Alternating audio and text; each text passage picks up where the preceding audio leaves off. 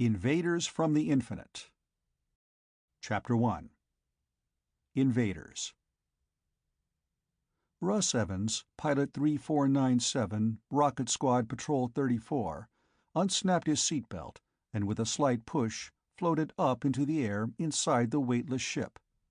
He stretched himself and yawned broadly. "Red, how soon do we eat?" he called.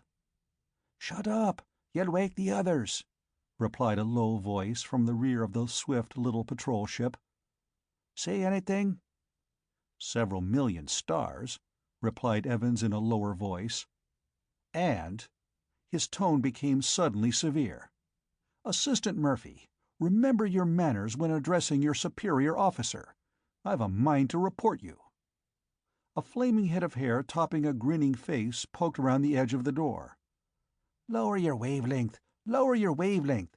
You may think you're a sun, but you're just a planetoid. But what I'd like to know, Chief Pilot Russ Evans, is why they locate a ship in a forlorn, out-of-the-way place like this, 750 million miles out of planetary plane. No ships ever come out here, no pirates, not a chance to help a wrecked ship. All we can do is sit here and watch the other fellows do the work." "Which is exactly why we're here. Watch and tell the other ships where to go and when. Is that chow ready?" asked Russ, looking at a small clock giving New York time. Tank should be on time. Come on and eat." Evans took one look at the telectroscope screen, then snapped it off. A tiny molecular towing unit in his hand, he pointed toward the door to the combined galley and lunchroom, and glided in the wake of Murphy. "How much fuel left?" he asked, as he glided into the dizzily spinning room. A cylindrical room, spinning at high speed, causing an artificial weight for the foods and materials in it, made eating of food a less difficult task. Expertly, he maneuvered himself to the guide rail near the center of the room, and caught the spiral. Breaking himself into motion, he soon glided down its length and landed on his feet. He bent and flexed his muscles, waiting for the now busied assistant to get to the floor and reply. "To gave us 2 pounds extra. Lord only knows why. Must expect us to clean up on some fleet. That makes 4-pound rolls left, untouched, and 2/3 of the original pound. We've been here 15 days, and have 6 more to go. The main driving power rolls have about the same amount left, and 3-pound rolls in each reserve bin," replied Red, holding a curiously moving coffee pot that strove to adjust itself to rapidly changing air velocities as it neared the center of the room. "Sounds like a fleet's power stock. Martian lead or the terrestrial isotope?" asked Evans, tasting warily a peculiar dish before him. "Say, this is energy food. I thought we didn't get any more till Saturday." The change from the energy-less, flavored pastes that made up the principal bulk of a space pilot's diet, to prevent overeating, when no energy was used in walking in the weightless ship, was indeed a welcome change. "Uh-huh, I got hungry. Any objections?" grinned the Irishman. "None," replied Evans fervently, pitching in with a will. Seated at the controls once more, he snapped the little switch that caused the screen to glow with flashing, swirling colors as the telectroscope apparatus came to life. 1,000 tiny points of flame appeared scattered on a black field with a suddenness that made them seem to snap suddenly into being. Points, tiny dimensionless points of light, save one, a tiny disk of blue-white flame, old Sol from a distance of close to 1 billion miles and under slight reverse magnification. The skillful hands at the controls were turning adjustments now, and that disk of flame seemed to leap toward him with 100 light speeds, growing to a disk as large as a dime in an instant, while the myriad points of the star seemed to scatter like frightened chickens, fleeing from the growing sun out of the screen. Other points, heretofore invisible, appeared, grew, and rushed away. The sun shifted from the center of the screen, and a smaller, reddish-green disk came into view. A planet, its atmosphere coloring the light that left it toward the red. It rushed nearer, grew larger. Earth spread as it took the center of the screen. A world, a portion of a world, a continent, a fragment of a continent, as the magnification increased, boundlessly it seemed. Finally, New York spread across the screen. New York seen from the air, with a strange lack of perspective. The buildings did not seem all to slant toward some point, but to stand vertical, for, from a distance of 1 billion miles, the vision lines were practically parallel. Titanic shafts of glowing color in the early summer sun appeared. The hot rays from the sun, now only 82,500,000 miles away, shimmering on the colored metal walls. The new airlines building, 1.5 miles high, supported at various points by actual spaceship driving units, was a riot of shifting rainbow hues. A new trick in construction had been used here, and Evans smiled at it. Arcot, inventor of the ship that carried him, had suggested it to Fuller, designer of that ship and of that building. The colored beryllium metal of the wall had been ruled with 20,000 lines to the inch, mere scratches, but nevertheless a diffraction grating. The result was amazingly beautiful. The sunlight, split up into its rainbow colors, was reflected in millions of shifting tints. In the air, supported by tiny packs strapped to their backs, thousands of people were moving, floating where they wished, in any direction, at any elevation. There were none of the helicopters of even 5 years ago now. A molecular power suit was far more convenient, cost nothing to operate, and but $50 to buy. Perfectly safe, requiring no skill, everyone owned them. To the watcher in space, they were mere moving, snaky lines of barely distinguishable dots that shivered and seemed to writhe in the refractions of the air. Passing over them, seeming to pass almost through them in this strange, perspectiveless view, were the shadowy forms of giant space liners, titanic streamlined hulls. They were streamlined for no good reason, save that they looked faster and more graceful than the more efficient spherical freighters, just as passenger liners of 2 centuries earlier, with their steam engines, had carried 4 funnels and used 2. A space liner spent so minute a portion of its journey in the atmosphere that it was really inefficient to streamline them. "Won't be long," muttered Russ, grinning cheerily at the familiar sunlit city. His eyes darted to the chronometer beside him. The view seemed to be taken from a ship that was suddenly scudding across the heavens like a frightened thing, as it ran across from Manhattan Island, followed the Hudson for a short way, then cut across into New Jersey, swinging over the great woodland area of Kittatinny Park, resting finally on the New Jersey suburb of New York nestled in the Kittatinnies, Blairtown. Low apartment buildings, 10 or 12 stories high, nestled in the waving green of trees in the old roadways. When ground traffic ceased, the streets had been torn up and parkways substituted.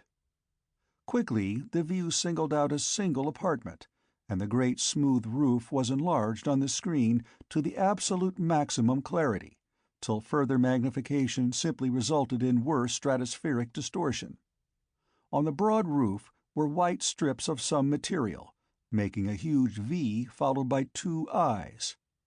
Russ watched, his hand on the control steadying the view under the Earth's complicated orbital motion and rotation, further corrections for the ship's orbital motion making the job one requiring great skill.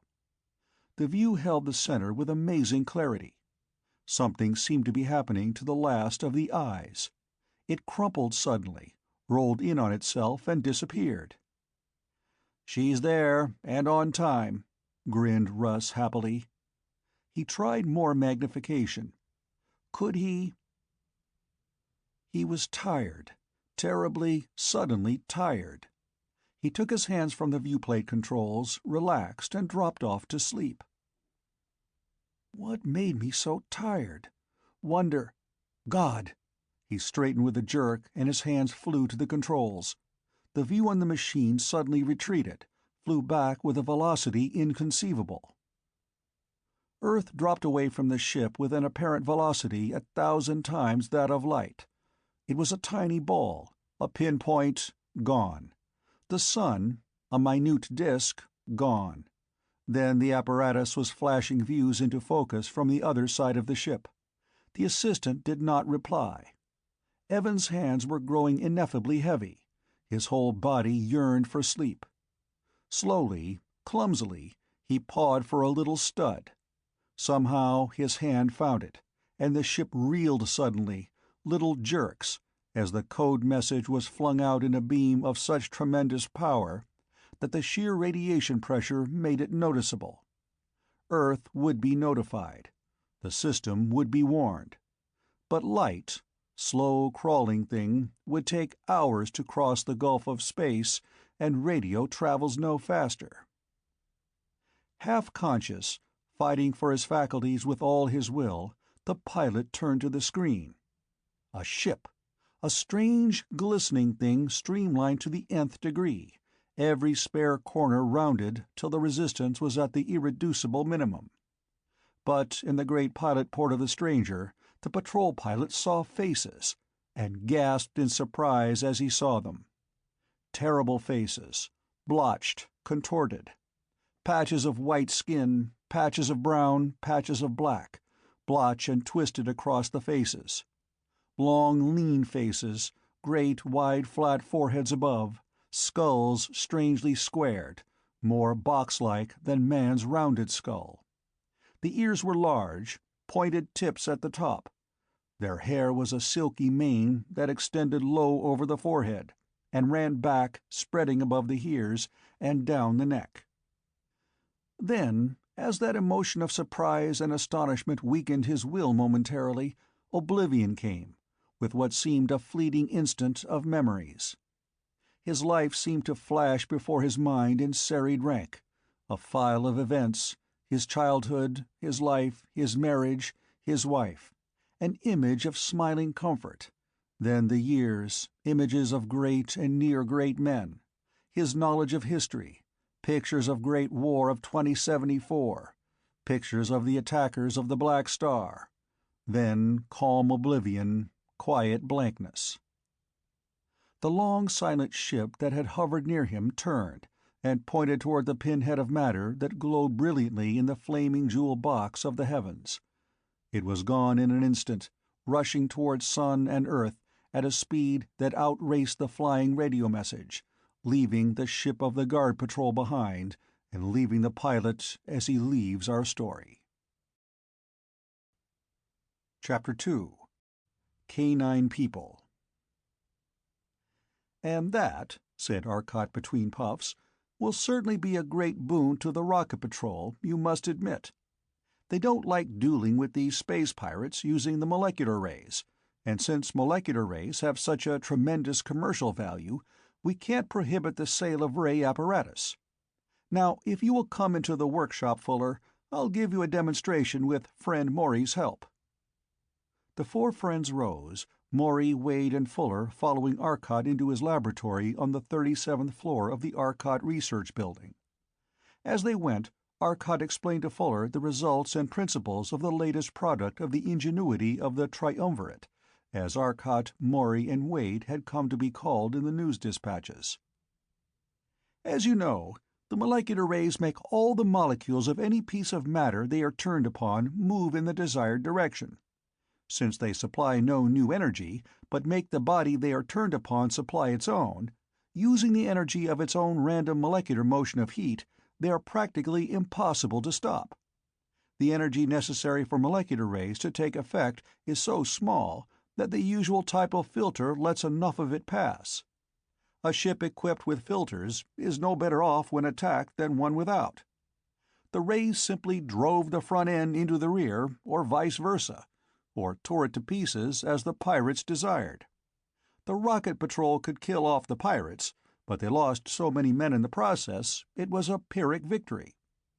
For some time, Morey and I have been working on something to stop the rays. Obviously, it can't be by means of any of the usual metallic energy absorption screens. We finally found a combination of rays, better frequencies, that did what we wanted. I have such an apparatus here. What we want you to do, of course, is the usual job of rearranging the stuff so that the apparatus can be made from dies and put into quantity production. As the official designer for the AAL, you ought to do that easily."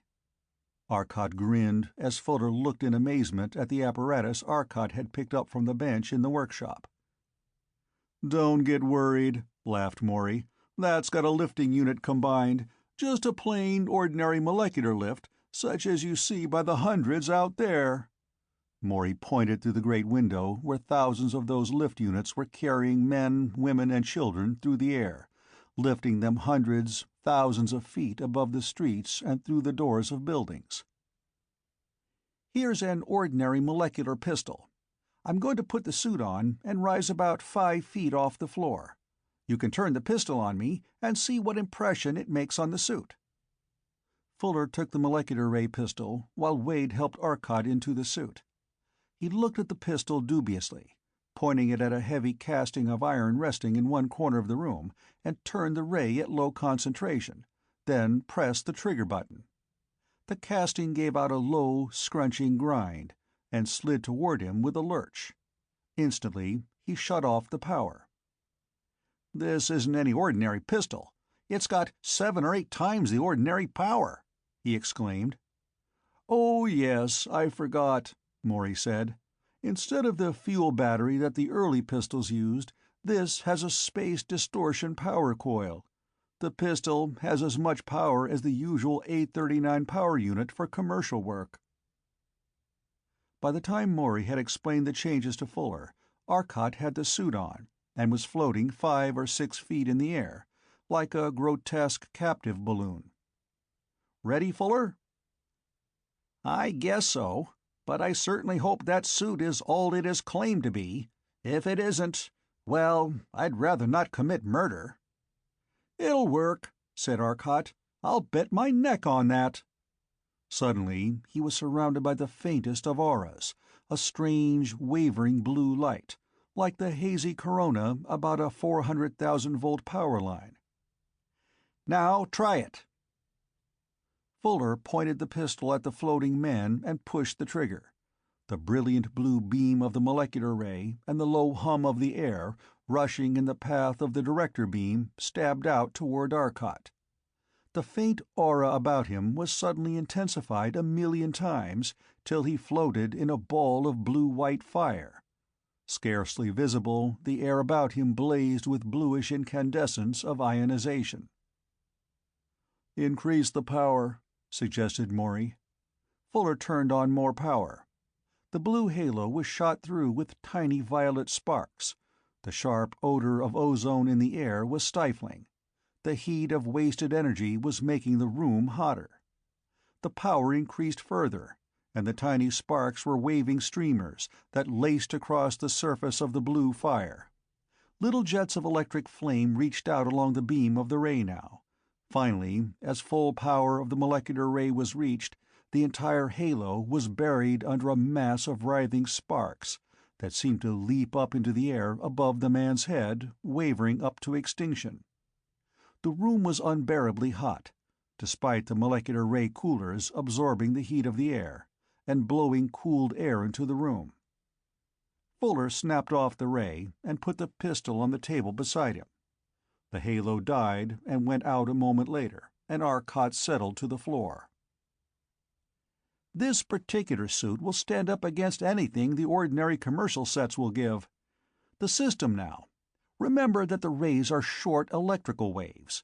The easiest way to stop them is to interpose a wave of opposite phase and cause interference. Fine, but try to get in tune with an unknown wave when it is moving in relation to your center of control. It is impossible to do it before you yourself have been rayed out of existence. We must use some system that will automatically, instantly be out of phase. The Hall effect would naturally tend to make the frequency of a wave through a resisting medium change and lengthen. If we send out a spherical wavefront and have it lengthen rapidly as it proceeds, we will have a wavefront that is, at all points, different. Any entering wave would, sooner or later, meet a wave that was half a phase out, no matter what the motion was, nor what the frequency, as long as it lies within the comparatively narrow molecular wave band. What this apparatus, or ray screen, consists of is a machine generating a spherical wavefront of the nature of a molecular wave, but of just too great a frequency to do anything. A second part generates a condition in space, which opposes that wave. After traveling a certain distance, the wave has lengthened to molecular wave type, but is now beyond the machine which generated it, and no longer affects it or damages it. However, as it proceeds, it continues to lengthen, till eventually it reaches the length of infralight, when the air quickly absorbs it, as it reaches one of the absorption bands for air molecular waves, and any molecular wave must find its half-wave complement somewhere in that wedge of waves. It does, and is at once choked off, its energy fighting the energy of the ray screen, of course. In the air, however, the screen is greatly helped by the fact that before the half-wave frequency is met in the ray wedge, the molecular ray is buried in ions, leaving the ray screen little work to do. Now, your job is to design the apparatus in a form that machines can make automatically. We tried doing it ourselves for the fun of it, but we couldn't see how we could make a machine that didn't need at least 2 humans to supervise. Well, grinned Fuller, you have it all over me as scientists, but as economic workers, 2 human supervisors to make 1 product. All right, we agree. But no, let's see you— Lord, what was that? Morey started for the door on the run. The building was still trembling from the shock of a heavy blow, a blow that seemed much as though a machine had been wrecked on the armored roof, and a big machine at that. Arcot, a flying suit already on, was up in the air, and darting past Morey in an instant, streaking for the vertical shaft that would let him out to the roof. The molecular ray pistol was already in his hand, ready to pull any beams off unfortunate victims pinned under them. In a moment he had flashed up through the 7 stories and out to the roof. A gigantic, silvery machine rested there, streamlined to perfection, its hull dazzlingly beautiful in the sunlight. A door opened and 3 tall, lean men stepped from it. Already people were collecting about the ship, flying up from below. Air patrolmen floated up in a minute and, seeing Arcot, held the crowd back. The strange men were tall, 8 feet or more in height. Great, round, soft brown eyes looked in curiosity at the towering multicolored buildings, at the people floating in the air, at the green trees, and the blue sky, the yellowish sun. Arcot looked at their strangely blotched and mottled heads, faces, arms, and hands. Their feet were very long and narrow, their legs long and thin. Their faces were kindly. The mottled skin, brown and white and black, seemed not to make them ugly. It was not a disfigurement. It seemed oddly familiar and natural in some reminiscent way. "Lord, Arcot, queer specimens, yet they seem familiar," said Morey in an undertone. "They are. Their race is that of man's first and best friend, the dog. See the brown eyes, the typical teeth? The feet still show the traces of the dog's toe step. Their nails, not flat like human ones, but rounded. The mottled skin, the ears. Look, one is advancing." One of the strangers walked laboriously forward. A lighter world than Earth was evidently his home. His great brown eyes fixed themselves on Arcot's. Arcot watched them. They seemed to expand, grow larger. They seemed to fill all the sky. Hypnotism. He concentrated his mind, and the eyes suddenly contracted to the normal eyes of the stranger. The man reeled back, as Arcot's telepathic command to sleep came, stronger than his own will. The stranger's friends caught him, shook him, but he slept. One of the others looked at Arcot. His eyes seemed hurt, desperately pleading. Arcot strode forward, and quickly brought the man out of the trance. He shook his head, smiled at Arcot, Then, with desperate difficulty, he enunciated some words in English, terribly distorted. "I wiz talk. Vocal cords rawn. Talk by brain."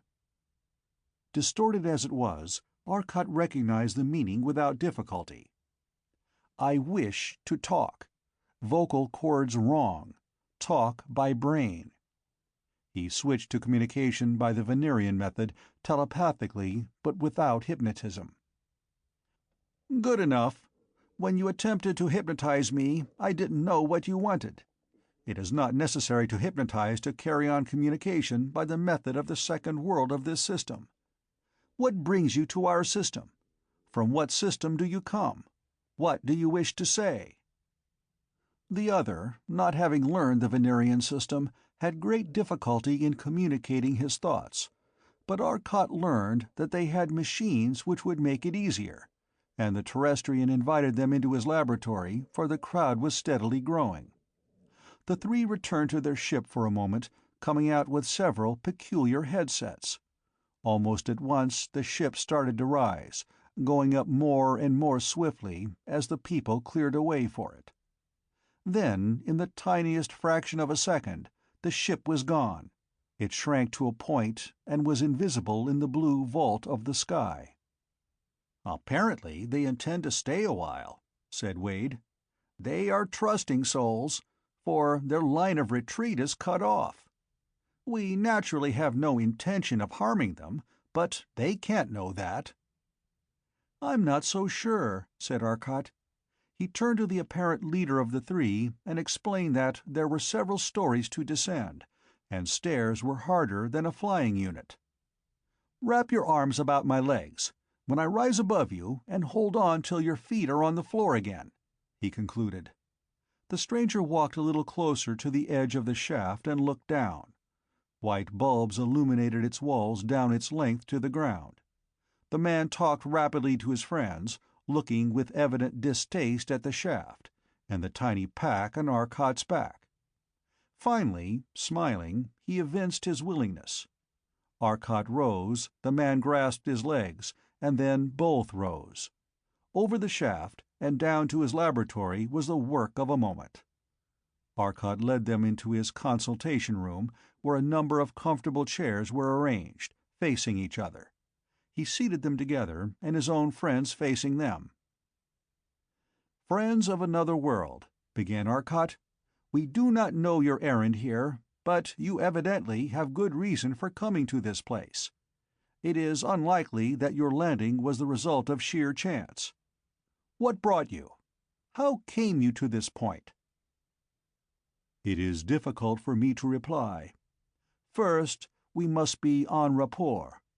Our system is not simple as yours, but more effective, for yours depends on thought ideas, not altogether universal. Place these on your heads for only a moment. I must induce temporary hypnotic coma. Let one try first if you desire." The leader of the visitors held out one of the several headsets they had brought, cap-like things made of laminated metal apparently. Arcot hesitated, then, with a grin, slipped it on. "Relax," came a voice in Arcot's head, a low, droning voice, a voice of command. "Sleep," it added. Arcot felt himself floating down an infinite shaft, on some super-flying suit that did not pull at him with its straps, just floating down lightly, down and down and down. Suddenly he reached the bottom, and found to his surprise that it led directly into the room again. He was back. "You are awake. Speak," came the voice. Arcot shook himself and looked about. A new voice spoke now, not the tonelessly melodious voice, but the voice of an individual, yet a mental voice. It was perfectly clear, and perfectly comprehensible. "We have traveled far to find you, and now we have business of the utmost import. Ask these others to let us treat them, for we must do what we can in the least possible time. I will explain when all can understand. I am Zezdon Fentis, first student of thought. He who sits on my right is Zesdan Afthen, and he beyond him is Zesdan Inthel, of physics and of chemistry respectively. These men have something of the greatest importance to tell us, it seems. They want us all to hear, and they are in a hurry. The treatment isn't at all annoying. Try it. The man on the extreme right, as we face them, is Zesdan Fentis of thought, Zesdan apparently meaning something like professor, or first student of. Those next to him are Zesdan Afthen of physics and Zesdan Inthel of chemistry. Zesdan Afthen offered them the headsets, and in a moment everyone present was wearing one. The process of putting them en rapport took very little time, and shortly all were able to communicate with ease. "Friends of Earth, we must tell our strange story quickly for the benefit of your world as well as ours, and others too. We cannot so much as annoy. We are helpless to combat them. Our world lies far out across the galaxy. Even with incalculable velocity of the great swift thing that bore us, 3 long months have we traveled toward your distant worlds, hoping that at last the invaders might meet their masters. We landed on this roof because we examined mentally the knowledge of a pilot of one of your patrol ships. His mind told us that here we would find the 3 greatest students of science of this solar system. So it was here we came for help. Our race has arisen," he continued, "as you have so surely determined from the race you call canines. It was artificially produced by the ancient masters when their hour of need had come. We have lost the great science of the Ancient Ones, but we have developed a different science, a science of the mind. Dogs are far more psychic than are men. They would naturally tend to develop such a civilization," said Arcot judiciously. Chapter 3. 250,000 light-years.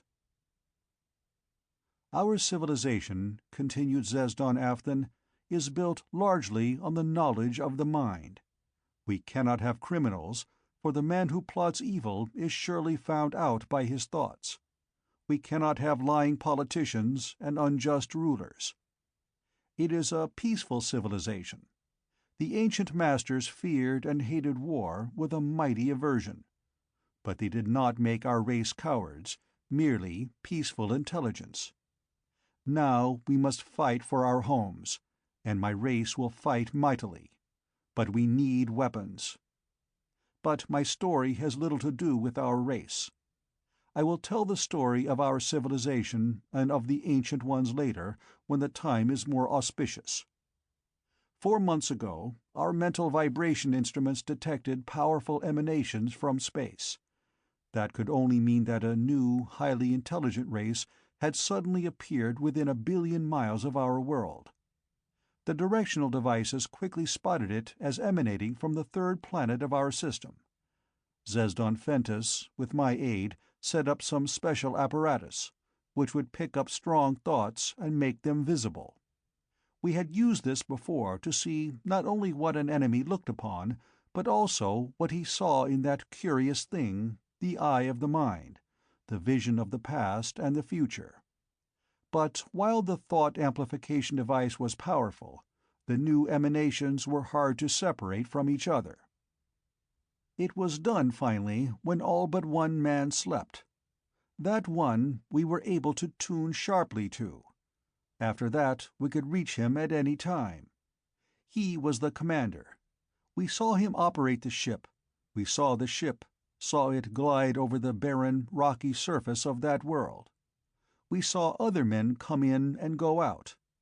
They were strange men, short, squat, bulky men. Their arms were short and stocky, but their strength was enormous, unbelievable. We saw them bend solid bars of steel as thick as my arm, with perfect ease. Their brains were tremendously active, but they were evil, selfishly evil. Nothing that did not benefit them counted. At one time our instruments went dead, and we feared that the commander had detected us. but we saw what happened a little later. The second-in-command had killed him. We saw them examine the world, working their way across it, wearing heavy suits, yet for all the terrific gravity of that world, bouncing about like rubber balls, leaping and jumping where they wanted. Their legs would drive out like pistons, and they soared up and through the air. They were tired while they made those examinations and slept heavily at night. Then one night there was a conference. We saw then what they intended. Before we had tried desperately to signal them. Now we were glad that we had failed.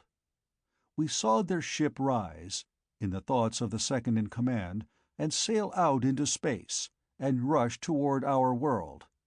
The world grew larger, but it was imperfectly sketched in, for they did not know our world well. Their telescopes did not have great power, as your electric telescopes have. We saw them investigate the planet. We saw them plan to destroy any people they found with a ray which was as follows: the ray which makes all parts move as one. We could not understand and could not interpret. Thoughts beyond our knowledge have, of course, no meaning, even when our mental amplifiers get them and bring them to us. "The molecular ray," gasped Morey in surprise. "They will be an enemy." "You know it. It is familiar to you. You have it? You can fight it?" asked Zesdan Afthan excitedly. "We know it, and can fight it, if that is all they have." "They have more, much more, I fear," replied Zesdan Afthan. "At any rate, we saw what they intended. If our world was inhabited, they would destroy everyone on it, and then other men of their race were to float in on their great ships and settle on that largest of our worlds. We had to stop them, so we did what we could. We had powerful machines which would amplify and broadcast our thoughts. So we broadcast our thought waves, and implanted in the mind of their leader that it would be wise to land and learn the extent of the civilization, and the weapons to be met. Also, as the ship drew nearer, we made him decide on a certain spot we had prepared for him. He never guessed that the thoughts were not his own. Only the ideas came to him, seeming to spring from his own mind. He landed, and we used our one weapon. It was a thing left to one group of rulers when the ancient masters left us to care for ourselves. What it was, we never knew. We had never used it in the 15,000 years since the great masters had passed. Never had to. But now it was brought out, and concealed behind great piles of rock in a deep canyon, where the ship of the enemy would land. When it landed, we turned the beam of the machine on it, and the apparatus rotated it swiftly, and a cone of the beam's ray was formed as the beam was swung through a small circle in the vertical plane. The machine leapt backward, and though it was so massive that a tremendous amount of labor had been required to bring it there, the push of the pencil of force we sent out hurled it back against a rocky cliff behind it as though it were some child's toy. It continued to operate for perhaps a second, perhaps two. In that time 2 great holes had been cut in the enemy ship, holes 15 feet across, that ran completely through the hull as though a die had cut through the metal of the ship, cutting out a disk of metal. There was a terrific concussion, and a roar as the air blasted out of the ship. It did not take us long to discover that the enemy were dead. Their terrible, bloated corpses lay everywhere in the ship. Most of the men we were able to recognize, having seen them in the mentovisor. But the colors were distorted, and their forms were peculiar. Indeed, the whole ship seemed strange. The only time that things ever did seem normal about that strange thing, when the angles of it seemed what they were, when the machines did not seem out of proportion, out of shape, twisted, was when on a trial trip we ventured very close to our sun. Arcot whistled softly and looked at Morey. Morey nodded. "Probably right. Don't interrupt." That you thought something, I understood, but the thoughts themselves were hopelessly unintelligible to me. You know the explanation?" asked Zesdan Afthan eagerly. "We think so. The ship was evidently made on a world of huge size.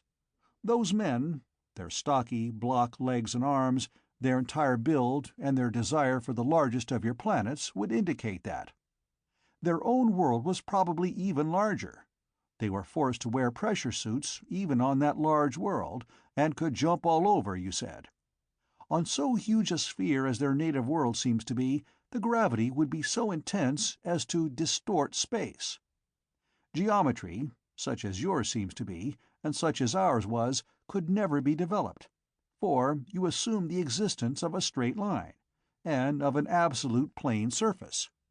These things cannot exist in space, but on small worlds, far from the central sun's mass, the conditions approach that without sufficient discrepancy to make the error obvious. On so huge a globe as their own world, the space is so curved that it is at once obvious that no straight line exists, and that no plane exists. Their geometry would never be like ours. When you went close to your sun, the attraction was sufficient to curve space into a semblance of the natural conditions on their home planet. Then your senses and the ship met a compromise condition which made it seem more or less normal, not so obviously strange to you. But continue." Arcot looked at Afthan interestedly. "There were none left in their ship now, and we have been careful in locating the first hole, that it should not damage the propulsive machinery. The second hole was accidental, due to the shift of the machine. The machine itself was wrecked now, crushed by its own reaction.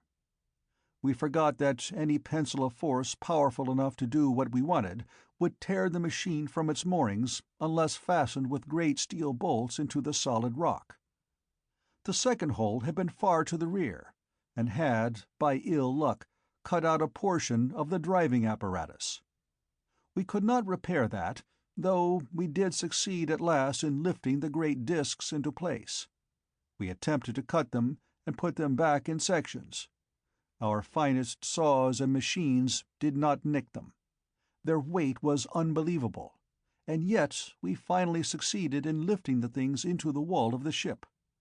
The actual missing material did not represent more than a tiny cut, perhaps as wide as one of your credit discs. You could slip the thin piece of metal in between them, but not so much as your finger.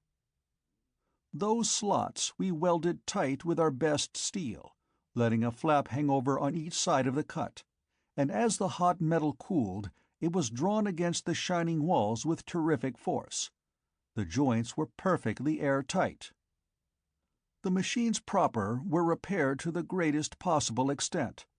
It was a heart-breaking task, for we must only guess at what machines should be connected together. Much damage had been done by the rushing air as it left, for it filled the machines too, and they were not designed to resist the terrific air pressure that was on them when the pressure in the ship escaped. Many of the machines had been burst open, and these we could repair when we had the necessary elements and knew their construction from the remnants, or could find unbroken duplicates in the stockrooms. Once we connected the wrong things. This will show you what we dealt with. They were the wrong poles. 2 generators connected together in the wrong way. There was a terrific crash when the switch was thrown, and huge sheets of electric flame leapt from one of them. 2 men were killed, incinerated in an instant. Even the odors one might expect were killed in that flash of heat. Everything, save the shining metal and clear glass within 10 feet of it, was instantly wiped out. And there was a fuse link that gave. The generator was ruined. 1 was left, and several small auxiliary generators. Eventually, we did the job. We made the machine work, and we are here. We have come to warn you, and to ask aid. Your system also has a large planet, slightly smaller than the largest of our system, but yet attractive. There are approximately 50,000 planetary systems in this universe, according to the records of the Invaders. Their world is not of this system. It is the world Thet, Sun Antsec, Universe Venon. Where that is, or even what it means, we do not know. Perhaps you understand. But they investigated your world, and its address, according to their records, was World 3769-848-2730-3. This, I believe, means Universe 3769, Sun 848-2730, World 3. They have been investigating this system now for nearly 3 centuries.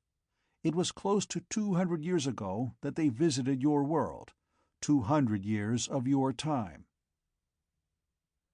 This is 2129, which makes it about the year 1929-30 that they floated around here investigating. Why haven't they done anything? Arcot asked him. They waited for an auspicious time. They are afraid now, for recently they visited your world, and were utterly amazed to find the unbelievable progress your people have made. They intend to make an immediate attack on all worlds known to be intelligently populated. They have made the mistake of letting one race learn too much. They cannot afford to let it happen again. There are only 21 inhabited worlds known, and their thousands of scouts have already investigated nearly all the central mass of this universe and much of the outer rings. They have established a base in this universe. Where, I do not know. That alone was never mentioned in the records. But of all peoples, they feared only your world. There is one race in the universe far older than yours, but they are a sleeping people. Long ago, their culture decayed. Still now, they are not far from you, and perhaps it will be worth the few days needed to learn more about them. We have their location and can take you there. Their world circles a dead star." "Not any more," laughed Morey grimly. "That's another surprise for the enemy. They had a little jog, and they certainly are wide awake now.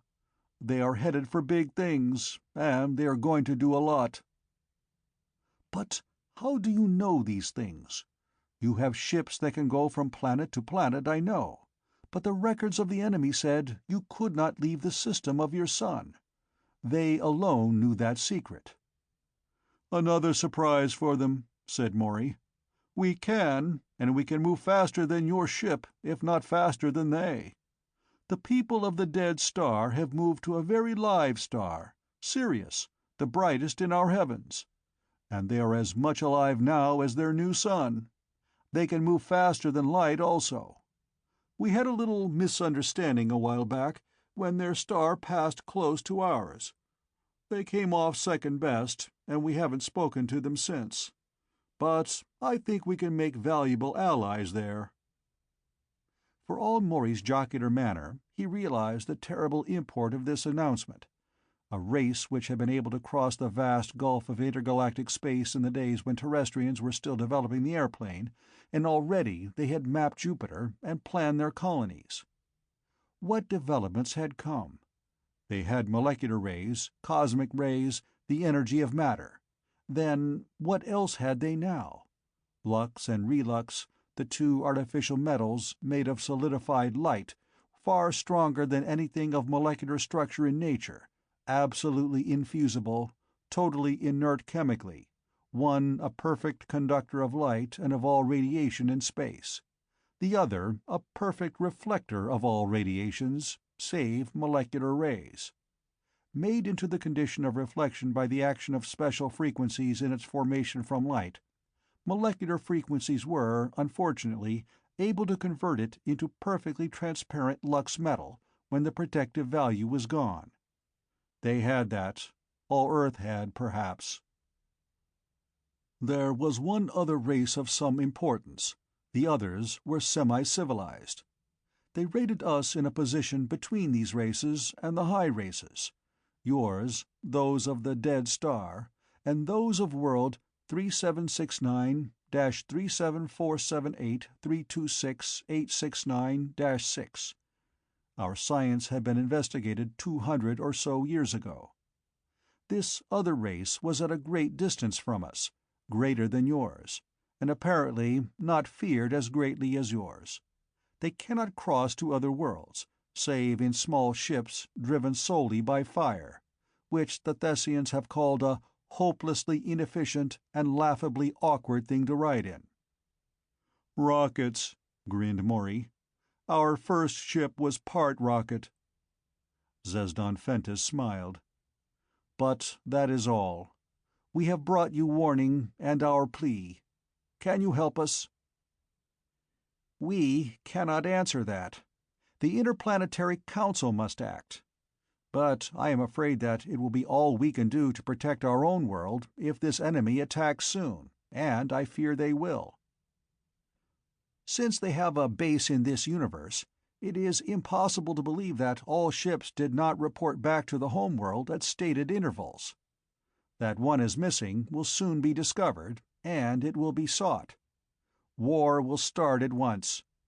3 months it took you to reach us, they should come soon. Those men who left will be back on their way from the home world from which they came. What do you call your planet, friend?" "Ortal is our home," replied Zesdan Inthel.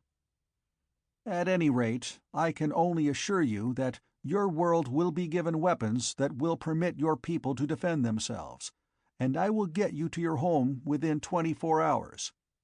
Your ship, is it in the system?" "It waits on the second satellite of the fourth planet," replied Zesdan Afthan. "Signal them and tell them to land where a beacon of intense light, alternating red and blue, reaches up from this point on the map." Arcot pointed out the spot in Vermont where their private lake and laboratory were. He turned to the others, and in rapid-fire English explained his plans.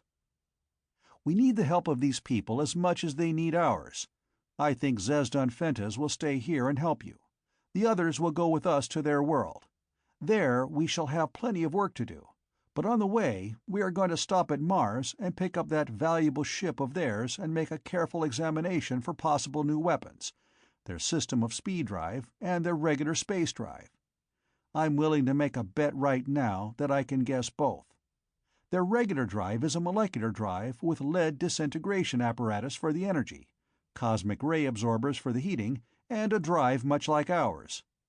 Their speed drive is a time distortion apparatus, I'll wager. Time distinction offers an easy solution of speed. All speed is relative to other bodies, but also to time speed. But we'll see. I'm going to hustle some workmen to installing the biggest spare power board I can get into the storerooms of the Ancient Mariner, and pack in a ray screen. It will be useful. Let's move." "Our ship," said Zesdan Afthan, "will land in 3 of your hours."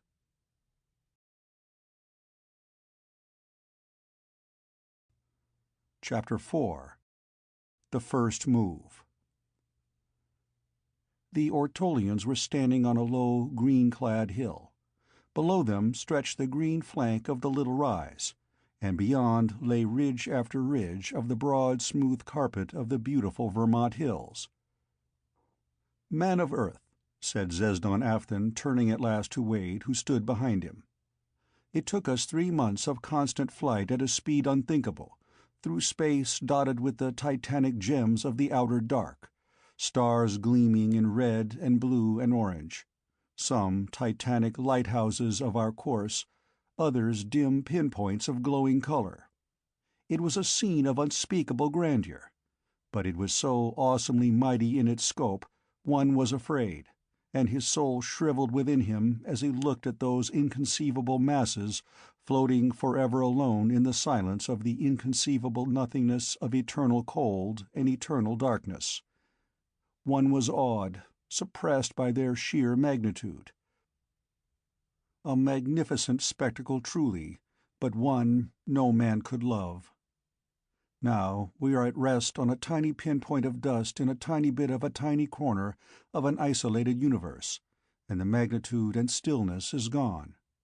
Only the chirpings of those strange birds as they seek rest in darkness, The soft gurgling of the little stream below, and the rustle of countless leaves, break the silence with a satisfying existence, while the loneliness of that great star, your sun, is lost in its tintings of soft color, the fleeciness of the clouds, and the seeming companionship of green hills. The beauty of boundless space is awe-inspiring in its magnitude. The beauty of Earth is something man can love. Man of Earth, you have a home that you may well fight for with all the strength of your arms, all the forces of your brain, and all the energies of space that you can call forth to aid you. It is a wondrous world.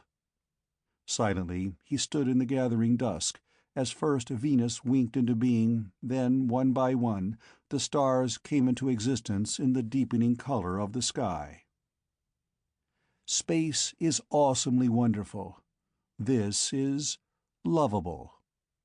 He gazed long at the heavens of this world so strange, so beautiful to him, looking at the unfamiliar heavens, as star after star flashed into the constellations so familiar to terrestrians and to those Venerians who had been above the clouds of Venus' eternal shroud. But somewhere, off there in space, are other races, and far beyond the power of our eyes to see is the star that is the sun of my world, and around it circles that little globe that is home to me. What is happening there now? Does it still exist? Are there people still living on it? Oh, man of Earth, let us reach that world quickly. You cannot guess the pangs that attack me, for if it be destroyed, think, forever I am without home, without friends I knew. However kind your people may be to me, I would be forever lonely. I will not think of that. Only, it is time your ship was ready, is it not? I think we had better return, replied Wade softly, his English words rousing thoughts in his mind intelligible to the Ortolians. The three rose in the air on the molecular suits and drove quickly down toward the blue gem of the lake to the east, nestled among still other green hills. Lights were showing in the great shop, where the Ancient Mariner was being fitted with the ray shields and all possible weapons. Men streaming through her were hastily stocking her with vast quantities of foods, stocks of fuel, all the spare parts they could cram into her stockrooms. When the men arrived from the hilltop, the work was practically done, and Wade stepped up to Morey, busily checking off a list of required items. "Everything you ordered come through?" he asked. "Yes, thanks to the pull of a $2 billion private fortune. Who says credit units don't have their value? This expedition never would have gotten through if it hadn't been for that. But we have the main space distortion power bank and the new auxiliary coils full. 10 tons of lead aboard for fuel. There's one thing we are afraid of. If the enemy have a system of tubes that is able to handle more power than our last tube, we're sunk. These brilliant people that suggest using more tubes to a ray power bank forget the last tube has to handle the entire output of all the others, and modulate it correctly. If the enemy has a better tube, it will be too bad for us." Morey was frankly worried. "My end is all set, Morey. How soon will you be ready?" Arcot asked. "About 10-15 minutes." Morey lit a cigarette and watched as the last of the stuff was carried aboard. At last they were ready. The Ancient Mariner, originally built for intergalactic exploration, was kept in working condition. New apparatus had been incorporated in it, as their research had led to improvements, and it was constantly in condition, ready for a trip. Many exploration trips to the nearer stars had already been made. The ship was backed out from the hangar now and rested on the great smooth landing field, its tremendous 250,000-ton mass of lux and relux sinking a great, smooth depression in the turf of the field. They were waiting now for the arrival of the Ortolian ship.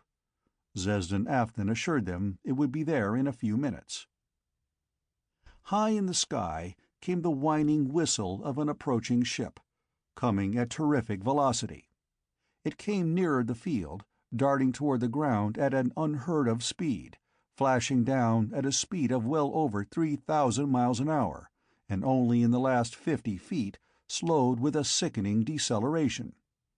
Even so, it landed with a crash of fully 200 miles of speed. Arcot gasped at the terrible landing the pilot had made, fully expecting to see the great hull dent somewhat, even though made of solid relux. And certainly the jar would kill every man on board.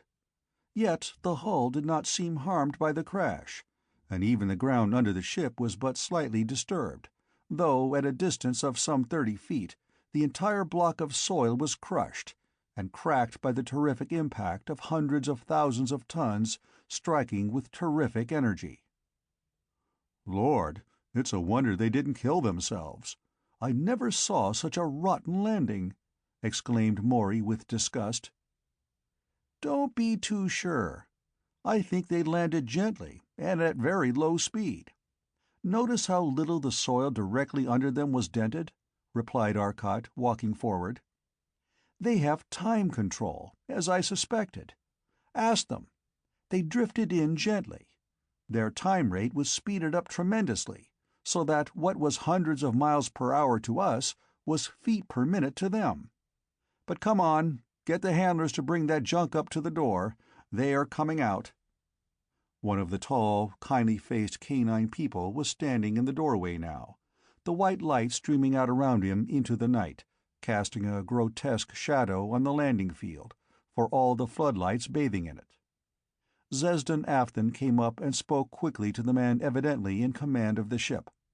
The entire party went into the ship, and the cream of their laboratory instruments was brought in. For hours, Arcot, Morey, and Wade worked at the apparatus in the ship, measuring, calculating, following electrical and magnetic and shear force hookups of staggering complexity. They were not trying to find the exact method of construction, only the principles involved, so that they could perform calculations of their own and duplicate the results of the enemy. Thus they would be far more thoroughly familiar with the machinery when done. Little attention was paid to the actual driving plant, for it was a molecular drive with the same type of lead fuel burner they used in their own ship. The tubes of the power bank were, however, a puzzle to them. They were made of relux, so that it was impossible to see the interior of the tube. To open one was to destroy it, but calculations made from readings of their instruments showed that they were more efficient and could readily carry nearly half again the load that the best terrestrian tubes could sustain. This meant the enemy could send heavier rays and heavier ray screens. But finally they returned to the Ancient Mariner, and as the Ortolian ship whined its way out to space, the Ancient Mariner started, rising faster and faster through the atmosphere till it was in the night of space. Then the molecular power was shut off. The ship suddenly seemed to writhe. Space was black and starless about them. Then sparkling, weirdly distorted stars, all before them. They were moving already. Almost before the Ortolians fully realized what was happening, a dozen stars had swung past the ship, driving on now at better than 5 light-years in every second. At this speed, approximately 14 hours would be needed to reach Ortal. "Now, Arcot, perhaps you will explain to me the secret of this ship," said Zesden Afton at last, turning from the great Lux pilot's window to Arcot seated in the pilot's chair. "I know that only the broadest principles will be intelligible to me, for I could not understand that ship we captured after almost 4 months of study. Yet it crept through space compared with this ship. Certainly no ship could outdistance this in a race. As a matter of fact, watch." Arcot pushed a little metal button along a slide to the extreme end. Again the ship seemed to writhe.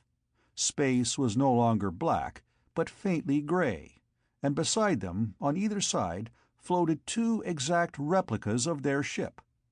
Zesden Afton stared. But in another moment both were gone and space was black. Yet in but a few moments a grayness was showing, and light was appearing from all about, growing gradually in intensity. For 3 seconds Arcot continued thus. Then he pulled the metal button down the slide and flicked over another that he had pulled to cause the second change. The stars were again before them. Their colors changed beyond all recognition at that speed. But the orientation of the stars behind them had been familiar. Now an entirely different set of constellations showed. I merely opened the ship out to her maximum speed for a moment. I was able to see any large star 2,000 light-years in our path, and there were none. Small stars do not bother us, as I will explain. When I put on full power of the main power coils, I drove the ship up to a speed of 30 light-years a second. When I turned in the full power of the auxiliary coils as well, I doubled the power, and the speed was multiplied by 8. The result was that in the 4 seconds of racing, we made approximately 1,000 light-years. Zesden Afton gasped. 240 light-years per second! He paused in bewilderment. Suppose we had struck a small sun, a dark star, even a meteor at that speed. What would have been the result? Arcot smiled. The chances are excellent that we plowed through more than one meteor, more than one dark star, and more than one small sun. But this is the secret. The ship attains the speed only by going out of space. Nothing in space can attain the speed of light, save radiation. Nothing in normal space. But we alter space, make space along patterns we choose, and so distort it that the natural speed of radiation is enormously greater. In fact, we so change space that nothing can go slower than a speed we fix.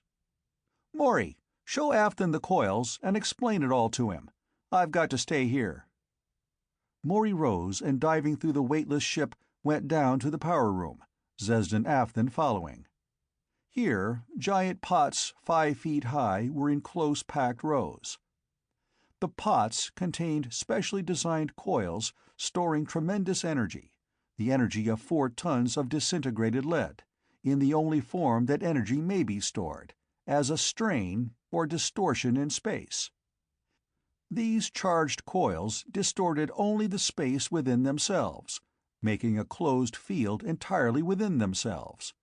But in the exact gravitational center of the 250,000-ton ship was a single high coil of different design that distorted space around it, as well as the space within it. This, as Morey explained, was the control that altered the constants of space to suit. The coils were charged and the energy stored. Their energy could be pumped into the big coil, and then, when the ship slowed to normal space, could be pumped back to them. The pumping energy, as well as any further energy needed for recharging the coils, could be supplied by 3 huge power generators. These energy producers, Morey explained, work on a principle known for hundreds of years on Earth. Lead, when reduced to a temperature approaching absolute zero, as closely as, for instance, liquid helium, has no electrical resistance. In other words, no matter how great a current is sent through it, there is no resistance, and no heat is produced to raise the temperature. What we do is to send a powerful current through a lead wire. The wire has a current density so huge that the atoms are destroyed, and the protons and electrons coalesce into pure radiant energy. Relux, under the influence of a magnetic field, converts this directly into electrical potential. Electricity we can convert to the spatial strain in the power coils, and thus the ship is driven. Morey pointed out the huge molecular power cylinder overhead, where the main power drive was located in the inertial center of the ship, or as near as the great space coil would permit. The smaller power units for vertical lift and for steering were in the side walls, hidden under heavy walls of relux. The projectors for throwing molecular and heat rays are on the outside, of course. Both of these projectors are protected. The walls of the ship are made of an outer wall of heavy lux metal, a vacuum between, and an inner wall of heavy relux. The lux is stronger than relux, and is therefore used for an outer shell. The inner shell of Relux will reflect any dangerous rays and serve to hold the heat in the ship, since a perfect reflector is a perfect non-radiator. The vacuum wall is to protect the occupants of the ship against any undue heat. If we should get within the atmosphere of a sun, it would be disastrous if the physical conduction of heat were permitted. For, though the Relux would turn out any radiated heat, it is a conductor of heat, and we would roast almost instantly.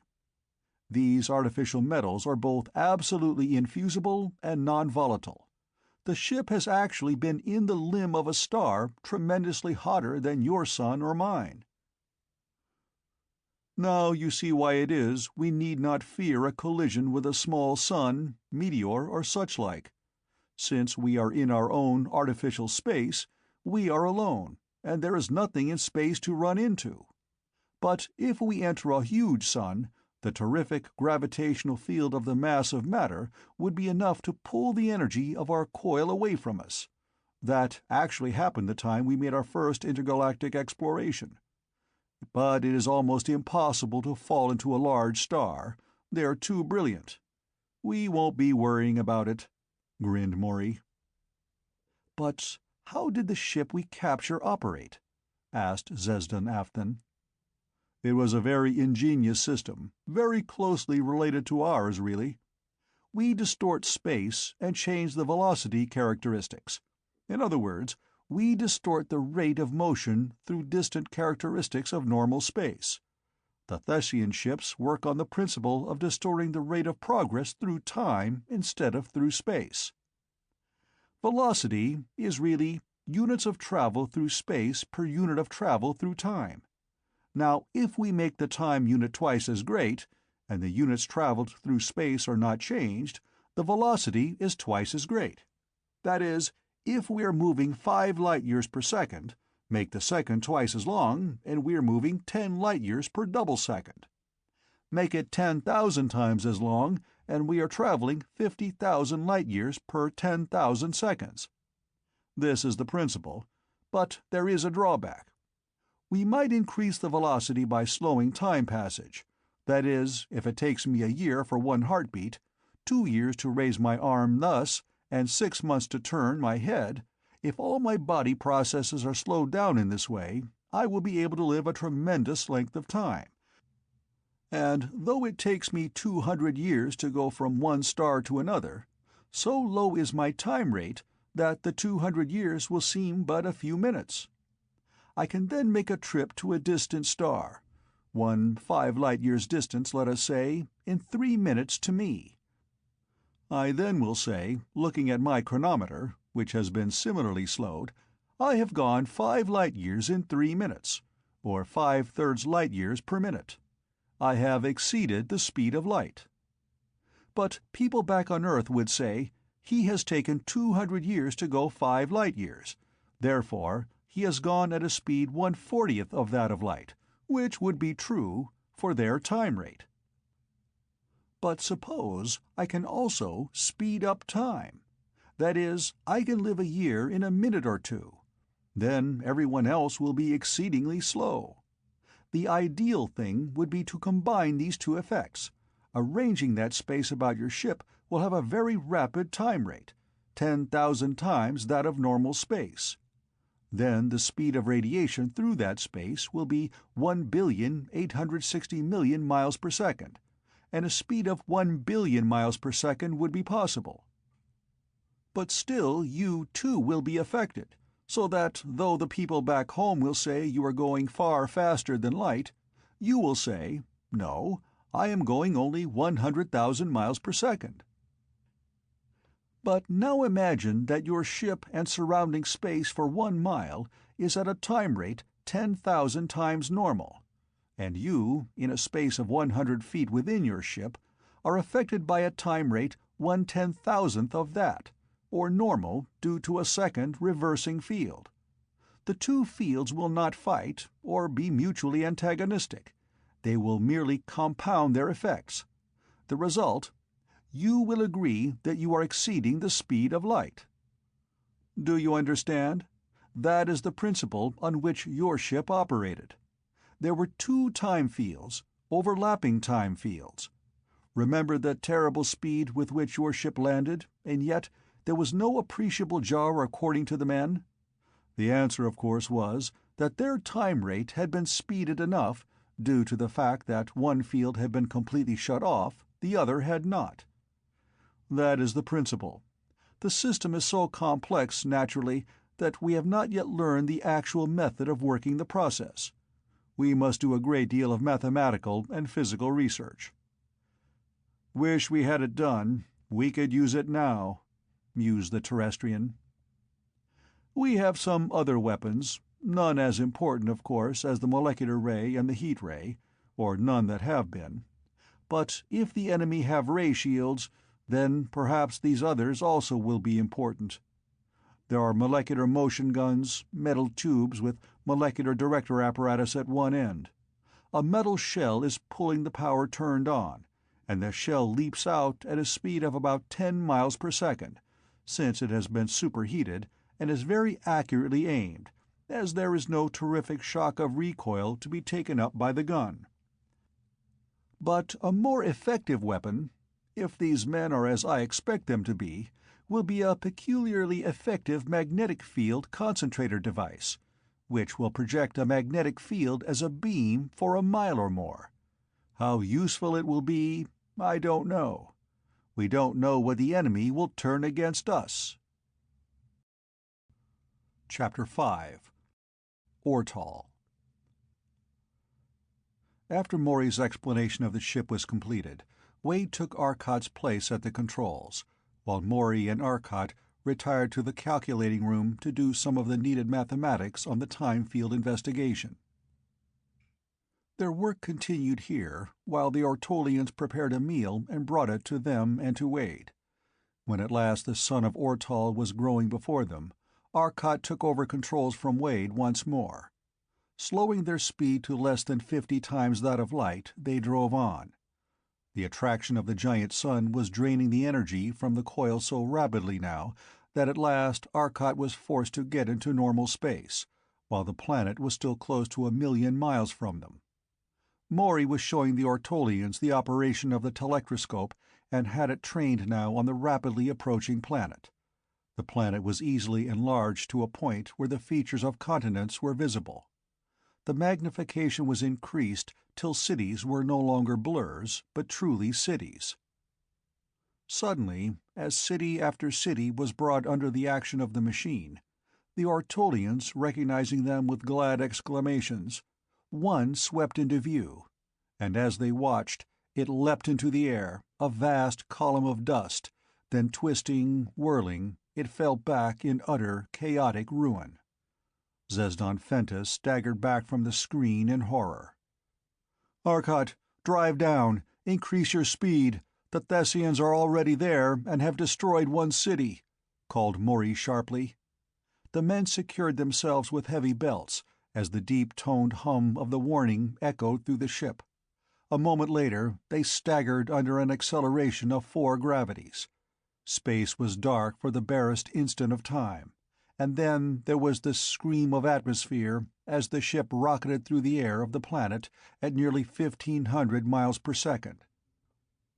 The outer wall was blazing in incandescence in a moment, and the heavy relux screens seemed to leap into place over the windows as the blasting heat, radiated from the incandescent walls, flooded in. The millions of tons pressure of the air on the nose of the ship would have brought it to a stop in an instant, had it not been that the molecular drive was on at full power, driving the ship against the air resistance, and still losing. The ship slowed swiftly, but was shrieking toward the destroyed city at terrific speed. "Hestus, to the right and ahead. That would be their next attack," said the Ortolian. Arcot altered the ship's course, and they shot toward the distant city of Hestus. They were slowing perceptibly, and yet, though the city was half around the world, they reached it in half a minute. Now Arcot's wizardry at the controls came into play, for by altering his space field constants, he succeeded in reaching a condition that slowed the ship almost instantly to a speed of but a mile a second, yet without apparent deceleration. High in the white Ortolian sky was a shining point bearing down on the now visible city. Arcot slanted toward it, and the approaching ship grew like an expanding rubber balloon. A ray of intense, blindingly brilliant light flashed out, and a gout of light appeared in the center of the city. A huge flame, bright blue, shot heavenward in roaring heat. Seeing that a strange ship had arrived was enough for the Thessians, and they turned and drove at Arcot instantly. The Thessian ship was built for a heavy world, and for heavy acceleration in consequence, and as they had found from the captured ship, it was stronger than the Ancient Mariner. Now the Thessians were driving at Arcot with an acceleration and speed that convinced him dodging was useless. Suddenly, space was black around them, the sunlit world was gone. "Wonder what they thought of that," grinned Arcot. Wade smiled grimly. "It's not what they thought, but what they'll do that counts." Arcot came back to normal space, just in time to see the Thessian ship spin in a quick turn, under an acceleration that would have crushed a human to a pulp. Again the pilot dived at the terrestrian ship. Again it vanished. Twice more he tried these fruitless tactics, seeing the ship loom before him, bracing for the crash. Then it was gone instantaneously, and though he sailed through the spot he knew it to have occupied, it was not there. Yet, an instant later, as he turned, it was floating, unharmed, exactly where his ship had passed. Rushing was useless. He stood and prepared to give battle. A molecular ray reached out, and disappeared in flaring ions on a shield utterly impenetrable in the ionizing atmosphere. Arcot meanwhile watched the instrument of his shield. The Thessian shield would have been impenetrable, but his shield, fed by less efficient tubes, was not, and he knew it. Already the terrific energy of the Thessian ray was noticeably heating the copper plates of the tube. The seal would break soon. Another ray reached out, a ray of flaring light. Arcot, watching through the eyes of his telectroscope viewplates, saw it for but an instant. Then the eyes were blasted, and the screen went blank. "He won't do anything with that but burn out eyes," muttered the Terrestrian. He pushed a small button when his instruments told him the rays were off. Another scanner came into action, and the viewplate was alive again. Arcot shot out a cosmic ray himself, and swept the Thessian with it thoroughly. For the instant he needed, the enemy ship was blinded. Immediately the Ancient Mariner dove, and the automatic ray-finders could no longer hold the rays on his ship. As soon as he was out of the deadly molecular ray, he shut off his screen and turned on all his molecular rays.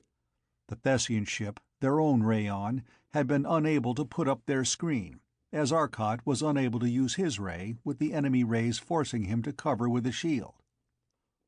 Almost at once, the relux covering of the Thessian ship shone with characteristic iridescence as it changed swiftly to lux metal. The molecular ray blinked out, and a ray screen flashed out instead. The Thessians were covering up. Their own rays were useless now.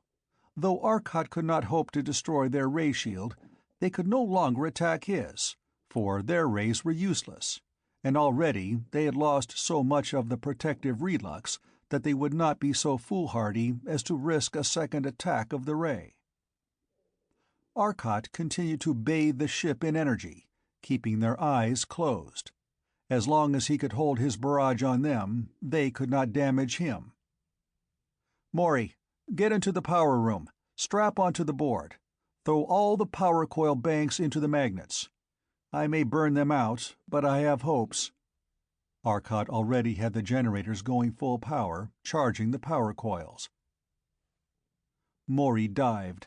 Almost simultaneously, the Thessians succeeded in the maneuver they had been attempting for some time. There were a dozen rays flaring wildly from the ship, searching blindly over the sky and ground, hoping to stumble on the enemy ship, while their own ship dived and twisted. Arcot was busily dodging the sweeping rays, but finally one hit his viewplates, and his own ship was blind. Instantly, he threw the ray screen out, cutting off his own molecular ray. His own cosmics he set rotating in cones that covered the 3 dimensions, save below where the city lay. Immediately, the Thessian had retreated to this one segment where Arcot did not dare throw his own rays. The Thessian cosmics continued to make his relux screens necessary, and his ship remained blind. His ray screen was showing signs of weakening. The Thessians got a 3rd ray into position for operation and opened up. Almost at once, the tubes heated terrifically. In an instant, they would give way. Arcot threw his ship into space and let the tubes cool under the water jacket. Morey reported the coils ready as soon as he came out of space. Arcot cut in the new set of eyes and put up his molecular ray screen again. Then he cut the energy back to the coils. Half a mile below, the enemy ship was vainly scurrying around an empty sky. Wade laughed at the strange resemblance to a puppy chasing its tail. The ancient mariner was utterly lost to them. "Well, here goes the last trick," said Arcot grimly. "If this doesn't work, they'll probably win, for their tubes are better than ours, and they can maneuver faster. By win, I mean force us to let them attack Ortal. They can't really attack us. Artificial space is a perfect defense." Arcot's molecular ray apprised the Thessians of his presence. Their screen flared up once more. Arcot was driving straight toward their ship as they turned. He snapped the relux screens in front of his eyes an instant before the enemy cosmics reached his ship. Immediately, the thud of 4 heavy relays rang through the ship. The 250,000-ton ship leapt forward under a terrific acceleration, and then, as the 4 relays cut out again, the acceleration was gone. The screen regained life as Arcot opened the shutters. Before them, still directly in their path, was the huge Thessian ship. But now its screen was down, the relux iridescent in decomposition. It was falling, helplessly falling to the rocky plateau 7 miles below. Its rays reached out even yet, and again the ancient mariner staggered under the terrific pull of some acceleration. The Thessian ship lurched upward, and a terrific concussion came, and the entire neighborhood of that projector disappeared in a flash of radiation. Arcot drove the ancient mariner down beneath the Thessian ship in its long fall, and with a powerful molecular beam ripped a mighty chasm in the deserted plateau. The Thessian ship fell into a 1/4-mile rift in the solid rock, smashing its way through falling debris. A moment later, it was buried beneath a 1/4 mile of broken rock, as Arcot swept a molecular beam about with the grace of a mine foreman filling breaks. An instant later, a heat ray followed the molecular in dazzling brilliance. A terrific gout of light appeared in the barren rocks. In 10 minutes, the plateau was a white-hot cauldron of molten rocks, glowing now against a darkening sky. Night was falling. "That ship," said Arcot with an air of finality, "will never rise again." Chapter 6. The Second Move. "What happened to him, though?" asked Wade, bewildered. "I haven't yet figured it out. He went down in a heap, and he didn't have any power. Of course, if he had his power, he could have pulled out again. He could just melt and burn all the excess rock off, and he would be all set. But his rays all went dead. And why the explosion?" "The magnetic beam is the answer. In our boat we have everything magnetically shielded, because of the enormous magnetic flux set up by the current flowing from the storage coils to the main coil. But with so many wires heavily charged with current, What would have happened if they had not been shielded? If a current cuts across a magnetic field, a side thrust is developed. What do you suppose happened when the terrific magnetic field of the beam and the currents in the wires of their power board were mutually opposed? Lord, it must have ripped away everything in the ship. It'd tear loose even the lighting wires, gasped Wade in amazement. But if all the power of the ship was destroyed in this way, how was it that one of their rays was operating as they fell? Asked Zesden Afton. Each ray is a power plant in itself, explained Arcot, and so it was able to function. I do not know the cause of the explosion, though it might well have been that they had light bombs such as the Caxorians of Venus have, he added thoughtfully. They landed, at Zesden's advice, in the city that their arrival had been able to save. This was Ortal's largest city, and their industrial capital. Here, too, was the university at which Afton taught.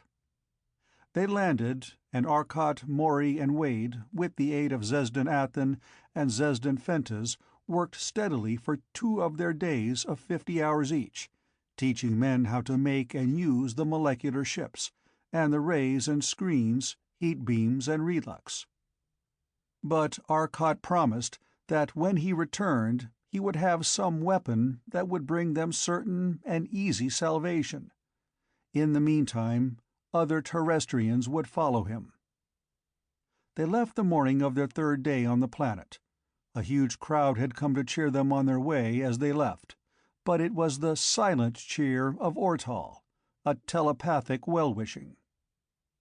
"Now," said Arcot as their ship left the planet behind, "we will have to make the next move. It certainly looks as though that next move would be to the still unknown race that lives on world 3769-37, 478-326-894-6. Evidently we will have to have some weapon they haven't, and I think that I know what it will be, thanks to our trip out to the islands of space." "Shall we go?"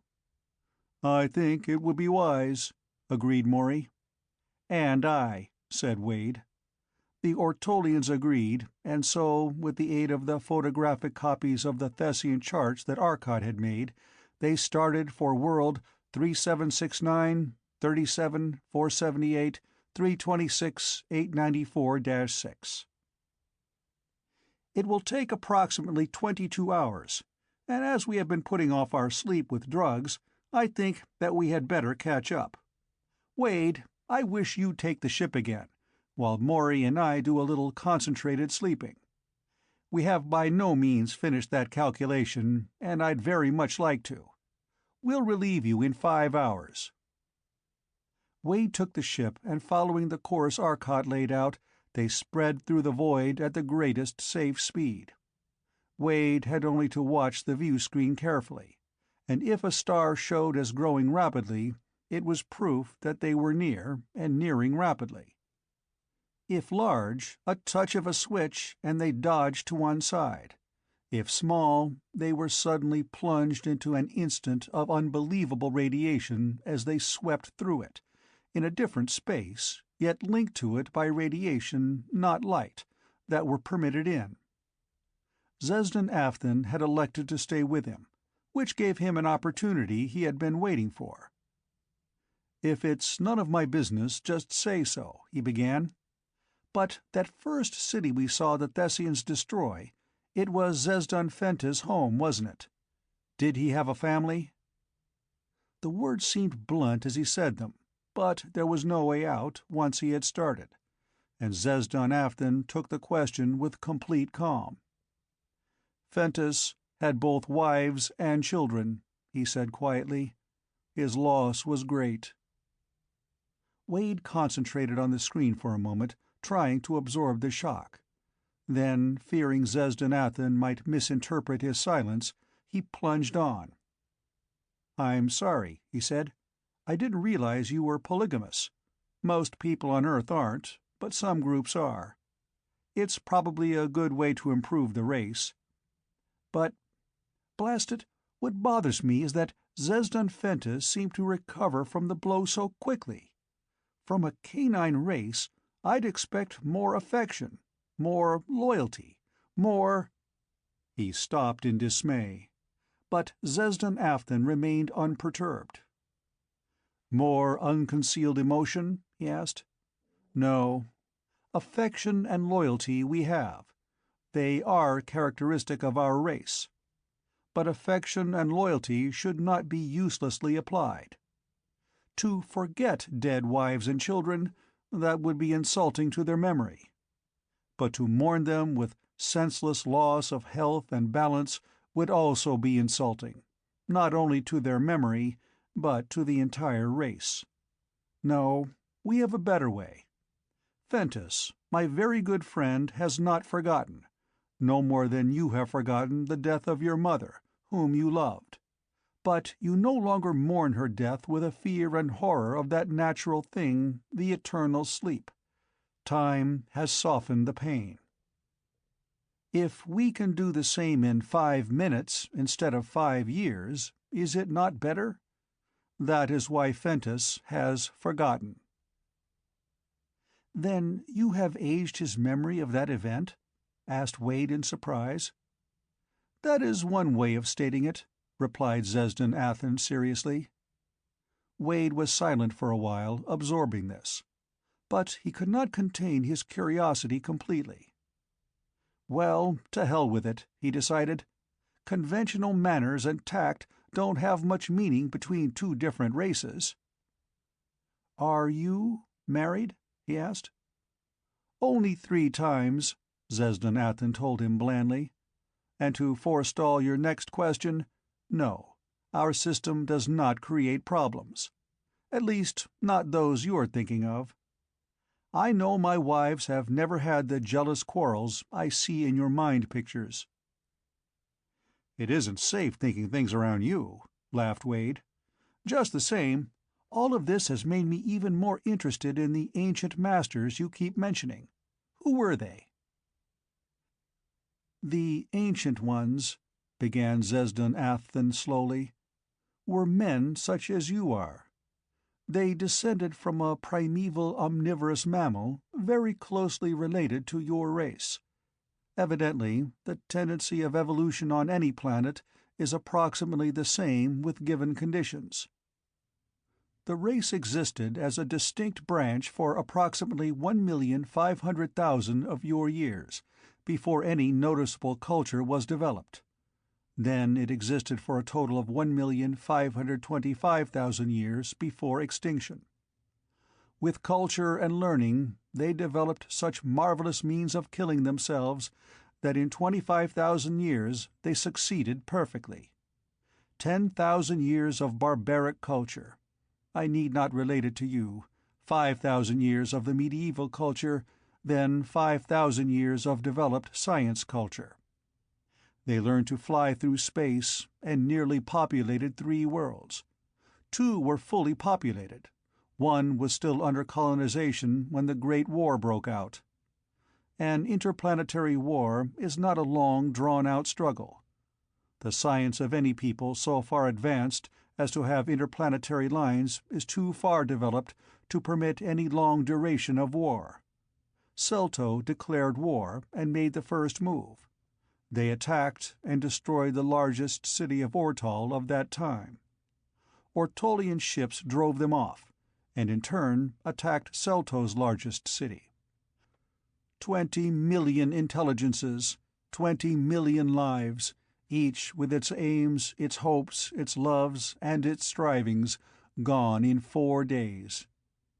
The war continued to get more and more hateful, till it became evident that neither side would be pacified till the other was totally subjugated.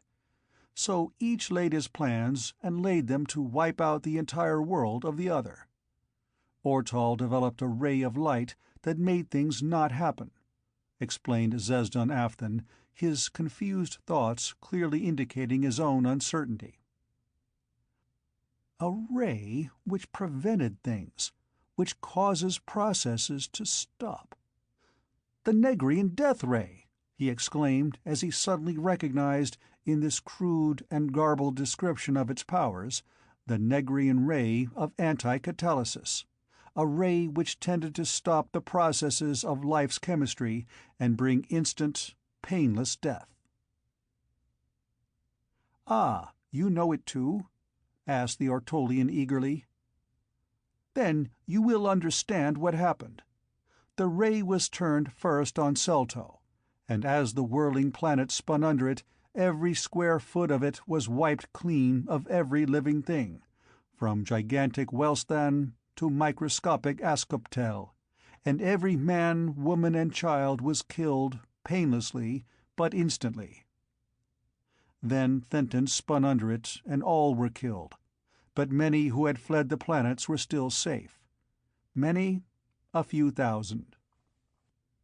The day that Fenton spun under that ray, men of Ortal began to complain of disease, men by the thousands, hundreds of thousands. Every man, every woman, every child was afflicted in some way. The diseases did not seem all the same. Some seemingly died of a disease of the lungs, some went insane, some were paralyzed, and lay helplessly inactive. But most of them were afflicted, for it was exceedingly virulent, and the normal serums were helpless. Before any quantity of new serum was made, all but a slender remnant had died, either of starvation through paralysis, none being left to care for them, or from the disease itself, while thousands who had gone mad were painlessly killed. The Celtonians came to Ortal, and the remaining Ortolians, with their aid, tried to rebuild the civilization. But what a sorry thing! The cities were gigantic, stinking, plague-ridden morgues, and the plague broke among those few remaining people. The Ortolians had done everything in their power with the serums, but too late. The Celtonians had been protected with it on landing, but even that was not enough. Again the wild fires of that loathsome disease broke out. Since first those men had developed from their hairy forebears, they had found their eternal friends were the dogs, and to them they turned in their last extremity, breeding them for intelligence, hairlessness, and resemblance to themselves. The deathless ones alone remained after 3 generations of my people, but with the aid of certain rays, the rays capable of penetrating lead for a short distance, and most other substances for considerable distances. X-rays, thought Wade. Great changes had been wrought. Already they had developed startling intelligence, and were able to understand the scheme of their masters. Their feet and hands were being modified rapidly, and their vocal apparatus was changing. Their jaws shortened, their chins developed, the nose retreated. Generation after generation the process went on, while the deathless Ancient Ones worked with their helpers, for soon my race was a real helping organization. But it was done. The successful arousing of true love-emotion followed, and the unhappy days were gone. Quickly development followed. In 5,000 years the new race had outstripped the ancient masters, and they passed voluntarily, willingly, joining in oblivion the millions who had died before. Since then our own race has risen. It has been but a short 1,000 years, 1,000 years of work and hope and continuous improvement for us, continual accomplishment on which we can look, and a living hope to which we can look with raised heads and smiling faces. Then our hope died as this menace came. Do you see what you and your world has meant to us, man of Earth?" Zesden Afton raised his dark eyes to the Terrestrian with a look in their depths that made Wade involuntarily resolve that Thet and all Thetians should be promptly consigned to that limbo of forgotten things where they belonged. Chapter 7. World 3769-37478-326-894-6, Talso. Wade sat staring moodily at the screen for some time, while Zesden Afton, sunk in his own reveries, continued. "Our race was too highly psychic, and too little mechanically curious. We learned too little of the world about, and too much of our own processes. We are a peaceful race. For while you and the ancient masters learned the rule of existence in a world of strife, where only the fittest, the best fighters survived, we learned life in a carefully tended world, where the ancient masters taught us to live, where the one whose social instincts were best developed, where he who would most help the others and the race was permitted to live. Is it not natural that our race will not fight among themselves? We are careful to suppress tendencies toward criminality and struggle. The criminal and the maniac, or those who are permanently incurable as determined by careful examination, are removed, as the leaders put it. Lethal gas. At any rate, we know so pitiably little of natural science. We were hopelessly helpless against an attacking science. I promise you, Afton, that if Earth survives, Ortal shall survive, for we have given you all the weapons we know of, and we will give your people all the weapons we shall learn of. Morey spoke from the doorway. Arcot was directly behind him. They talked for a short while, then Wade retired for some needed sleep, while Morey and Arcot started further work on the time fields. Hour after hour, the ship sped on through the dark of space, weirdly distorted, glowing spots of light before them, wheeling suns that moved and flashed as their awesome speed whirled them on.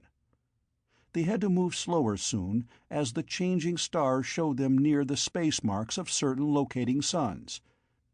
Finally, still moving close to 15,000 miles per second, they saw the sun they knew was Sun 3769, 37478, 326894.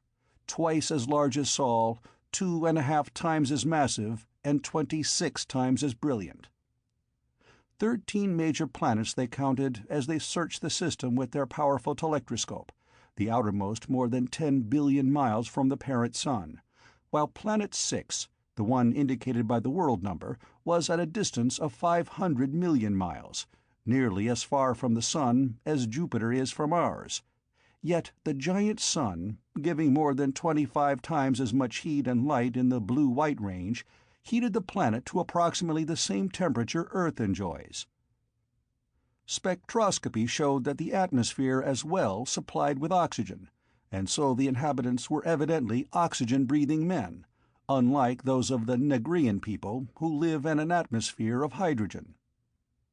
Arcot threw the ship toward the planet, and as it loomed swiftly larger, he shut off the space control and set the coils for full charge, while the ship entered the planet's atmosphere in a screaming dive, still at a speed of better than 100 miles a second.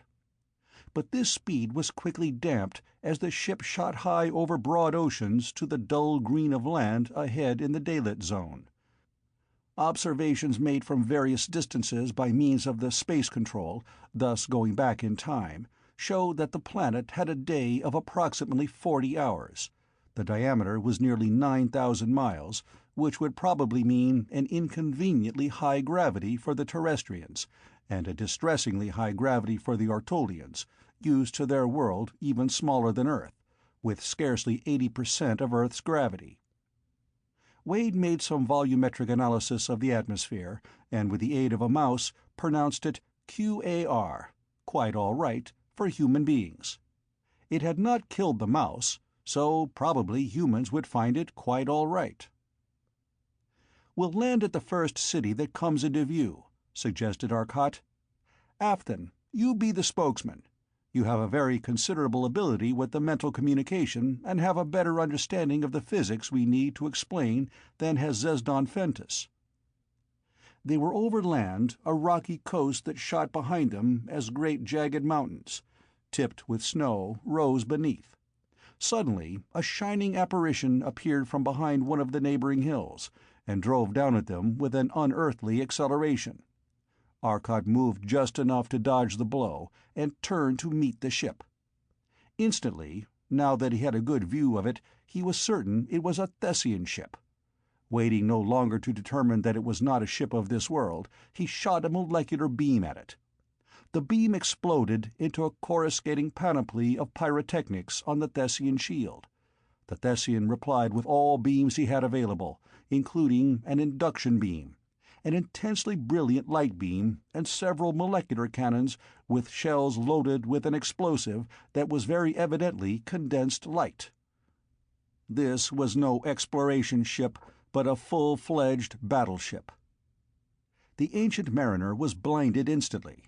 None of the occupants were hurt, but the combined pressure of the various beams hurled the ship to one side. The induction beam alone was dangerous. It passed through the outer lux metal wall unhindered, and the perfectly conducting relux wall absorbed it and turned it into power.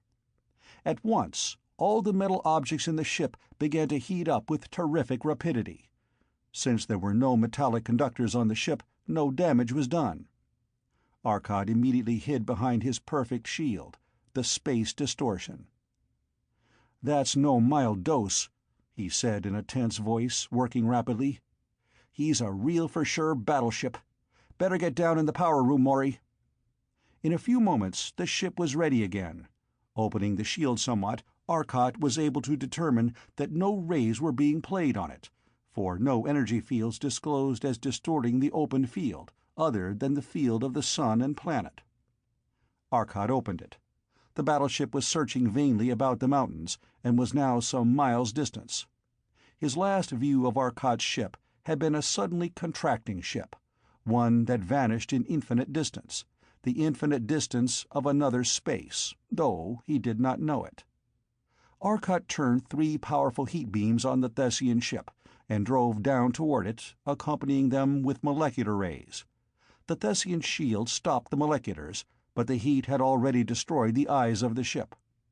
By some system of magnetic or electrostatic locating devices, the enemy guns and rays replied, and so successfully that Arcot was again blinded.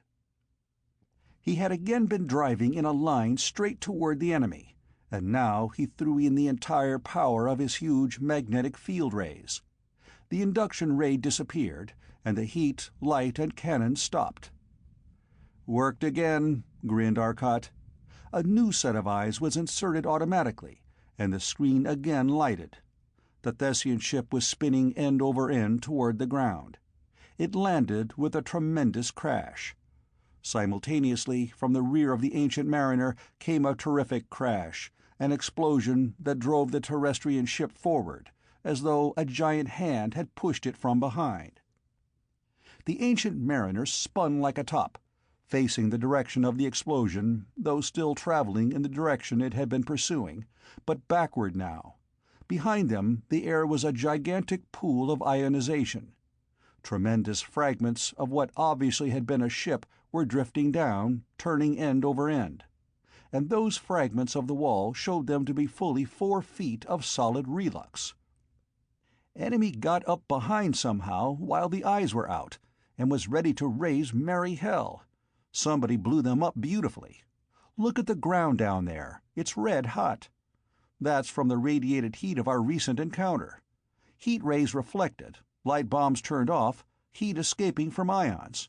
Nice little workout, and it didn't seriously bother our defenses of 2-inch relux.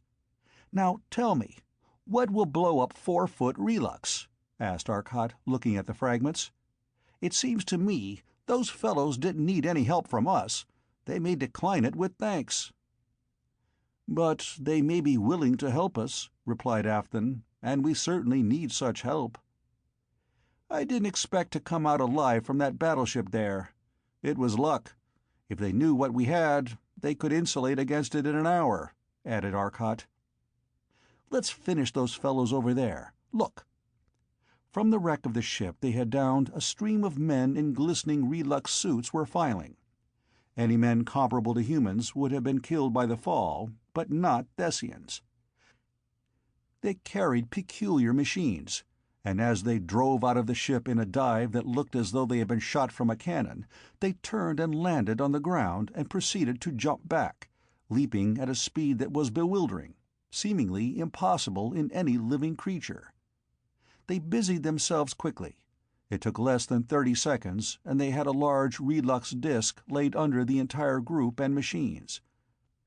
Arcot turned a molecular ray down. The rock and soil shot up all about them, even the ship shot up, to fall back into the great pit its ray had formed. But the ionization told of the ray shield over the little group of men. A heat ray reached down while the men still frantically worked at their stubby projectors. The relux disk now showed its purpose. In an instant, the soil about them was white-hot, bubbling lava. It was liquid, boiling furiously. But the deep relux disk simply floated on it.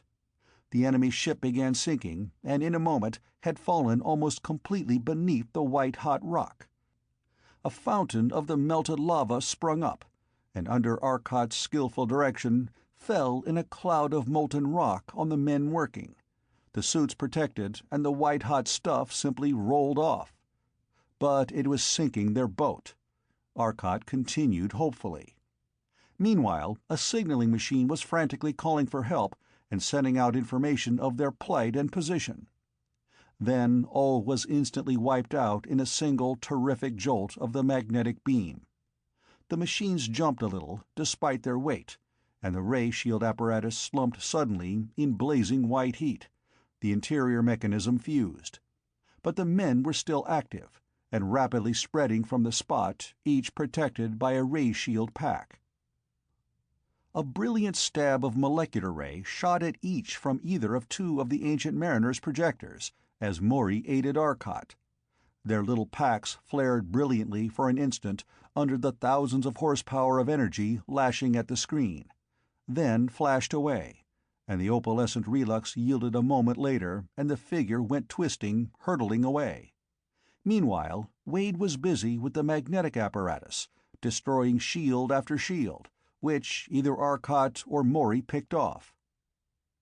The fall from even so much as half a mile seemed not sufficient to seriously bother these supermen, for an instant later they would be up tearing away in great leaps on their own power as their molecular suits, blown out by the magnetic field, failed them. It was but a matter of minutes before the last had been chased down either by the rays or the ship. Then, circling back, Arcot slowly settled beside the enemy ship. "Wait!" called Arcot sharply as Morey started for the door. "Don't go out yet. The friends who wrecked that little sweetheart who crept up behind will probably show up. Wait and see what happens." Hardly had he spoken when a strange apparition rose from behind a rock scarcely a quarter of a mile away. Immediately, Arcot intensified the vision screen covering him. He seemed to leap near. There was one man, and he held what was obviously a sword by the blade above his head, waving it from side to side.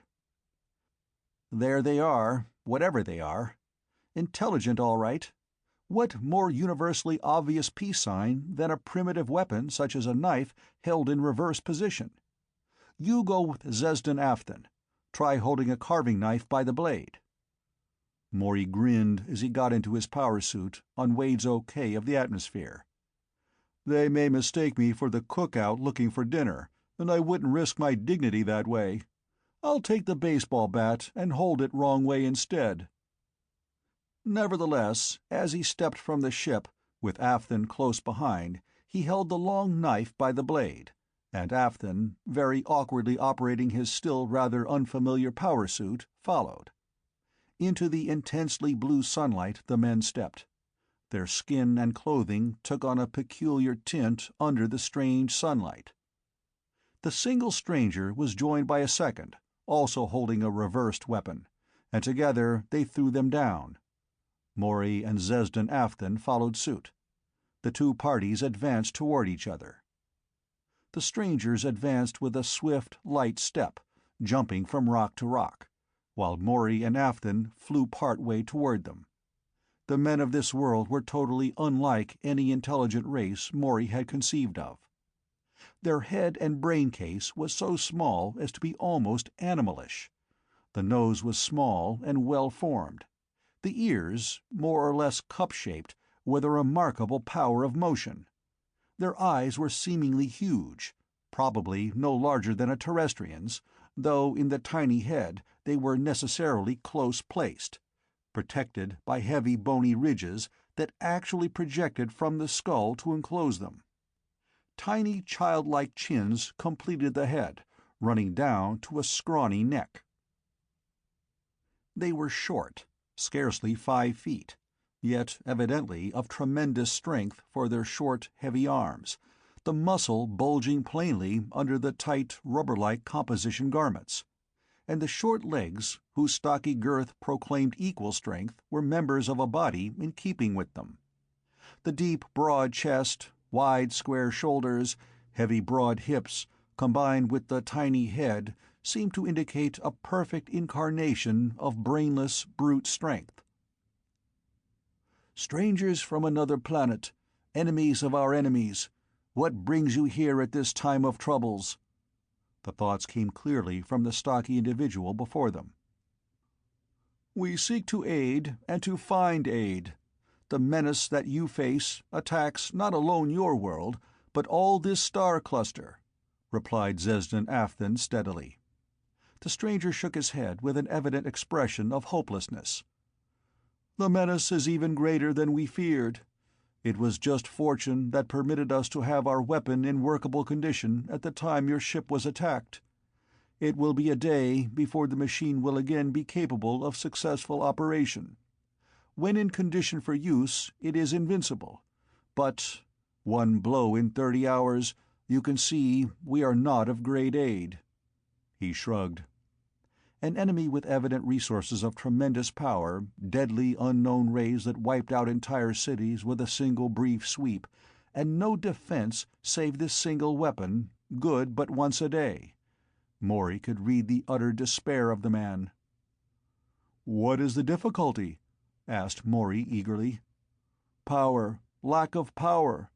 Our cities are going without power, while every electric generator on the planet is pouring its output into the accumulators that work these damnable, hopeless things.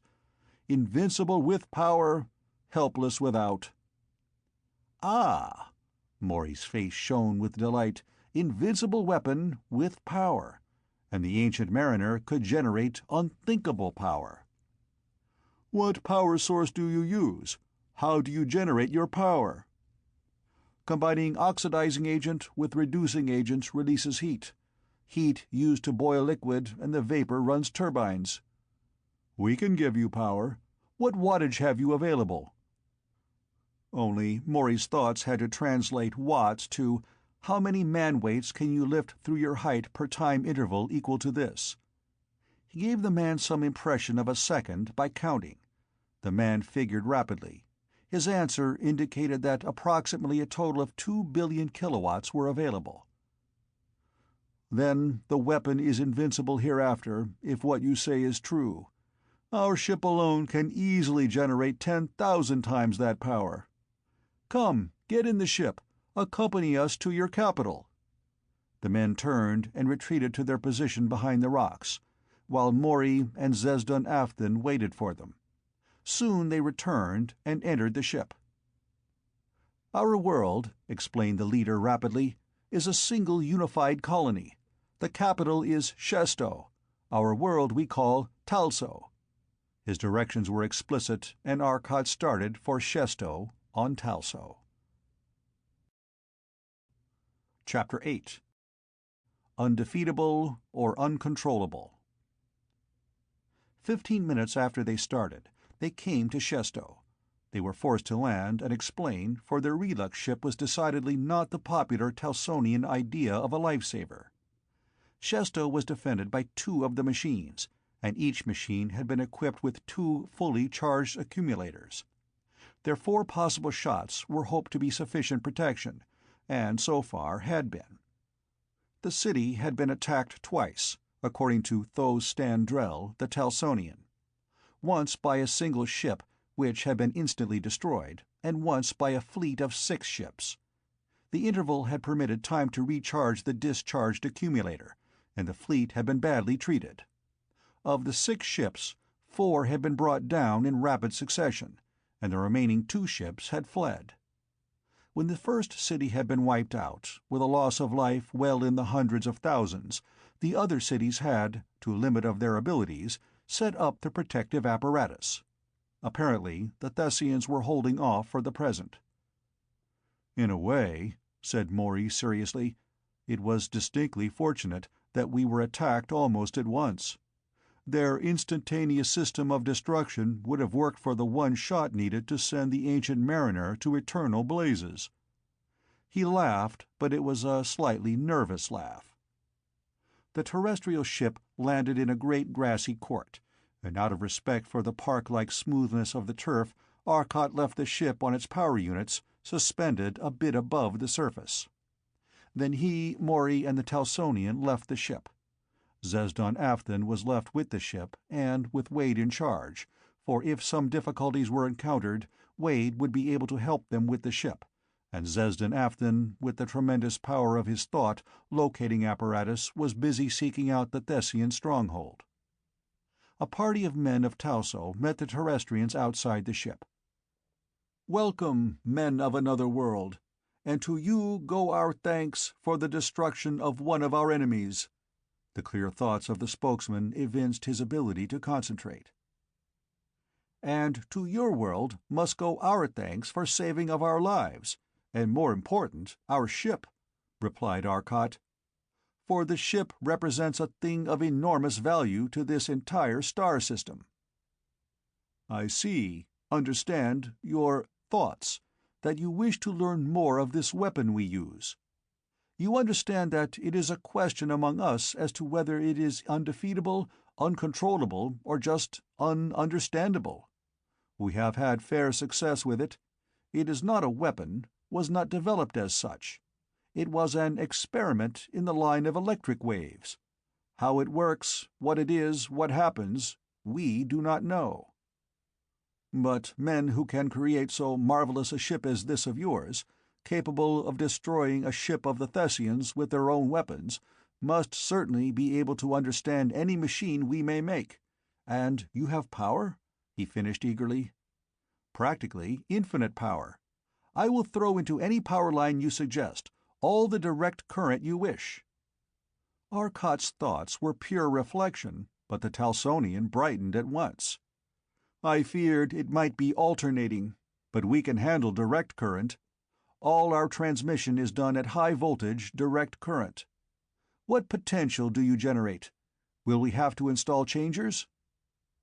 "We generate DC at any voltage up to 50 million, any power up to that needed to lift 10 trillion men through their own height in this time a second." The power represented approximately 20 trillion horsepower. The Talsonian's face went blank with amazement as he looked at the ship. "In that tiny thing you can generate such power?" he asked in amazement.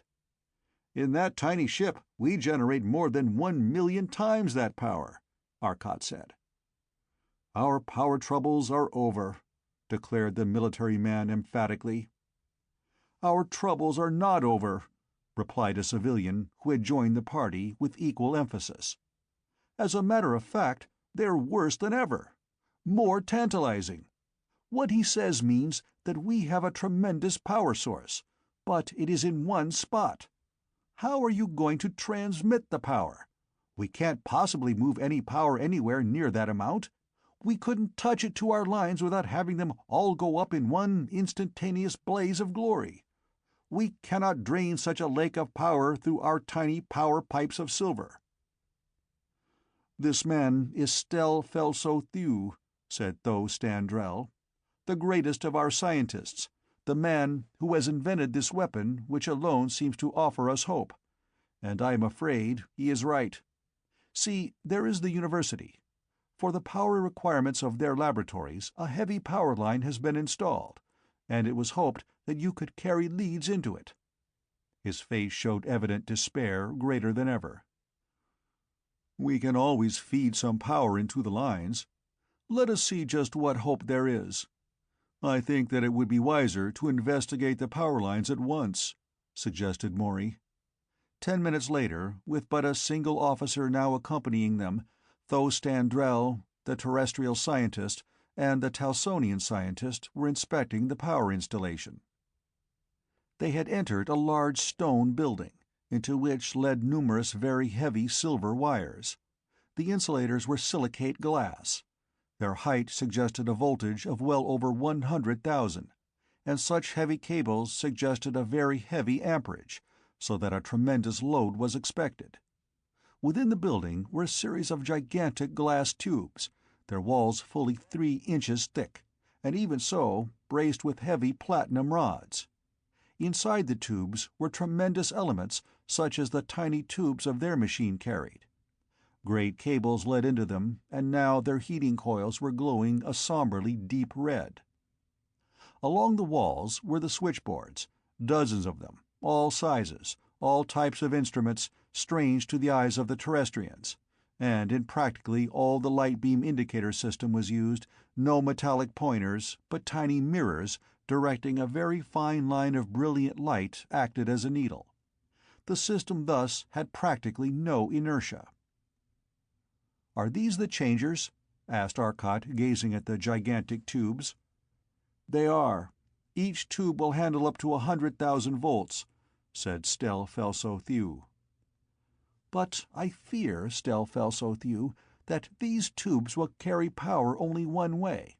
That is, it would be impossible for power to be pumped from here into the powerhouse, though the process can be reversed," pointed out Arcot. "Radio tubes work only one way, which is why they can act as rectifiers. The same was true of these tubes. They could carry power one way only."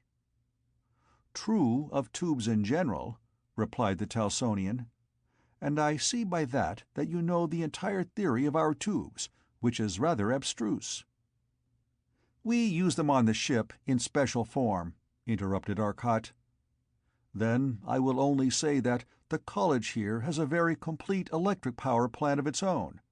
On special occasions the power generated here is needed by the city, and so we arrange the tubes with switches which could reverse the flow.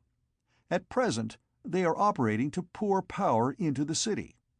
If your ship can generate such tremendous power, I suspect that it would be wiser to eliminate the tubes from the circuit, for they put certain restrictions on the line. The main power plant in the city has tube banks capable of handling anything the line would. I suggest that your voltage be set at the maximum that the line will carry without breakdown, and the amperage can be made as high as possible without heat loss."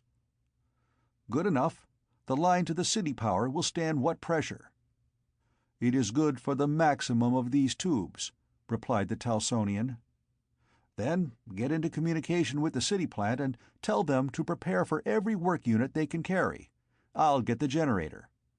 Arcot turned and flew on his power suit to the ship. In a few moments he was back, a molecular pistol in one hand, and suspended in front of him on nothing but a ray of ionized air, to all appearances a cylindrical apparatus with a small cubical base. The cylinder was about 4 feet long, and the cubical box about 18 inches on a side.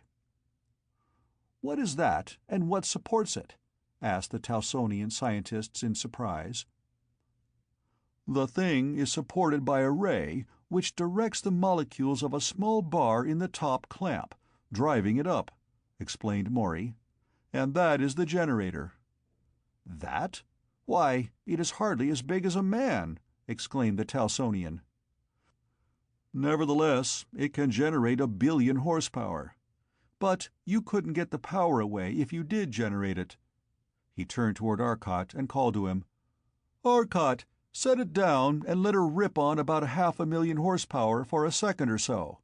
Air arc. Won't hurt it. She's made of lux and relux." Arcot grinned and set it on the ground. "Make an awful hole in the ground." "Oh, go ahead. It will satisfy this fellow, I think," replied Morey. Arcot pulled a very thin lux metal cord from his pocket and attached one end of a long loop to one tiny switch, and the other end to a second. Then he adjusted 3 small dials. The wire in hand, he retreated to a distance of nearly 200 feet, while Morey warned the Talsonians back. Arcot pulled one end of his cord. Instantly, a terrific roar nearly deafened the men. A solid sheet of blinding flame reached in a flaming cone into the air for nearly 50 feet. The screeching roar continued for a moment, then the heat was so intense that Arcot could stand no more, and pulled the cord. The flame died instantly, though a slight ionization clung briefly. In a moment it had cooled to white, and was cooling slowly through orange, deep red, red. The grass for 30 feet about was gone. The soil for 10 feet about was molten, boiling. The machine itself was in a little crater, half sunk in boiling rock. The Talsonians stared in amazement. Then a sort of sigh escaped them, and they started forward. Arcot raised his molecular pistol. A blue-green ray reached out, and the rock suddenly was black. It settled swiftly down, and a slight depression was the only evidence of the terrific action. Arcot walked over the now cool rock, cooled by the action of the molecular ray. In driving the molecules downward, the work was done by the heat of these molecules. The machine was frozen in the solid lava. "Brilliant idea, Morey," said Arcot disgustedly. "It'll be a nice job breaking it loose." Morey stuck the lux metal bar in the top clamp, walked off some distance, and snapped on the power. The rock immediately about the machine was molten again. A touch of the molecular pistol to the lux metal bar, and the machine jumped free of the molten rock. Morey shut off the power. The machine was perfectly clean and extremely hot. "And your ship is made of that stuff?" exclaimed the Talsonian scientist. "What will destroy it?" "Your weapon, apparently." "But do you believe that we have power enough?" asked Morey with a smile. "No, it's entirely too much. Can you tone that condensed lightning bolt down to a workable level?" Chapter 9. The Irresistible and the Immovable. The generator Arcot had brought was one of the 2 spare generators used for laboratory work. He took it now into the substation, and directed the Talsonian students and the scientist in the task of connecting it into the lines. Though they knew where it belonged, he knew how it belonged. Then the Terrestrian turned on the power, and gradually increased it until the power authorities were afraid of breakdowns. The accumulators were charged in the city, and the power was being shipped to other cities whose accumulators were not completely charged. But after giving simple operating instructions to the students, Arcot and Morey went with Stelfelso-Theou to his laboratory. "Here," Stelfelso-Theou explained, "is the original apparatus. All these other machines you see are but replicas of this. How it works, why it works, even what it does, I am not sure of. Perhaps you will understand it. The thing is fully charged now, for it is in part one of the defenses of the city. Examine it now, and then I will show its power." Arcot looked it over in silence, following the great silver leads with keen interest. Finally he straightened, and returned to the Talsonian. In a moment Morey joined them. The Talsonian then threw a switch, and an intense ionization appeared within the tube. Then a minute spot of light was visible within the sphere of light. The minute spot of radiance is the real secret of the weapon. The ball of fire around it is merely wasted energy. Now I will bring it out of the tube. There were 3 dials on the control panel from which he worked, and now he adjusted one of these. The ball of fire moved steadily toward the glass wall of the tube, and with a crash the glass exploded inward. It had been highly evacuated. Instantly the tiny ball of fire about the point of light expanded to a large globe. It is now in the outer air. We make the thing in an evacuated glass tube, but as they are cheap, it is not an expensive procedure. The ball will last in its present condition for approximately 3 hours. Feel the exceedingly intense heat? It is radiating away its vast energy. Now, here is the point of greatest interest." Again the Talsonian fell to work on his dials, watching the ball of fire. It seemed far more brilliant in the air now. It moved and headed toward a great slab of steel off to one side of the laboratory. It shifted about until it was directly over the center of the great slab. The slab rested on a scale of some sort, and as the ball of fire touched it, the scale showed a sudden increase in load. The ball sank into the slab of steel, and the scale showed a steady, enormous load. Evidently, the little ball was pressing its way through as though it were a solid body. In a moment, it was through the steel slab and out on the other side. It will pass through any body with equal ease. It seems to answer only these controls, and these it answers perfectly and without difficulty. One other thing we can do with it. I can increase its rate of energy discharge. The Telsonian turned on a fourth dial, well off to one side, and the brilliance of the spot increased enormously. The heat was unbearable. Almost at once, he shut it off. That is the principle we use in making it a weapon. Watch the actual operation. The ball of fire shot toward an open window, out the window, and vanished in the sky above. The Telsonian stopped the rotation of the dials. It is motionless now, but scarcely visible. I will now release all the energy. He twirled the fourth dial, and instantly there was a flash of light, and a moment later a terrific concussion.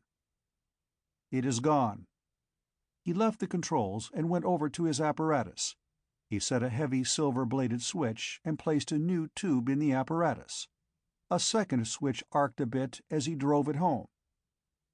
Your generator is recharging the accumulators.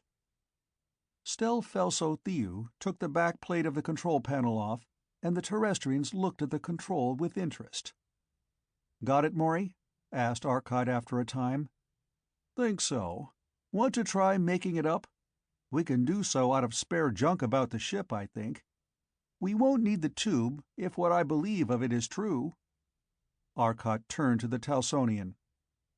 "We wish you to accompany us to the ship. We have apparatus there which we wish to set up." Back to the ship they went. There Arcot, Morey, and Wade worked rapidly. It was about 3/4 of an hour later when Arcot and his friends called the others to the laboratory. They had a maze of apparatus on the power bench, and the shining relux conductors ran all over the ship apparently. One huge bar ran into the power room itself, and plugged into the huge power coil power supply. They were still working at it, but looked up as the others entered. "Guess it will work," said Arcot with a grin. There were 4 dials, and 3 huge switches. Arcot set all 4 dials, and threw one of the switches. Then he started slowly turning the 4th dial. In the center of the room, a dim, shining mist a foot in diameter began to appear. It condensed, solidified without shrinking, a solid ball of matter a foot in diameter. It seemed black, but was a perfectly reflective surface, and luminous. Then you had already known of this thing? Then why did you not tell me when I tried to show it?" demanded the Telsonian. Arcot was sending the globe, now perfectly non-luminous, about the room. It flattened out suddenly and was a disk. He tossed a small weight on it, and it remained fixed, but began to radiate slightly. Arcot readjusted his dials, and it ceased radiating, held perfectly motionless. The sphere returned, and the weight dropped to the floor. Arcot maneuvered it about for a moment more. Then he placed his friends behind a screen of relux, and increased the radiation of the globe tremendously. The heat became intense, and he stopped the radiation. "No, Stelfelso-Theou, we do not have this on our world," Arcot said. "You do not have it? You look at my apparatus 15 minutes, then work for an hour, and you have apparatus far more effective than ours, which required years of development," exclaimed the Telsonian. But it was not wholly new to me. This ship is driven by curving space into peculiar coordinates. Even so, we didn't do such a hot job, did we, Morey?" "No, we should have—" "What?" "It was not a good job?" interrupted the Talsonian. "You succeeded in creating it in air, in making it stop radiating, in making a ball a foot in diameter, made it change to a disk, made it carry a load. What do you want?" "We want the full possibilities, the only thing that can save us in this war," Morey said. "What you learned how to do was the reverse of the process we learned. How you did it is a wonder, but you did. Very well. Matter is energy. Does your physics know that?" asked Arcot. "It does. Matter contains vast energy," replied the Talsonian. "Matter has mass, and energy because of that. Mass is energy. Energy in any known form is a field of force in space. So, matter is ordinarily a combination of magnetic, electrostatic, and gravitational fields. Your apparatus combined the three, and put them together. The result was matter. You created matter. We can destroy it, but we cannot create it. What we ordinarily call matter is just a marker, a sign that there are those energy fields. Each bit is surrounded by a gravitational field. The bit is just the marker of that gravitational field. But that seems to be wrong. This artificial matter of yours seems also a sort of knot, for you make all three fields, combine them, and have the matter, but not, very apparently, like normal matter. Normal matter also holds the fields that make it. The artificial matter is surrounded by the right fields, but it is evidently not able to hold the fields, as normal matter does. That was why your matter continually disintegrated to ordinary energy. The energy was not bound properly. But the reason why it would blow up so was obvious. It did not take much to destroy the slight hold that the artificial matter had on its field, and then it instantly proceeded to release all its energy at once. And as you poured millions of horsepower into it all day to fill it, it naturally raised merry hell when it let loose." Arcot was speaking eagerly, excitedly. "But here is the great fact, the important thing. It is artificially created in a given place. It is made, and exists at the point determined by these three coordinated dials. It is not natural, and can exist only where it is made and nowhere else. Obvious, but important. It cannot exist save at the point designated. Then, if that point moves along a line, the artificial matter must follow that moving point and be always at that point. Suppose now that a slab of steel is on that line. The point moves to it, through it. To exist, that artificial matter must follow it through the steel. If not, it is destroyed. Then the steel is attempting to destroy the artificial matter. If the matter has sufficient energy, it will force the steel out of the way and penetrate. The same is true of any other matter, lux, metal, or relux, it will penetrate. To continue in existence, it must. And it has great energy, and will expend every erg of that energy of existence to continue existence. It is, as long as its energy holds out, absolutely irresistible. But similarly, if it is at a given point, it must stay there, and will expend every erg staying there. It is then immovable. It is either irresistible in motion or immovable in static condition. It is the irresistible and the immovable. What happens if the irresistible meets the immovable? It can only fight with its energy of existence, and the more energetic prevails. Chapter 10. Improvements and Calculations. "It is still incredible, but you have done it. It is certainly successful," said the Talsonian scientist with conviction. Arcot shook his head. "Far from it. We have not realized a thousandth part of the tremendous possibilities of this invention. We must work and calculate and then invent. Think of the possibilities as a shield. Naturally, if we can make the matter, we should be able to control its properties in any way we like. We should be able to make it opaque, transparent, or any color. Arcot was speaking to Morey now.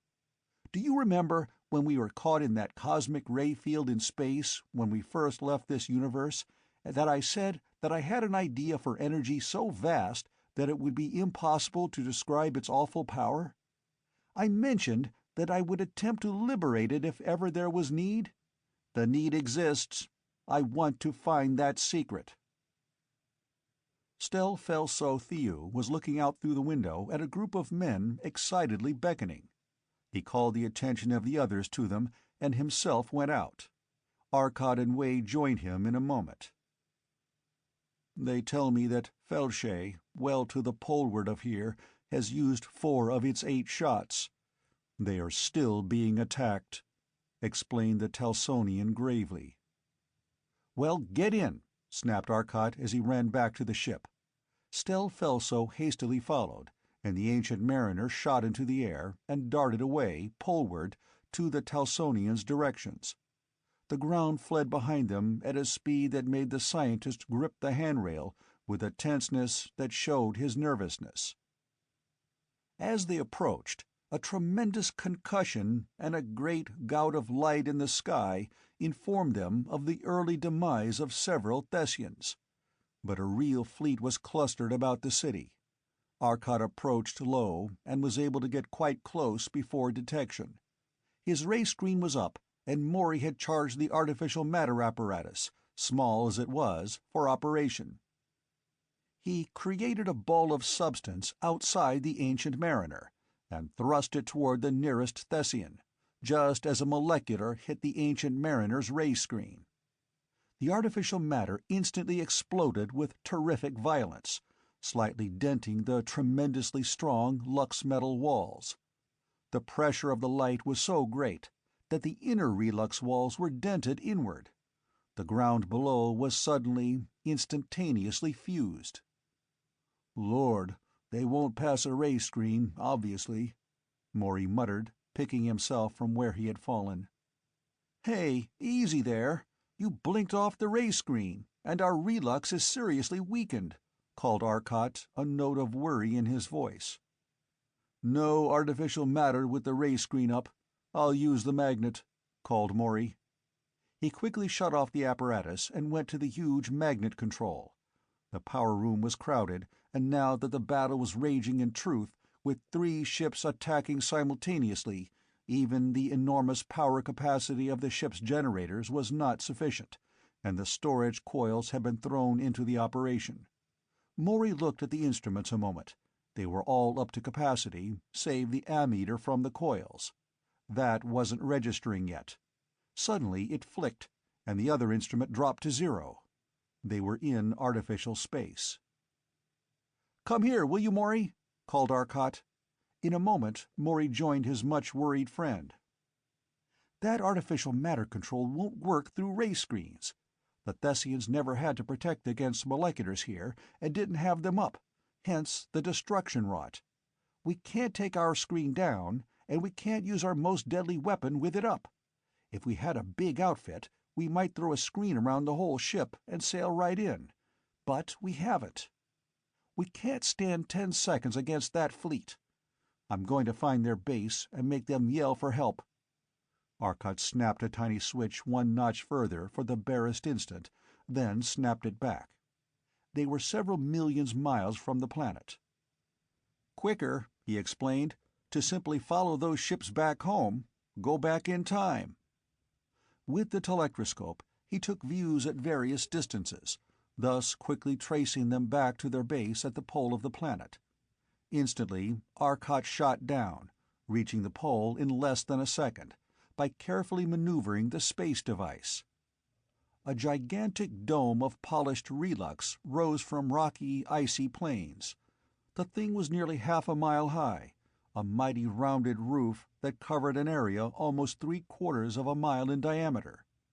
Titanic. That was the only word that described it. About it, there was the peculiar shimmer of a molecular ray screen. Morey darted to the power room and set his apparatus into operation. He created a ball of matter outside the ship and hurled it instantly at the fort. It exploded with a terrific concussion as it hit the wall of the ray screen. Almost instantly, a second one followed. The concussion was terrifically violent, the ground about was fused, and the ray screen was opened for a moment. Arcot threw all his moleculars on the screen, as Morey sent bomb after bomb at it. The coil supplied the energy, cracked the rock beneath. Each energy release disrupted the ray screen for a moment, and the concentrated fury of the molecular beams poured through the open screen and struck the relux behind. It glowed opalescent now in a spot 20 feet across, but the relux was tremendously thick. 30 bombs Morey hurled, while they held their position without difficulty, pouring their bombs and rays at the fort. Arcot threw the ship into space, moved, and reappeared suddenly nearly 300 yards further on. A snap of the eyes, and he saw that the fleet was approaching now. He went again into space and retreated. Discretion was the better part of valor, but his plan had worked. He waited half an hour and returned. From a distance, the telectroscope told him that one lone ship was patrolling outside the fort. He moved toward it, creeping up behind the icy mountains.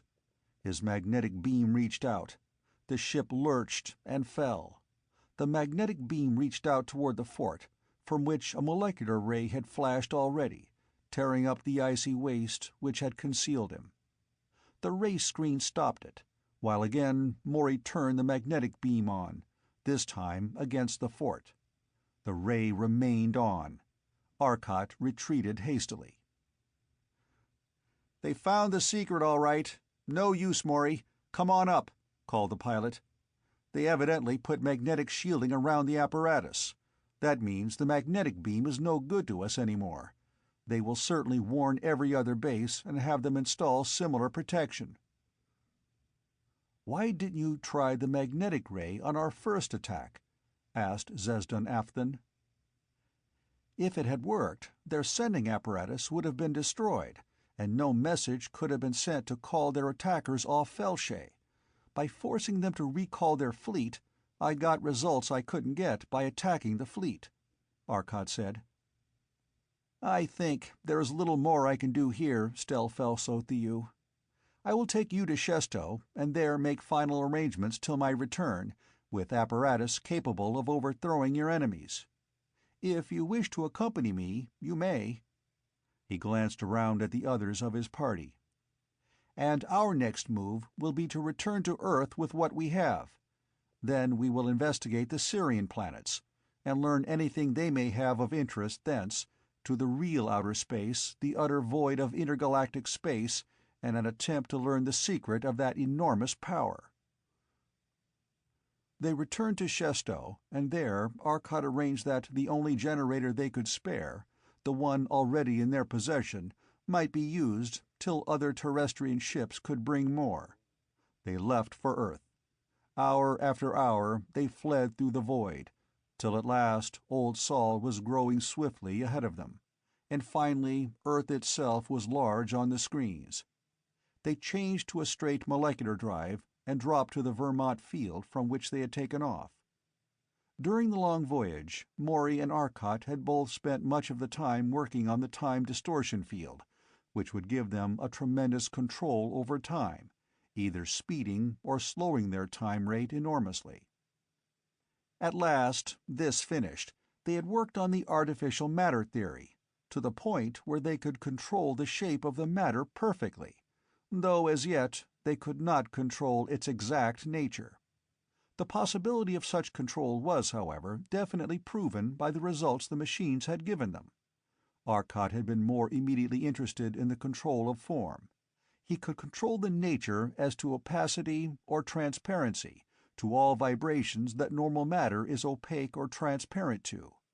Light would pass or not as he chose, but cosmics he could not stop, nor would radio or moleculars be stopped by any present shield he could make.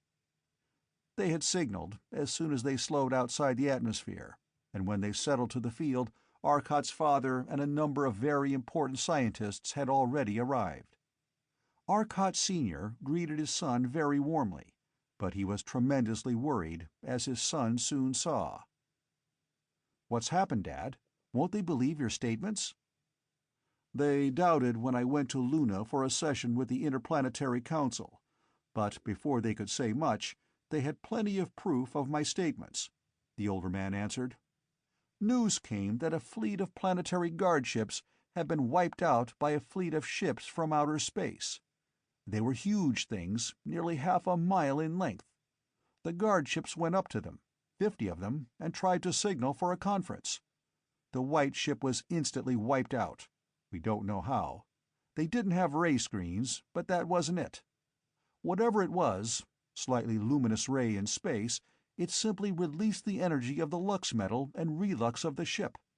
Being composed of light energy simply bound by photonic attraction, it let go with terrible energy. They can do it almost instantly from a distance. The other guards at once let loose with all their moleculars and cosmics.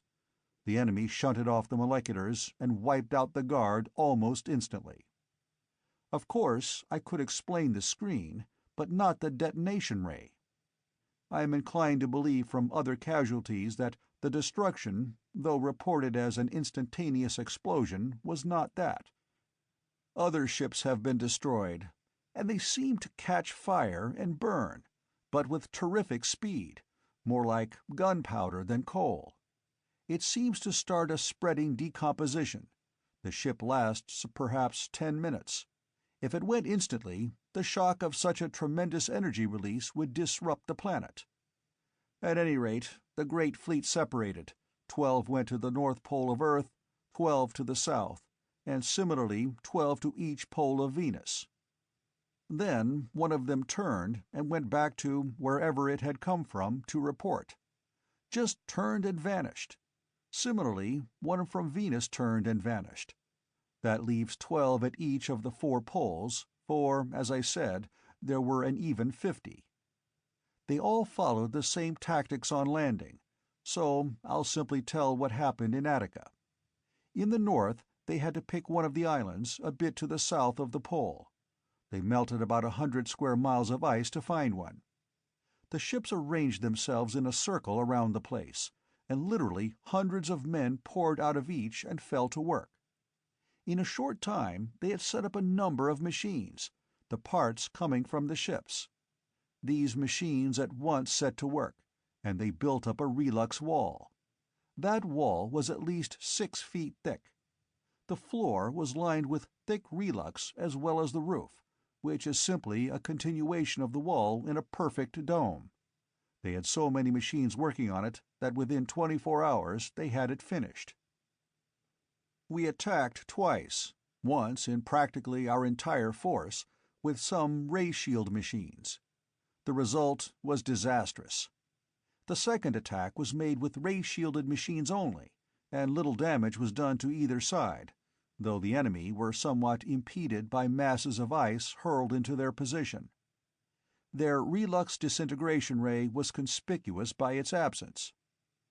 Yesterday, and it seems a lot longer than that, son, they started it again. They've been unloading it from the ship, evidently. We had ray-shielded machines out, but they simply melted. They went down, and Earth retreated. We're in their fortress now. We don't know how to fight them. Now, for God's sake, tell us what you've learned of some weapons, son." The older man's face was lined. His iron-gray head showed his fatigue due to hours of concentration on his work. "Some," replied Arcot briefly. He glanced around. Other men had arrived, men whom he met in his work. But there were Venerians here too, in their protective suits, insulated against the cold of Earth and against its atmosphere. "First, though, gentlemen, allow me to introduce Stel Felso Theo of the planet Talso, one of our allies in this struggle, and Zesdan Afthan and Fentis of Ortal, one of our other allies. As to progress, I can say only that it is in a more or less rudimentary stage. We have the basis for great progress, a weapon of inestimable value, but it is only the basis. It must be worked out. I am leaving with you today the completed calculations and equations of the time field, the system used by the Thessian invaders in propelling their ships at a speed greater than that of light. Also, the uncompleted calculations in regard to another matter, a weapon which our ally, Talso, has given us, in exchange for the aid we gave in allowing them the use of one of our generators. Unfortunately, the ship could not spare more than the single generator. I strongly advise rushing a number of generators to Talso in intergalactic freighters. They badly need power, power of respectable dimensions. I have stopped on Earth only temporarily, and I want to leave as soon as possible. I intend, however, to attempt an attack on the Arctic base of the Thessians, in strong hopes that they have not armored against one weapon that the ancient mariner carries, though I sadly fear that old Earth herself has played us false here. I hope to use the magnetic beam, but Earth's polar magnetism may have forced them to armor, and they may have sufficiently heavy material to block the effects. Morey already had a ground crew servicing the ship. He gave designs to machinists on hand to make special control panels for the large artificial matter machines. Arcot and Wade got some badly needed equipment. In 6 hours, Arcot had announced himself ready, and a squadron of planetary guard ships were ready to accompany the refitted Ancient Mariner. They approached the pole cautiously, and were rewarded by the hiss and roar of ice melting into water, which burst into steam under a ray. It was coming from an outpost of the camp, a tiny dome under a great mass of ice. But the dome was of relux. A molecular reached down from a guard ship, and the guard ship crumbled suddenly as dozens of moleculars from the points hit it. "They know how to fight this kind of a war. That's their biggest advantage," muttered Arcot. Wade merely swore. "Ray screens! No moleculars!" snapped Arcot into the transmitter. He was not their leader, but they saw his wisdom, and the squadron commander repeated the advice as an order. In the meantime, another ship had fallen. The dome had its screen up, allowing the multitudes of hidden stations outside to fight for it. Something to remember when terrestrians have to retire to forts. They will, too, before this war is over. That way, the main fort doesn't have to lower its ray screen to fight," commented Arcot. He was watching intensely as a tiny ship swung away from one of the larger machines, and a tremendously powerful molecular started biting at the fort's ray screen. The ship seemed nothing but a flying ray projector, which was what it was. As they had hoped, the deadly new ray stabbed out from somewhere on the side of the fort. It was not within the fort. "Which means," pointed out Morey, "that they can't make stuff to stand that. Probably the projector would be vulnerable." But a barrage of heat rays which immediately followed had no apparent effect. The little radio-controlled molecular beam projector lay on the rock under the melted ice, blazing incandescent with the rapidly released energy of the relux. "Now, to try the real test we came here for." Morey clambered back to the power room and turned on the controls of the magnetic beam. The ship was aligned, and then he threw the last switch. The great mass of the machine jerked violently and plunged forward as the beam attracted the magnetic core of the Earth. Morey could not see it, but almost instantly the shimmer of the molecular screen on the fort died out. The deadly ray sprang out from the Thessian projector and went dead.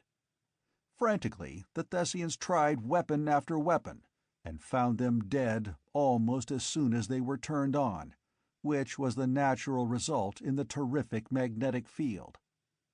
And these men had iron bones. Their very bones were attracted by the beam. They plunged upward toward the ship as the beam touched them, but accustomed to the enormous gravitation accelerations of an enormous world, most of them were not killed. "Ah!" exclaimed Arcot. He picked up the transmitter and spoke again to the squadron commander. "Squadron Commander Thornton, what relux thickness does your ship carry?" "1.25 inches." replied the surprised voice of the commander. "Any of the other ships carry heavier?" "Yes, the Special Solar Investigator carries 5 inches. What shall we do?"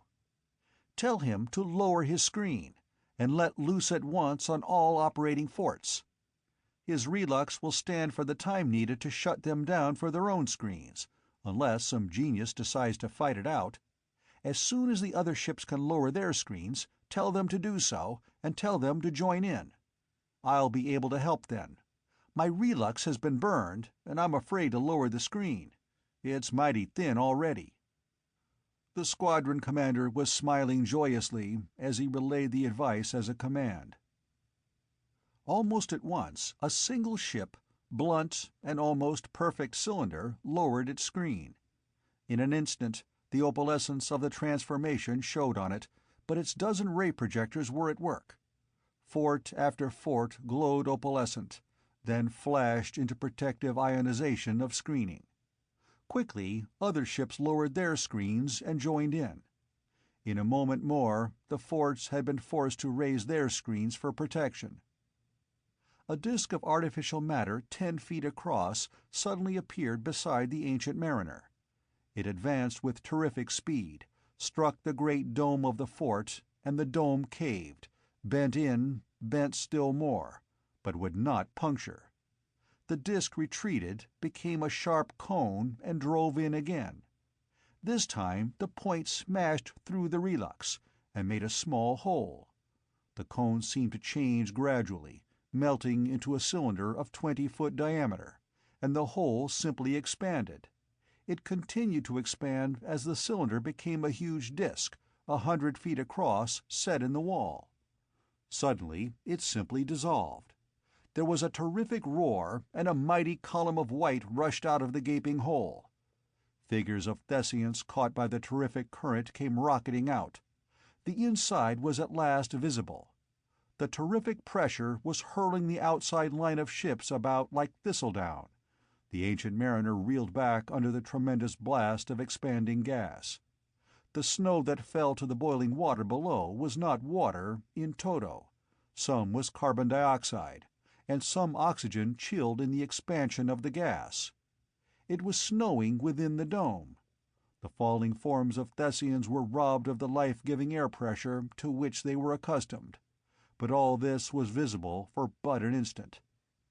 Then a small, thin sheet of artificial matter formed beside the fort, and advanced on the dome. Like a knife cutting open an orange, it simply went around the dome's edge, and the great dome lifted like the lid of a teapot under the enormous gas pressure remaining, then dropped under its own weight.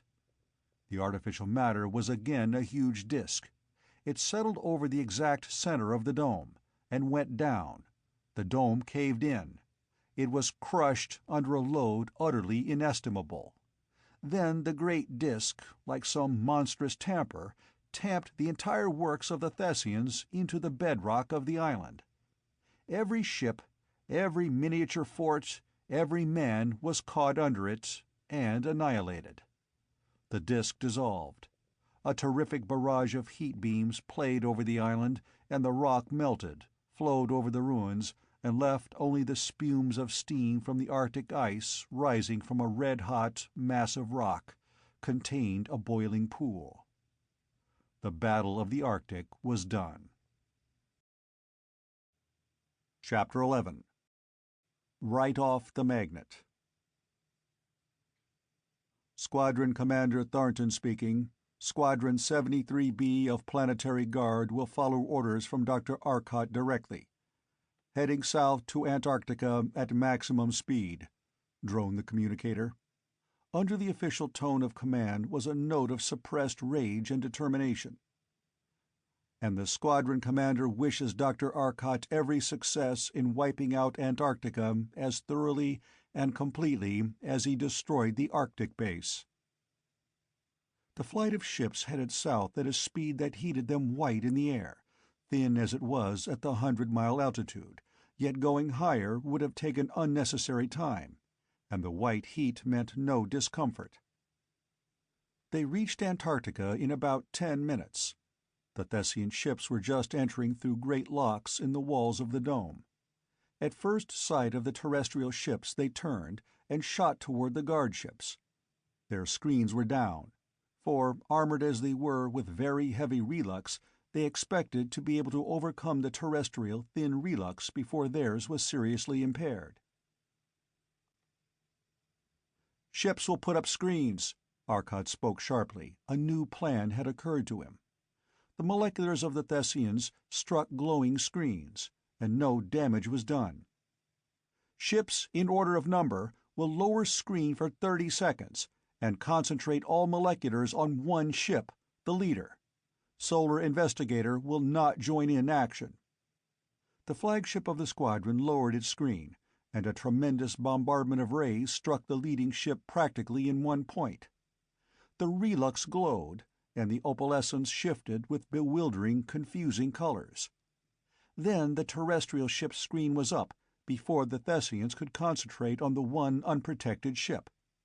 Immediately, another terrestrial ship opened its screen and bombarded the same ship. 2 others followed, and then it was forced to use its screen. But suddenly, a terrestrial ship crashed. Its straining screen had been overworked, and it failed. Arcot's magnetic beam went into action. The Thessian ray did not go out. It flickered, dimmed, but was apparently as deadly as ever. "Shielded. Right off the magnet, Morey. That is one asset we lose." Arcot, protected in space, was thinking swiftly. Moleculars, useless. They had to keep their own screens up. Artificial matter, bound in by their own molecular screen. And the magnet had failed them against the protected mechanism of the dome. The ships were not as yet protected, but the dome was. "Guess the only place we'd be safe is under the ground. Way under," commented Wade dryly. "Under the ground? Wade, you're a genius!" Arcot gave a shout of joy and told Wade to take over the ship. "Take the ship back into normal space. Head for the hill over behind the dome and drop behind it. It's solid rock, and even their rays will take a moment or so to move it. As soon as you get there, drop to the ground and turn off the screen. No, here, I'll do it. You just take it there, land on the ground, and shut off the screen. I promise the rest." Arcot dived for the artificial matter room. The ship was suddenly in normal space, its screen up. The dogfight had been ended. The terrestrial ships had been completely defeated. The Ancient Mariner's appearance was a signal for all the moleculars in sight. 10 huge ships, half a dozen small forts, and now the unshielded dome joined in. Their screen tubes heated up violently in the brief moment it took to dive behind the hill. A tube fused and blew out. Automatic devices shunted it, another tube took the load, and heated. But their screen was full of holes before they were safe for the moment behind the hill. Instantly, Wade dropped the defective screen. Almost as quickly as the screen vanished, a cylinder of artificial matter surrounded the entire ship. The cylinder was tipped by a perfect cone of the same base diameter. The entire system settled into the solid rock. The rock above cracked and filled in behind them. The ship was suddenly pushed by the base of the cylinder behind them, and drove on through the rock, the cone parting the hard granite ahead. They went perhaps half a mile, then stopped. In the light of the ship's windows, they could see the faint mistiness of the inconceivably hard, artificial matter. And beyond the slick, polished surface of the rock, it was pushing aside. The cone shape was still there. There was a terrific roar behind them. The rock above cracked, shifted, and moved about. "Raying the spot where we went down," Arcot grinned happily. The cone and cylinder merged, shifted together, and became a sphere. The sphere elongated upward, and the Ancient Mariner turned in it, till it too pointed upward. The sphere became an ellipsoid. Suddenly the ship was moving, accelerating terrifically. It plowed through the solid rock, and up into a burst of light. They were inside the dome. Great ships were berthed about the floor. Huge machines bulked here and there, barracks for men, everything. The ellipsoid shrank to a sphere. The sphere grew to a protuberance, which separated and became a single, bar-like cylinder. The cylinder turned and drove through the great dome wall. A little hole, but it whirled rapidly around, sliced the top off neatly and quickly. Again, like a gigantic teapot lid, the whole great structure lifted, settled, and stayed there. Men, scrambling wildly toward the ships, suddenly stopped, seemed to blur, and their features ran together horribly. They fell and were dead in an instant as the air disappeared. In another instant they were solid blocks of ice, for the temperature was below the freezing point of carbon dioxide. The giant tamper set to work. The Thessian ships went first. They were all crumpled, battered wrecks in a few seconds of work of the terrible disk. The dome was destroyed. Arcot tried something else. He put on his control machine the equation of a hyperboloid of two branches, and changed the constants gradually till the two branches came close. Then he forced them against each other. Instantly they fought terribly for existence. A tremendous blast of light and heat exploded into being. The energy of 2 tons of lead attempted to maintain those two branches. It was not, fortunately, explosive, and it took place over a relux floor. Most of the energy escaped into space. The vast flood of light was visible on Venus, despite the clouds. But it fused most of Antarctica. It destroyed the last traces of the camp in Antarctica. "Well, the squadron was wiped out, I see." Arcot's voice was flat as he spoke. "The squadron, 20 ships, 400 men." "Yes, but so is the Arctic camp, and the Antarctic camp as well," replied Wade. "What next, Arcot? Shall we go out to the intergalactic space at once?" asked Morey, coming up from the power room. "No, we'll go back to Vermont and have the time field stuff I ordered installed, then go to Sirius and see what they have. They moved their planets from the gravitational field of Negra, their dead black star, to the field of Sirius, and I'd like to know how they did it. Then Intergalactia." He started the ship toward Vermont, while Morey got into communication with the field and gave them a brief report. Chapter 12. Sirius. They landed about half an hour later, and Arcot simply went into the cottage and slept, with the aid of a light soporific. Morey and Wade directed the disposition of the machines, but Dr. Arcot Sr. really finished the job. The machines would be installed in less than 10 hours, for the complete plans Arcot and Morey had made, with the modern machines for translating plans to metal and lux, had made the actual construction quick, while the large crew of men employed required but little time. When Arcot and his friends awoke, the machines were ready. "Well, Dad, you have the plans for all the machines we have. I expect to be back in 2 weeks. In the meantime, you might set up a number of ships with very heavy relux walls that will stand raised for a while, and equip them with the rudimentary artificial matter machines you have, and go ahead with the work on the calculations. Thet will land other machines here, or on the moon. Probably they will attempt to ray the whole Earth. They won't have concentration of ray enough to move the planet, or to seriously chill it. But life is a different matter. It's sensitive. It is quite apt to let go, even under a mild ray. I think that a few exceedingly powerful ray screen stations might be set up, and the heaviside layer used to transmit the vibrations entirely around the Earth. You can see the idea easily enough, if you think it worthwhile, or better, if you can convince the thick-headed politicians of the Interplanetary Defense Commission that it is. Beyond that, I'll see you in about 2 weeks." Arcot turned and entered the ship. "I'll line up for Sirius and let go." Arcot turned the ship now, for Earth was well behind, and lined it on Sirius, bright in the utter black of space. He pushed his control to 1/2, and the space closed in about them. Arcot held it there while the chronometer moved through 6.5 seconds. Sirius was at a distance almost planetary in its magnitude from them. Controlling directly now, he brought the ship closer, till a planet loomed large before them. A large world, its rocky continents, its rolling oceans and jagged valleys, white under the enormous energy flood from the gigantic star of Sirius, 26 times more brilliant than the sun they had left. "But, Arcot, hadn't you better take it easy?" Wade asked. "They might take us for enemies, which wouldn't be so good." "I suppose it would be wise to go slowly.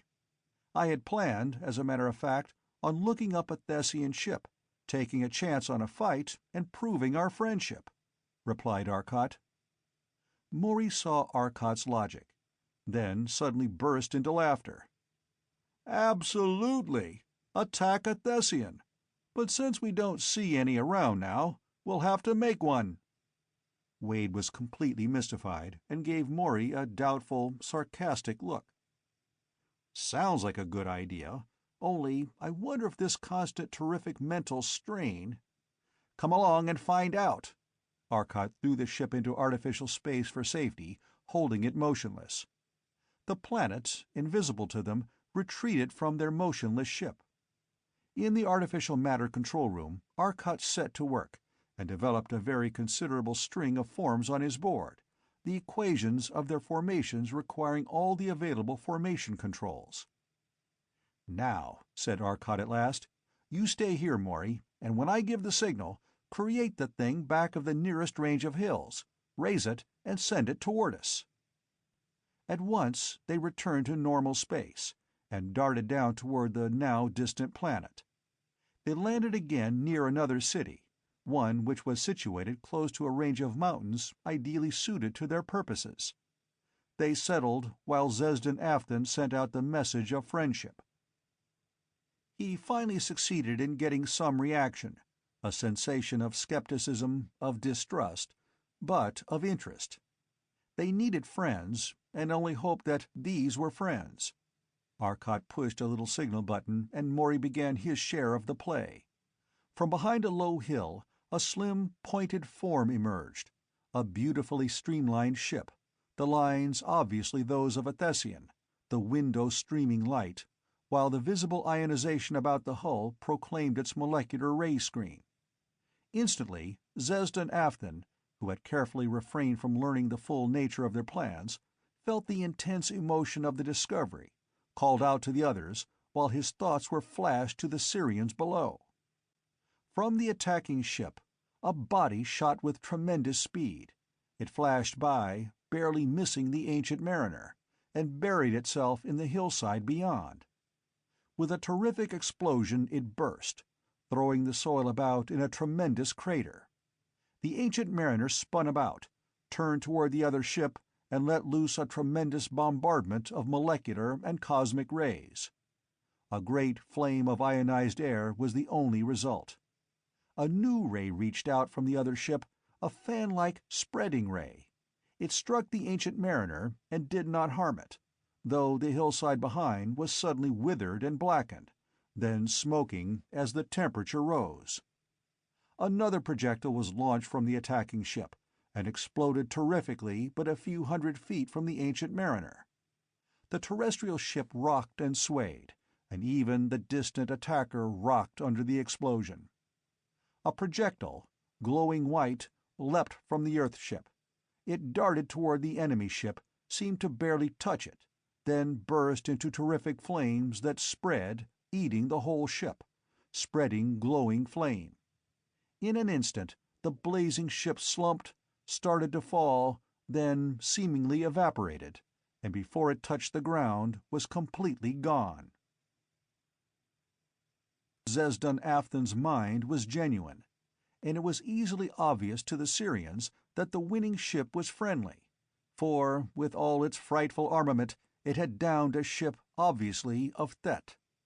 Though not exactly like the others, it had the all-too-familiar lines. "They welcome us now," said Zesden Afthan's mental message to his companions. "Tell them we'll be there, with bells on, or thoughts to that effect," grinned Arcot. Morey had appeared in the doorway, smiling broadly. "How was the show?" he asked. "Terrible. Why didn't you let it fall and break open?" "What would happen to the wreckage as we moved?" he asked sarcastically. "I thought it was a darn good demonstration." "It was convincing," laughed Arcot. "They won us now." The great ship circled down, landing gently just outside of the city. Almost at once one of the slim, long Syrian ships shot up from a courtyard of the city, racing out and toward the Ancient Mariner. Scarcely a moment later, 100 other ships from all over the city were on the way. Syrians seemed quite humanly curious. "We'll have to be careful here. We have to use altitude suits, as the Nigrians breathe an atmosphere of hydrogen instead of oxygen," explained Arcot rapidly to the Ortolian and the Talsonian who were to accompany him. "We will all want to go, and so, although this suit will be decidedly uncomfortable for you and Zesden Afthan and Stel Felso Thew, I think it wise that you all wear it. It will be much more convincing to the Syrians if we show that people of no less than 3 worlds are already interested in this alliance." A considerable number of Syrian ships had landed about them, and the tall, slim men of the 100-million-year-old race were watching them with their great brown eyes from a slight distance, for a cordon of men with evident authority were holding them back. "Who are you, friends?" asked a single man who stood within the cordon. His strongly built frame, a great high brow and broad head, designated him a leader at a glance. Despite the vast change the light of Sirius had wrought, Arcot recognized in him the original photographs he had seen from the planet old Sol had captured as Negra had swept past. So it was he who answered the thought question. "I am of the 3rd planet of the sun your people saw it as a home a few years back in time, Taj Lamor. Because you did not understand us, and because we did not understand you, we fought. We found the records of your race on the planet our sun captured, and we know now what you most wanted. Had we been able to communicate with you then, as we can now, our people would never have fought. At last you have reached that sun you so needed, thanks, no doubt, to the genius that was with you. But now, in your new-found peace, comes a new enemy, one who wants not only yours, but every sun in this galaxy. You have tried your ray of death, the anti-catalyst, and it but sputters harmlessly on their screens. You have been swept by their terrible rays that fuse mountains, then hurl them into space. Our world and the world of each of these men is similarly menaced. See, here is Zesden Afthan from Ortal, far on the other side of the galaxy, and here is Stel Felso Thew of Talso. Their worlds, as well as yours and mine, have been attacked by this menace from a distant galaxy, from Thet, of the sun Anstec, of the galaxy Venone. We must form an alliance of far wider scope than ever has existed before. To you we have come, for your race is older by far than any race of our alliance. Your science has advanced far higher. What weapons have you discovered among those ancient documents, Taj Lamor? We have one weapon that you no doubt need, a screen which will stop the rays of the molecular director apparatus. What have you to offer us?" "We need your help badly," was the reply. "We have been able to keep them from landing on our planets, but it has cost us much. They have landed on a planet we brought with us when we left the Black Star, but it is not inhabited. From this, as a base, they have made attacks on us. We tried throwing the planet into Sirius. They merely left the planet hurriedly as it fell toward the star, and broke free from our attractive ray." "The attractive ray? Then you have uncovered that secret?" asked Arcot eagerly. Taj Lamor and some of his men bring an attractive ray projector to the ship. The apparatus turned out to be nearly 1,000 tons in weight, and some 20 feet long, 10 feet wide, and approximately 12 feet high. It was impossible to load the huge machine into the Ancient Mariner, so an examination was conducted on the spot, with instruments whose reading was intelligible to the terrestrians operating it. Its principal fault lay in the fact that, despite the enormous energy of the matter given out, the machine still gobbled up such titanic amounts of energy before the attraction could be established that a very large machine was needed. The ray, so long as maintained, used no more power than was actually expended in moving the planet or other body. The power used while the ray was in action corresponded to the work done, but a tremendous power was needed to establish it, and this power could never be recovered. Further, no reaction was produced in the machine, no matter what body it was turned upon. In swinging a planet, then, a spaceship could be used as the base for the reaction was not exerted on the machine. From such meager clues and the instruments, Arcot got the hints that led him to the solution of the problem, for the documents, from which Taj Lamor had gotten his information, had been disastrously wiped out when one of their cities fell, and Taj Lamor had but copied the machines of his ancestors. The immense value of these machines was evident, for they would permit Arcot to do many things that would have been impossible without them. The explanation as he gave it to Stelfelso-Theou foretold the uses to which it might be put. As a weapon, he pointed out, its most serious fault is that it takes a considerable time to pump in the power needed. It has here practically the same fault which the artificial matter had on your world. As I see it, the ray is actually a directed gravitational field. Now, here is one thing that makes it more interesting and more useful. It seems to defy the laws of mechanics. It acts, but there is no apparent reaction.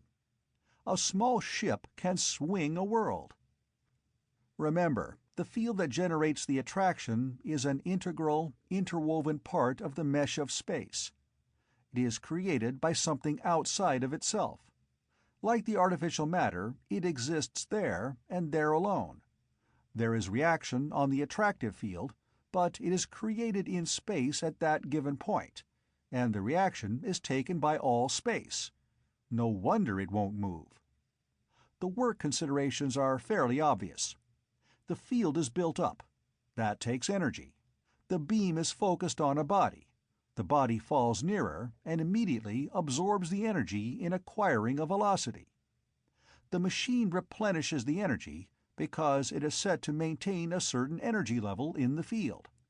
Therefore, the machine must do the work of moving the ship, just as though it were a driving apparatus. After the beam has done what is wanted, it may be shut off, and the energy in the field is now available for any work needed. It may be drained back into power coils such as ours, for instance, or one might just spend that last iota of power on the job. As a driving device, it might be set to pull the entire ship along, and still not have any acceleration detectable to the occupants. I think we'll use that on our big ship, he finished, his eyes far away on some future idea. Natural gravity of natural matter is, luckily, not selective. It goes in all directions. But this artificial gravity is controlled so that it does not spread, and the result is that the mass attraction of a mass of matter does not fall off as the inverse square of the distance, but, like the ray from the parallel beam spotlight, continues undiminished. Actually, they create an exceedingly intense, exceedingly small gravitational field, and direct it in a straight line. The building up of this field is what takes time. Zesden Afton, who had a question which was troubling him, looked anxiously at his friends. Finally, he broke into their thoughts, which had been too cryptically abbreviated for him to follow. Like the work of a professor solving some problem, his steps taken so swiftly and so abbreviated that their following was impossible to his students. "But how is it that the machine is not moved when exerting such force on some other body?" he asked at last. "Oh, the ray concentrates the gravitational force and projects it. The actual strain is in space. It is space that takes the strain, but in normal cases, unless the masses are very large, no considerable acceleration is produced over any great distance. That law operates in the case of the pulled body. It pulls the gravitational field as a normal field, the inverse square law applying. But on the other hand, the gravity beam pulls with a constant force. It might be likened to the light pressure effects of a spotlight and a star. The spotlight would push the sun with a force that was constant, no matter what the distance, while the light pressure of the sun would vary as the inverse square of the distance. But remember, it is not a body that pulls another body, but a gravitational field that pulls another. The field is in space. A normal field is necessarily attached to the matter that it represents, or that represents it, as you prefer, but this artificial field has no connection in the form of matter. It is a product of a machine, and exists only as a strain in space. To move it, you must move all space, since it, like artificial matter, exists only where it is created in space. Do you see now why the law of action and reaction is apparently flouted? Actually, the reaction is taken up by space." Arcot rose and stretched. Morey and Wade had been looking at him, and now they asked when he intended leaving for the intergalactic spaces. "Now, I think. We have a lot of work to do. At present, we have the mathematics of the artificial matter to carry on, and the math of the artificial gravity to develop. We gave the Syrians all we had on artificial matter and on moleculars. They gave us all they had, which wasn't much beyond the artificial gravity, and a lot of work. At any rate, let's go." Chapter 13. Attacked. The Ancient Mariner stirred and rose lightly from its place beside the city. Visible over the horizon now, and coming at terrific speed, was a fleet of 7 Thessian ships. They must do their best to protect that city. Arcot turned the ship and called his decision to Morey. As he did so, one of the Thessian ships suddenly swerved violently and plunged downward. The attractive ray was in action. It struck the rocks of Neptune and plunged in. Half buried, it stopped. Stopped, and backed out. The tremendously strong relux and lux had withstood the blow, and these strange, inhumanly powerful men had not been injured. 2 of the ships darted toward him simultaneously, flashing out molecular rays. The rays glanced off of Arcot's screen already in place, but the tubes were showing almost at once that this could not be sustained. It was evident that the swiftly approaching ships would soon break down the shields. Arcot turned the ship and drove to one side. His eyes went dead. He cut into artificial space, waited 10 seconds, then cut back. The scene before him changed. It seemed a different world. The light was very dim, so dim he could scarcely see the images on the viewplate. They were so deep a red that they were very near to black. Even Sirius, the flaming blue-white star, was red. The darting Thessian ships were moving quite slowly now, moving at a speed that was easy to follow. Their rays, before ionizing the air brilliantly red, were now dark. The instrument showed that the screen was no longer encountering Sirius loading, and, further, the load was coming in at a frequency harmlessly far down the radio spectrum. Arcot stared in wide-eyed amazement. What could the Thessians have done that caused this change? He reached up and increased the amplification on the eyes to a point that made even the dim illumination sufficient. Wade was staring in amazement too. "Lord, what an idea!" suddenly exclaimed Arcot. Wade was staring at Arcot in equally great amazement. "What's the secret?" he asked. "Time, man, time! We are in an advanced time plane, living faster than they. Our atoms of fuel are destroyed faster. Our second is shorter. In 1 second of our earthly time, our generators do the same amount of work as usual, but they do many, many times more work in 1 second of the time we were in. We are under the advanced time field." Wade could see it all. The red light, normal light seen through eyes enormously speeded in all perceptions. The change, the dimness, dim because less energy reached them per second of their time. Then came this blue light, as they reached the X-ray spectrum of Sirius and saw X-rays as normal light, shielded, tremendously shielded by the atmosphere, but the enormous amplification of the eyes made up for it. The remaining Thessians seemed to get the idea simultaneously, and started for Arcot in his own time field. The Thessian ship appeared to be actually leaping at him. Suddenly, his speed increased inconceivably. Simultaneously, Arcot's hand, already started toward the space control switch, reached it and pushed it to the point that threw the ship into artificial space. The last glimmer of light died suddenly as the Thessian ship's bow loomed huge beside the ancient mariner. There was a terrific shock that hurled the ship violently to one side, threw the men about inside the ship. Simultaneously, the lights blinked out. Light returned as the automatic emergency incandescent lights in the room, fed from an energy store coil, flashed on abruptly. The men were white-faced, tense in their positions. Swiftly, Morey was looking over the indicators on his remote reading panel, while Arcot stared at the few dials before the actual control board. "There's an air pressure outside the ship!" he cried out in surprise. "High oxygen, very little nitrogen, breathable apparently, provided there are no poisons. Temperature 10 below 0 C. Lights are off because relays opened when the crash short-circuited them." Morey and the entire group were suddenly shaking. "Nervous shock," commented Zesdan Afton. "It will be an hour or more before we will be in condition to work." "Can't wait," replied Arcot testily, his nerves on edge too.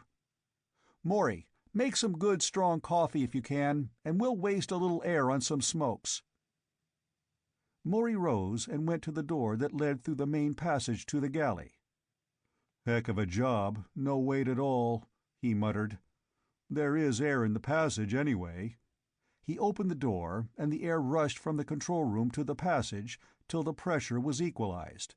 The door to the power room was shut, but it was bulged, despite its 2-inch lux metal, and through its clear material he could see the wreckage of the power room. "Arcot," he called, "come here and look at the power room. Quintillions of miles from home, we can't shut off this field now." Arcot was with him in a moment. The tremendous mass of the nose of the Thessian ship had caught them full amidship, and the powerful ram had driven through the room. Their lux walls had not been touched. Only a sledgehammer blow would have bent them under any circumstances, let alone breaking them. But the tremendously powerful main generator was split wide open, and the mechanical damage was awful. The prow of the ship had been driven deep into the machine, and the power room was a wreck. "And," pointed out Morey, "we can't handle a job like that. It will take a tremendous amount of machinery back on a planet to work that stuff, and we couldn't bend that bar, let alone fix it." "Get the coffee, will you please, Morey?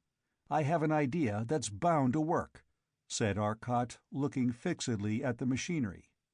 Morey turned and went to the galley. 5 minutes later they returned to the corridor, where Arcot stood still, looking fixedly at the engine room. They were carrying small plastic balloons with coffee in them. They drank the coffee and returned to the control room, and sat about, the terrestrials smoking peacefully, the Ortolian and the Talsonian satisfying themselves with some form of mild narcotic from Ortol, which Zesden Afton introduced. "Well, we have a lot more to do," Arcot said.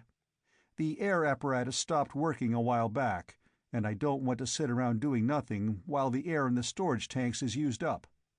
Did you notice our friends, the enemy?" Through the great pilot's window the bulk of the Thessian ship's bow could be seen. It was cut across with an exactitude of mathematical certainty. "Easy to guess what happened," Morey grinned. "They may have wrecked us, but we sure wrecked them. They got half in and half out of our space field. Result, the half that was in stayed in. The half that was out stayed out.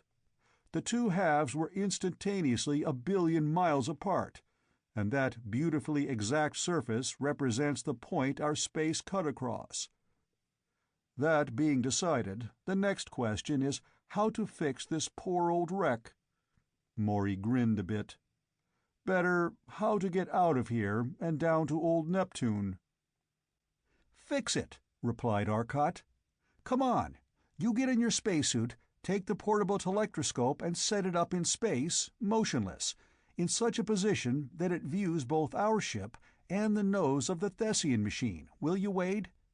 Tune it to 773. Morey rose with Arcot and followed him, somewhat mystified, down the passage. At the airlock, Wade put on his spacesuit, and the Ortolian helped him with it. In a moment the other 3 men appeared bearing the machine. It was practically weightless, though it would fall slowly if left to itself, for the mass of the Ancient Mariner and the front end of the Thessian ship made a considerable attractive field. But it was clumsy and needed guiding here in the ship. Wade took it into the airlock, and a moment later into space with him. His hand molecular driving unit pulling him, he towed the machine into place, and with some difficulty got it practically motionless with respect of the 2 bodies, which were now lying against each other. "Turn it a bit, Wade, so that the Ancient Mariner is just in its range," came Arcot's thoughts. Wade did so. "Come on back and watch the fun." Wade returned. Arcot and the others were busy placing a heavy emergency lead from the storeroom in the place of one of the broken leads. In 5 minutes they had it fixed where they wanted it. Into the control room went Arcot and started the power room teleview plate. Connected into the system of viewplates, the scene was visible now on all the plates in the ship. Well off to one side of the room, prepared for such emergencies and equipped with individual power storage coils that would run it for several days, the viewplate functioned smoothly. "Now we are ready," said Arcot. The Talsonian proved he understood Arcot's intentions by preceding him to the laboratory. Arcot had 2 viewplates operating here. One was covering the scene as shown by the machine outside, and the other showed the power room. Arcot stepped over to the artificial matter machine and worked swiftly on it. In a moment the power from the storage coils of the ship was flowing through the new cable and into the machine. A huge ring appeared about the nose of the Thessian ship, fitting snugly over it. A terrific wrench, and it was free of the Ancient Mariner. The ring contracted and formed a chunk of the stuff free of the broken nose of the ship. It was carried over to the wall of the Ancient Mariner, a smaller piece snipped off as before and carried inside. A piece of perhaps half a ton mass. "I hope they use the good stuff," grinned Arcot. The piece was deposited on the floor of the ship, and a disk formed of artificial matter plugged the hole in its side. Another took a piece of the relux from the broken Thessian ship, pushed it into the hole on the ship. The space about the scene of operation was a crackling inferno of energy breaking down into heat and light. Arcot dematerialized his tremendous tools, and the wall of the Ancient Mariner was neatly patched with relux smoothed over as perfectly as before. A second time, using some of the relux he had brought within the ship, and the inner wall was rebuilt. The job was absolutely perfect, save that now, where there had been lux, there was an outer wall of relux. The main generator was crumpled up and torn out. The auxiliary generators would have to carry the load. The great cables were swiftly repaired in the same manner, a perfect cylinder forming about them, and a piece of relux from the store Arcot had sliced from the enemy ship, welding them perfectly under enormous pressure that made them flow perfectly into one another as heat alone could not. In less than half an hour the ship was patched up, the power room generally repaired, save for a few minor things that had to be replaced from the stores. The main generator was gone, but that was not an essential. The door was straightened and the job done. In an hour they were ready to proceed.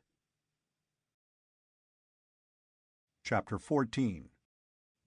Intergalactic Space. "Well, Sirius has retreated a bit," observed Arcot. The star was indeed several trillions of miles away. Evidently they had not been motionless as they had thought, but the interference of the Thessian ship had thrown their machine off. "Shall we go back, or go on?" asked Morey. "The ship works. Why return?" asked Wade. "I vote we go on." "Seconded," added Arcot. "If they who know most of the ship vote for a continuance of the journey, then, assuredly, we who know so little can only abide by their judgment. Let us continue," said Zesdan Afthan gravely. Space was suddenly black about them. Sirius was gone. All the jewels of the heavens were gone in the black of swift flight. 10 seconds later, Arcot lowered the space control. Black behind them, the night of space was pricked by points of light, the infinite multitude of the stars. Before them lay nothing, the utter emptiness of space between the galaxies. "Thlex steers! What happened?" asked Morey in amazement, his pet Venerian phrase rolling out in his astonishment. "Tried an experiment, and it was overly successful," replied Arcot, a worried look on his face.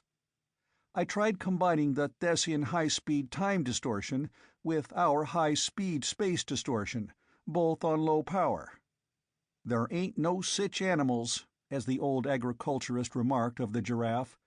God knows what speed we hit, but it was plenty. We must be 10,000 light-years beyond the galaxy." "That's a fine way to start the trip. You have the old star maps to get back, however, have you not?" asked Wade. "Yes, the maps we made on our first trip out this way are in the cabinet. Look 'em up, will you, and see how far we have to go before we reach the cosmic fields?" Arcot was busy with his instruments, making a more accurate determination of their distance from the edge of the galaxy. He adopted the figure of 12,500 light-years as the probable best result. Wade was back in a moment with the information that the fields lay about 16,000 light-years out. Arcot went on at a rate that would reach the fields in 2 hours.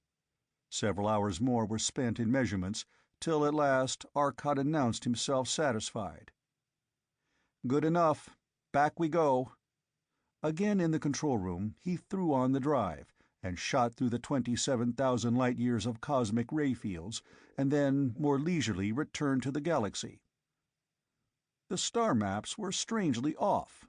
They could follow them, but only with difficulty, as the general configuration of the constellations that were their guides were visibly altered to the naked eye.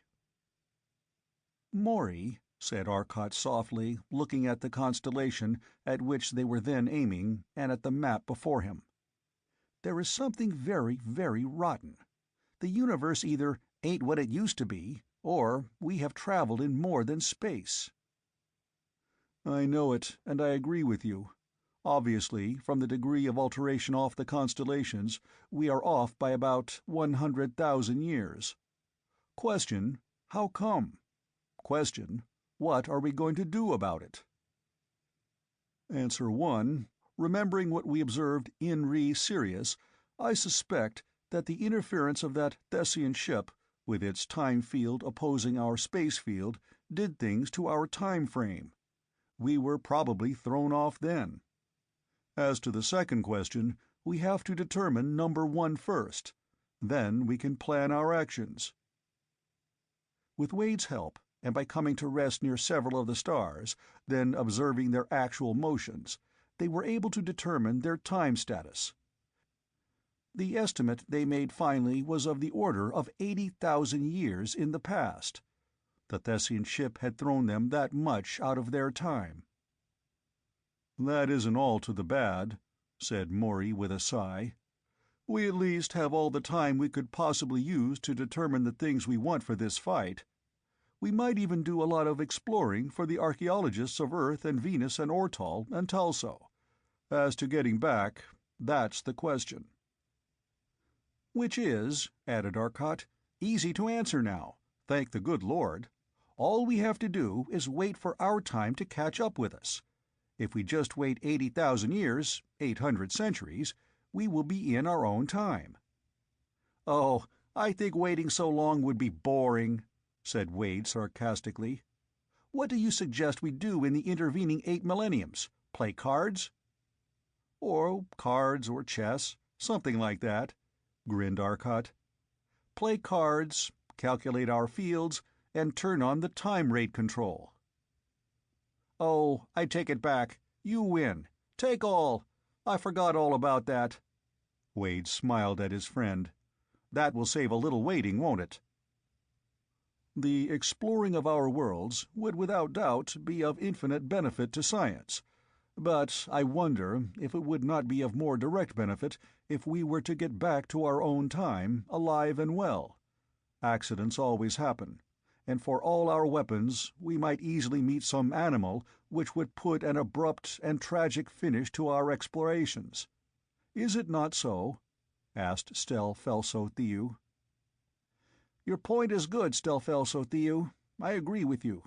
We will do no more exploring than is necessary or safe. We might just as well travel slowly on the time retarder and work on the way. I think the thing to do is to get back to Earth, or better, the solar system, and follow the sun in its path." They returned, and the desolation that the sun in its journey passes through is nothing to the utter, oppressive desolation of empty space between the stars, for it has its family of planets, and it has no conscious thought. The sun was far from the point that it had occupied when the travelers had left it, billions on billions of miles further on its journey around the gravitational center of our galactic universe, and in the 80 millenniums that they must wait, it would go far. They did not go to the planets now, for, as Arcot said in reply to Stel-Felso-Thew's suggestion that they determine more accurately their position in time, life had not developed to an extent that would enable them to determine the year according to our calendar. So for 30,000 years they hung motionless as the sun moved on, and the little spots of light that were worlds hurled about it in a mad race. Even Pluto, in its 300-year-long track, seemed madly gyrating beneath them. Mercury was a line of light, as it swirled about the swiftly moving sun. But that 30,000 years was 30 days to the men of the ship. Their time rate immensely retarded, they worked on their calculations. At the end of that month, Arcot had, with the help of Morey and Wade, worked out the last of the formulas of artificial matter, and the machines had turned out the last graphical function of the last branch of research that they could discover. It was a time of labor for them, and they worked almost constantly, stopping occasionally for a game of some sort to relax the nervous tension. At the end of that month they decided that they would go to Earth. They speeded their time rate now and flashed toward Earth at an enormous speed that brought them within the atmosphere in minutes. They had landed in the valley of the Nile. Arcot had suggested this as a means of determining the advancement of life of man. Man had evidently established some of his earliest civilizations in this valley, where water and sun for his food plants were assured. "Look, there are men here!" exclaimed Wade. Indeed, below them were villages, of crude huts made of timber and stone and mud. Rubble-work walls, for they needed little shelter here, and the people were but savages. "Shall we land?" asked Arcot, his voice a bit unsteady with suppressed excitement. "Of course," replied Morey, without turning from his station at the window. Below them now, less than half a mile down on the patchwork of the Nile Valley, men were standing, staring up, collecting in little groups, gesticulating toward the strange thing that had materialized in the air above them. "Does everyone agree that we land?" asked Arcot. There were no dissenting voices, and the ship sank gently toward a road below and to the left. A little knot of watchers broke, and they fled in terror as the great machine approached, crying out to their friends, casting affrighted glances at the huge, shining monster behind them. Without a jar, the mighty weight of the ship touched the soil of its native planet, touched it 50 millenniums before it was made, 500 centuries before it left. Arcot's brow furrowed. "There is one thing puzzles me. I can't see how we can come back. Don't you see, Morey, we have disturbed the lives of those people. We have affected history. This must be written into the history that exists. This seems to banish the idea of free thought. We have changed history, yet history is that which is already done. Had I never been born, but I was already. I existed 58,000 years before I was born. Let's go out and think about that later. We'll go to a psych hospital. If we don't stop thinking about problems of space and time for a little while, we need some kind of relaxation." "I suggest that we take our weapons with us. These men may have weapons of chemical nature, such as poisons injected into the flesh on small sticks hurled either by a spring device or by pneumatic pressure of the lungs," said Stel Felso-Thew as he rose from his seat unstrapping himself. "Arrows and blowguns we call 'em. But it's a good idea, Stel Felso, and I think we will," replied Arcot.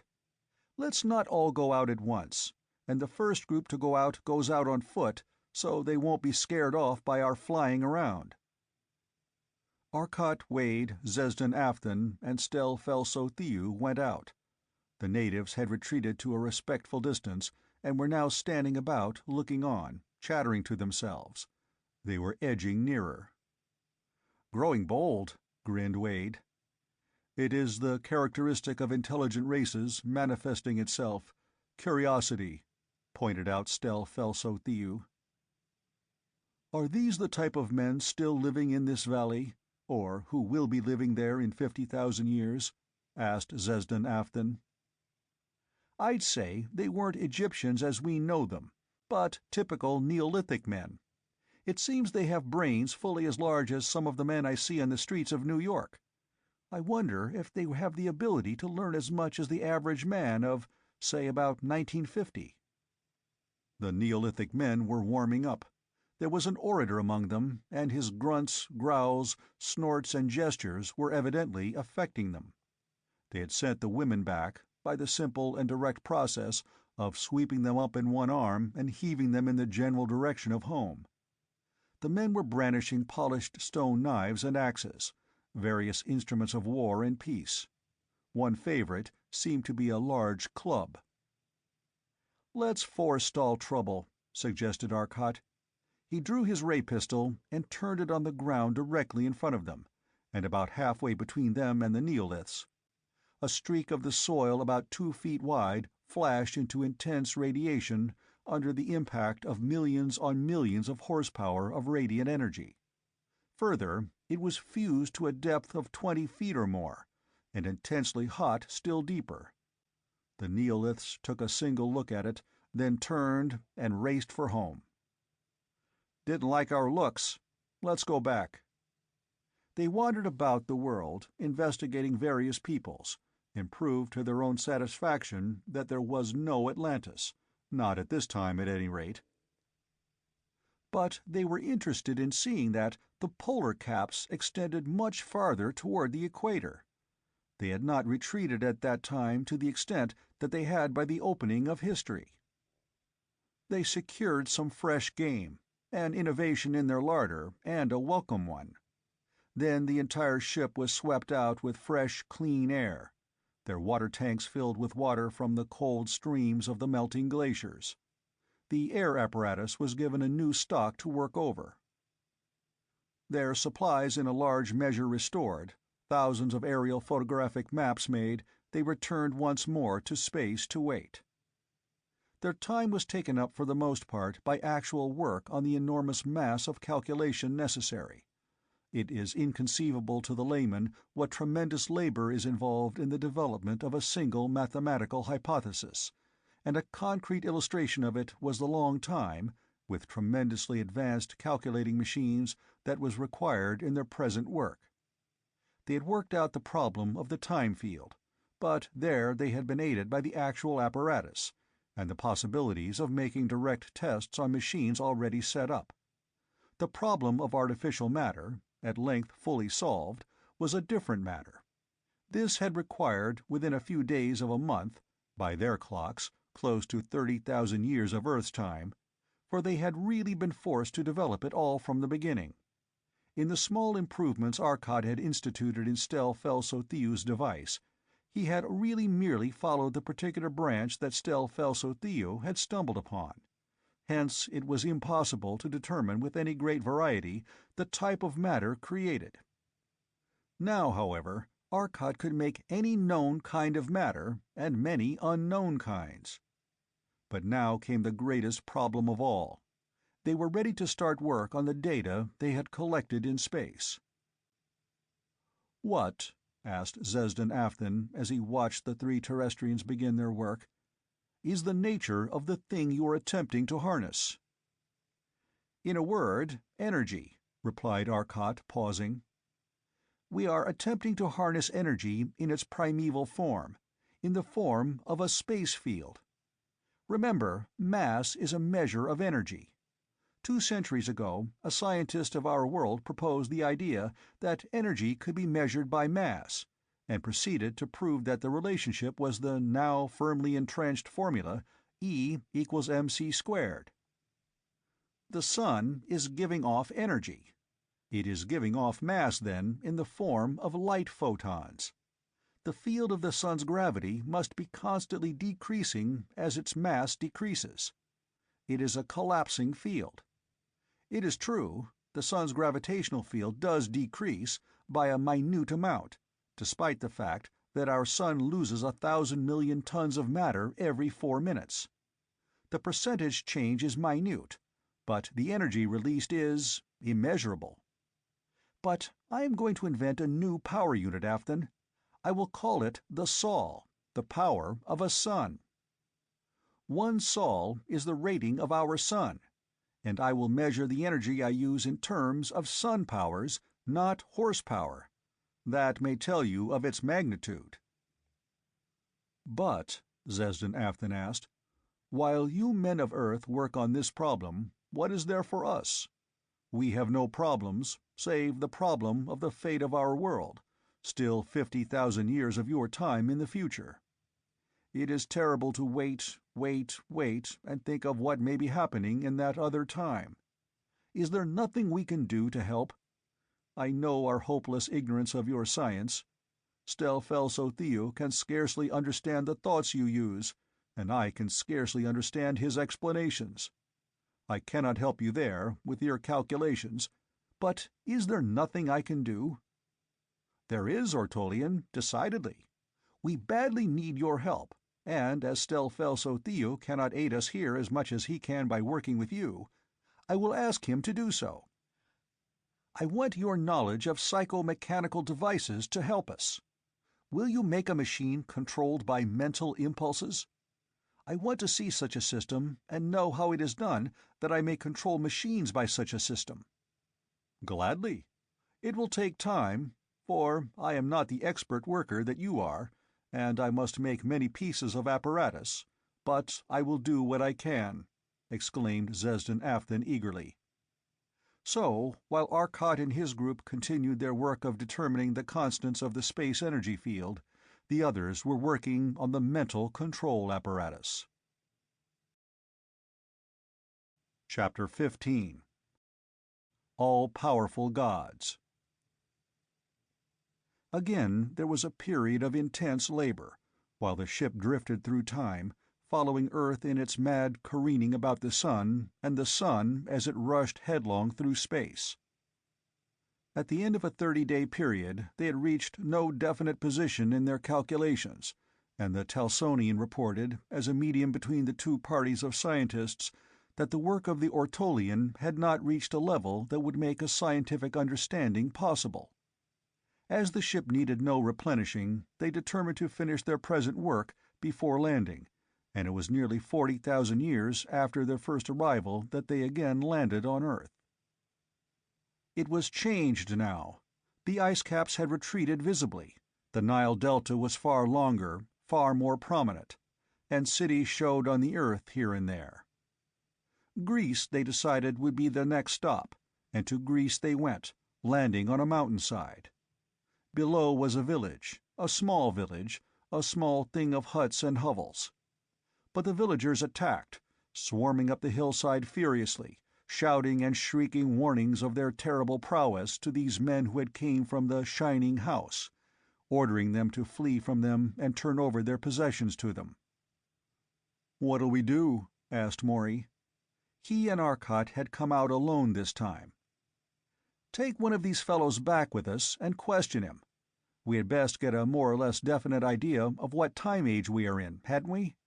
We don't want to overshoot by a few centuries, you know." The villagers were swarming up the side of the hill, armed with weapons of bronze and wood. The bronze implements of murder were rare, and evidently costly, for those that had them were obviously leaders and better dressed than the others. "Hang it all, I have only a molecular pistol. Can't use that, it would be a plain massacre," exclaimed Arcot.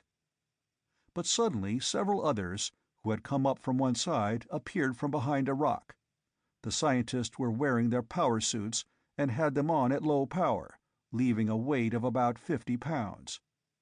Morey, with his normal weight well over 200, jumped far to one side of a clumsy rush of a peasant, leapt back, and caught him from behind. Lifting the smaller man above his head, he hurled him at two others following. The three went down in a heap. Most of the men were about 5 feet tall, and rather lightly built. The Greek god had not yet materialized among them. They were probably poorly fed and heavily worked. Only the leaders appeared to be in good physical condition, and the men could not develop to a large stature. Arcot and Morey were giants among them, and with their greater skill, tremendous jumping ability, and far greater strength, easily overcame the few who had come by the side. One of the leaders was picked up and trussed quickly in a rope a fellow had carried. "Look out!" called Wade from above. Suddenly he was standing beside them, having flown down on the power suit. "Caught your thoughts. Rather, Zesden Afton did." He handed Arcot a ray pistol. The rest of the Greeks were near now, crying in amazement, and running more slowly. They didn't seem so anxious to attack. Arcot turned the ray pistol to one side. "Wait!" called Morey. A face peered from around the rock toward which Arcot had aimed his pistol. It was that of a girl, about 15 years old in appearance, but hard work had probably aged her face. Morey bent over, heaved on a small boulder, about 200 pounds of rock, and rolled it free of the depression it rested in, then caught it on a molecular ray, hurled it up. Arcot turned his heat ray on it for an instant, and it was white-hot. Then the molecular ray threw it over toward the great rock and crushed it against it. 3 children shrieked and ran out from the rock, scurrying down the hillside. The soldiers had stopped. They looked at Morey. Then they looked at the great rock, 300 yards from them. They looked at the rock fragments. "They think you threw it," grinned Arcot. "What else? They saw me pick it up, saw me roll it, and it flew. What else could they think?" Arcot's heat ray hissed out, and the rock sputtered and cracked, then glowed white. There was a dull explosion, and chips of rock flew up. Water, imprisoned, had been turned into steam. In a moment the whistle and crackle of combined heat and molecular rays stabbing out from Arcot's hands had built a barrier of fused rocks. Leisurely, Arcot and Morey carried their now revived prisoner back to the ship, while Wade flew ahead to open the locks. Half an hour later, the prisoner was discharged, much to his surprise, and the ship rose. They had been able to learn nothing from him. Even the Greek gods, Zeus, Hermes, Apollo, all the later Greek gods, were unknown, or so greatly changed that Arcot could not recognize them. "Well," he said at length, "it seems all we know is that they came before any historical Greeks we know of. That puts them back quite a bit, but I don't know how far. Shall we go see the Egyptians?" They tried Egypt a few moments across the Mediterranean, landing close to the mouth of the Nile. The people of a village nearby immediately set out after them.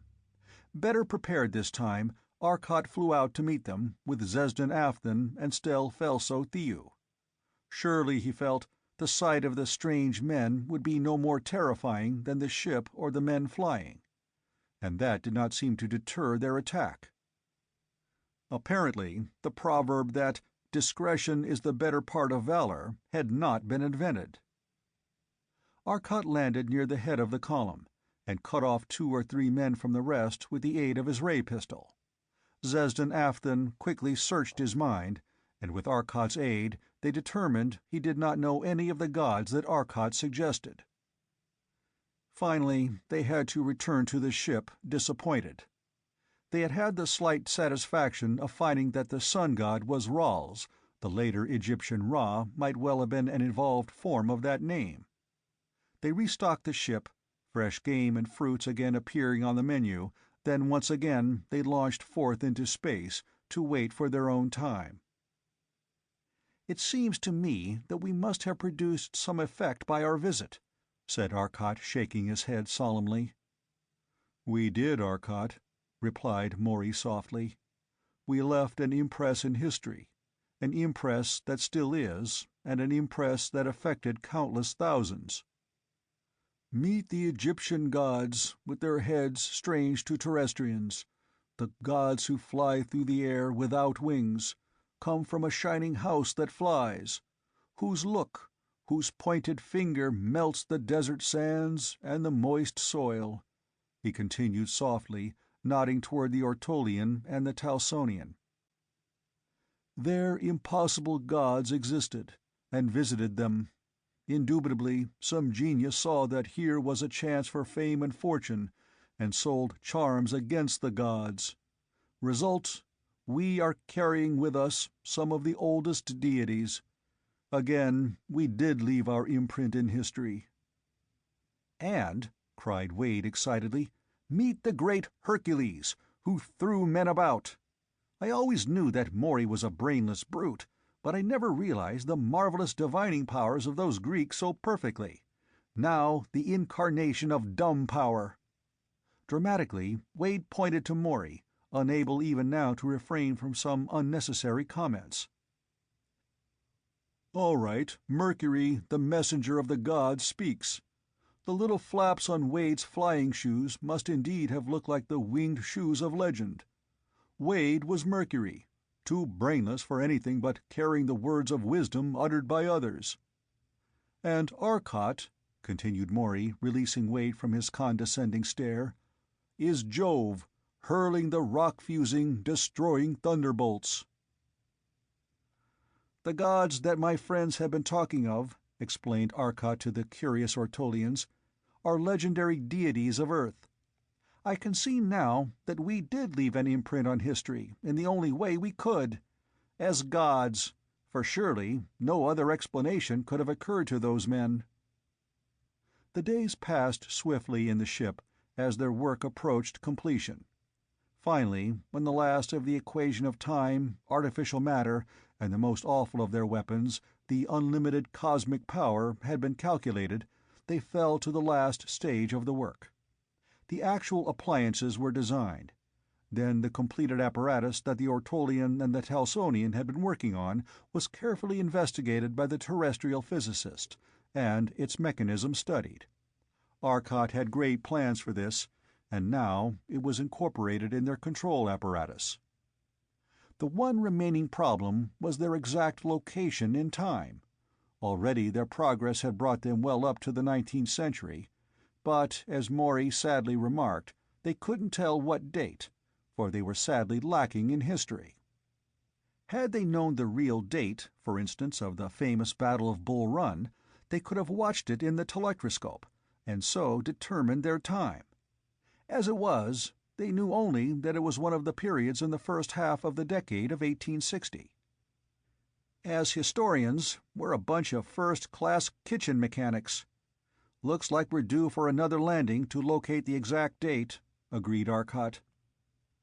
Why land now? Let's wait until we are nearer the time to which we belong, so we won't have to watch so carefully and so long, suggested Wade. They argued this question for about 200 years, as a matter of fact. After that, it was academic anyway. Chapter 16. Home Again.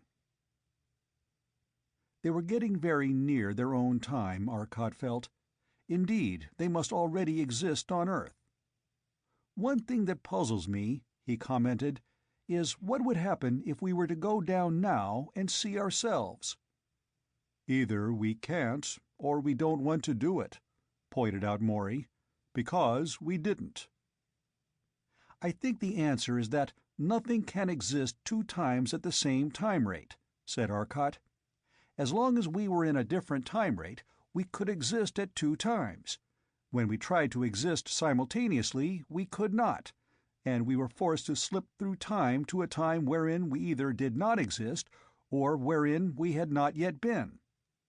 Since we were nearer the time when we last existed in normal time than we were to the time of our birth, we went to the time we left. I suspect that we will find we have just left Earth. Shall we investigate?" "Absolutely, Arcot, and here's hoping we didn't overshoot the mark by much." As Morey intimated, had they gone much beyond the time they left Earth, they might find conditions very serious indeed. But now they went at once toward Earth on the time control. As they neared, they looked anxiously for signs of the invasion. Arcot spotted the only evident signs, however: two large spheres, tiny points in appearance on the telectroscope screen, were circling Earth, one at about 1,000 miles, moving from east to west, the other about 1,200 miles, moving from north to south.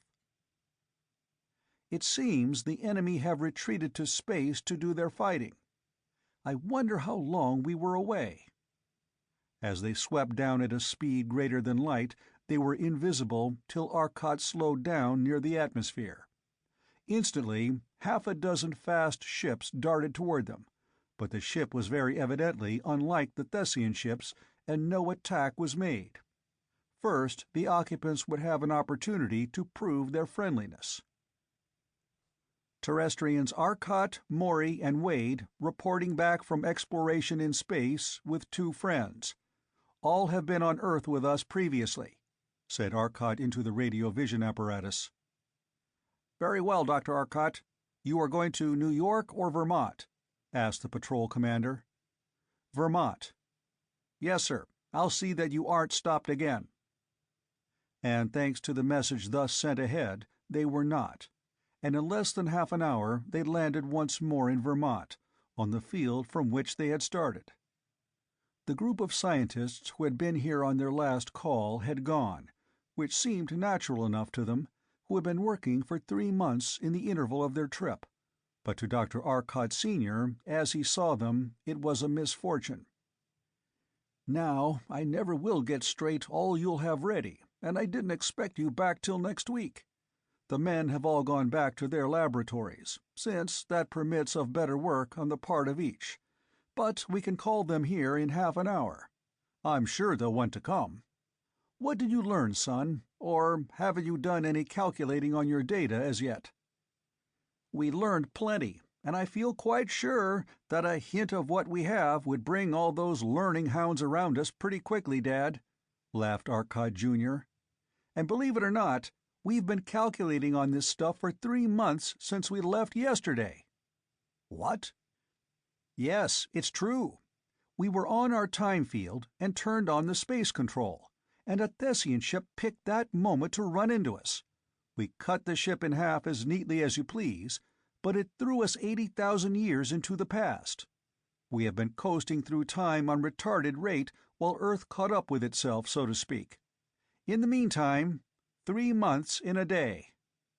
But don't call those men. Let them come to the appointment while we do some work, and we have plenty of work to do, I assure you. We have a list of things to order from the standard supply houses, and I think you better get them for us, Dad." Arcot's manner became serious now. "We haven't gotten our government expense research cards yet, and you have. Order the stuff and get it out here, while we get ready for it. Honestly, I believe that a few ships such as this apparatus will permit will be enough in themselves to do the job. It really is a pity that the other men didn't have the opportunity we had for crowding much work into little time. But then, I wouldn't want to take that road to concentration again myself. Have the enemy amused you in my absence? Come on, let's sit down in the house instead of standing here in the sun." They started toward the house as Arcot Sr. explained what had happened in the short time they had been away. "There is a friend of yours here, whom you haven't seen in some time, son. He came with some allies." As they entered the house, they could hear the boards creak under some heavy weight that moved across the floor, soundlessly and in light of motion in itself. A shadow fell across the hall floor, and in the doorway a tremendously powerfully built figure stood. He seemed to overflow the doorway, nearly 6.5 feet tall and fully as wide as the door. His rugged, bronzed face was smiling pleasantly, and his deep-set eyes seemed to flash. A living force flowed from them. "Torlos! By the 9 planets! Torlos of Nansal! Say, I didn't expect you here, and I will not put my hand in that meat grinder of yours," grinned Arcot happily as Torlos stretched forth a friendly but quite too powerful hand. Torlos of Nansal, that planet Arcot had discovered on his first voyage across space, far in another island of space, another island universe, was not constructed as are human beings of Earth, nor of Venus, Talso, or Ortal, but most nearly resembled, save in size, the Thessians. Their framework, instead of being stone, as is ours, was iron. Their bones were pure metallic iron, far stronger than bone. On these far stronger bones were great muscles of an entirely different sort. A muscle that used heat of the body as its fuel, a muscle that was utterly tireless, and unbelievably powerful. Not a chemical engine, but a molecular motion engine, it had no chemical fatigue products that would tire it, and needed only the constant heat supplied the body sucked from the air to work indefinitely. Unlimited by waste-carrying considerations, the strength was enormous. It was one of the commercial space freighters plying between Nansal, Sator, Earth, and Venus that had brought the news of this war to him, Torlos explained, and he, as the new trade coordinator and fourth of the 4 who now ruled Nansal, had suggested that they go to the aid of the man who had so aided them in their great war with Sator. It was Arcot's gift of the secret of the molecular ray and the molecular ship that had enabled them to overcome their enemy of centuries and force upon them an unwelcome peace. Now, with a fleet of 50 interstellar, or better, intergalactic battleships, Nansal was coming to Earth's aid. The battleships were now on patrol with all of Earth's and Venus' fleet, but the Nansalian ships were all equipped with the enormously rapid space distortion system of travel, of course, and were a shock troop in the patrol. The Terrestrian and Venerian patrols were not so equipped in full. "And Arcot, from what I have learned from your father, it seems that I can be of real assistance," finished Torlos. "But now I think I should know what the enemy has done. I see they built some forts." "Yes," replied Arcot Sr., "they did. They decided that the system used on the forts of North and South Poles was too effective. They moved to space and cut off slices of Luna, pulled it over on their molecular rays, and used some of the most magnificent apparatus you ever dreamed of. I have just started working on the mathematics of it. We sent out a fleet to do some investigating, but they attacked and stopped work in the meantime. Whatever the ray is that can destroy matter at a distance, they are afraid that we could find its secret too easily and block it, for they don't think it is a weapon, and it is evidently slow in action." "Then it isn't what I thought it was," muttered Arcot. "What did you think it was?" asked his father. Tell you later. Go on with the account." "Well, to continue. We have not been idle. Following your suggestion, we built up a large race screen apparatus, in fact, several of them, and carried them in ships to different parts of the world. Also, some of the planets, lest they start dropping worlds on us. They are already in operation, sending their defensive waves against the heaviside layer. Radio is poor over any distance, and we can't call Venus from inside the layer now. However, we tested the protection, and it works, far more efficiently than we calculated due to the amazing conductivity of the layer. If they intend to attack in that way, I suspect that it will be soon, for they are ready now, as we discovered. An attack on their fort was met with a ray screen from the fort. They fight with a wild viciousness now. They won't let a ship get near them. They destroy everything on sight. They seem tremendously afraid of that apparatus of yours. Too bad we had no more." "We will have, if you will let me get to work." They went to the ship and entered it. Arcot Sr. did not follow, but the others waited, while the ship left Earth once more and floated in space. Immediately they went into the time field. They worked steadily, sleeping when necessary, and the giant strength of Torlos was frequently as great an asset as his indefatigable work. He was learning rapidly and was able to do a great deal of the work without direction. He was not a scientist, and the thing was new to him, but his position as one of the best of the secret intelligence force of Nansal had proven his brains, and he did his share. The others, scientists all, found the operations difficult, for work had been allotted to each according to his utmost capabilities. It was still nearly a week of their time before the apparatus was completed to the extent possible, less than a minute of normal time passing. Finally, the unassembled but completed apparatus was carried to the laboratory of the cottage, and word was sent to all the men of Earth that Arcot was going to give a demonstration of the apparatus he hoped would save them.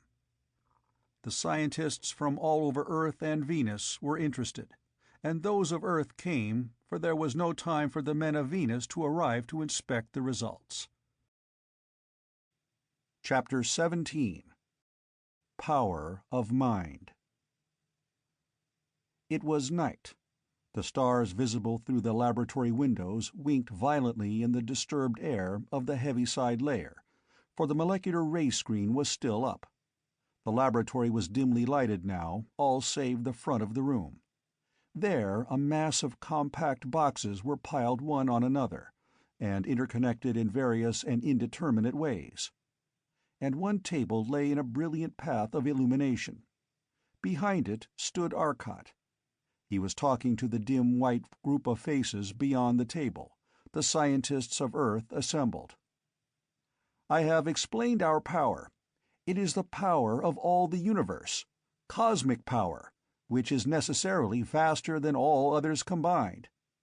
I cannot explain the control in the time I have at my disposal, but the mathematics of it, worked out in 2 months of constant effort, you can follow from the printed work which will appear soon. The second thing, which some of you have seen before, has already been partly explained. It is, in brief, artificially created matter. The 2 important things to remember about it are that it does exist, and that it exists only where it is determined to exist by the control there, and nowhere else. These are all coordinated under the new mental relay control. Some of you will doubt this last, but Think of it under this light. Will, thought, concentration, they are efforts. They require energy. Then they can exert energy. That is the key to the whole thing. But now for the demonstration." Arcot looked toward Morey, who stood off to one side. There was a heavy thud as Morey pushed a small button. The relay had closed. Arcot's mind was now connected with the controls. A globe of cloudiness appeared. It increased in density and was a solid, opalescent sphere. "There is a sphere, a foot in diameter, 10 feet from me," droned Arcot. The sphere was there. "It is moving to the left." The sphere moved to the left at Arcot's thought. "It is rising." The sphere rose. "It is changing to a disk 2 feet across." The sphere seemed to flow and was a disk 2 feet across as Arcot's toneless voice of concentration continued. "It is changing into a hand, like a human hand." The disk changed into a human hand, the fingers slightly bent, the soft white fingers of a woman with the pink of the flesh and the wrinkles at the knuckles visible. The wrist seemed to fade gradually into nothingness. The end of the hand was indeterminate as are things in a dream, but the hand was definite.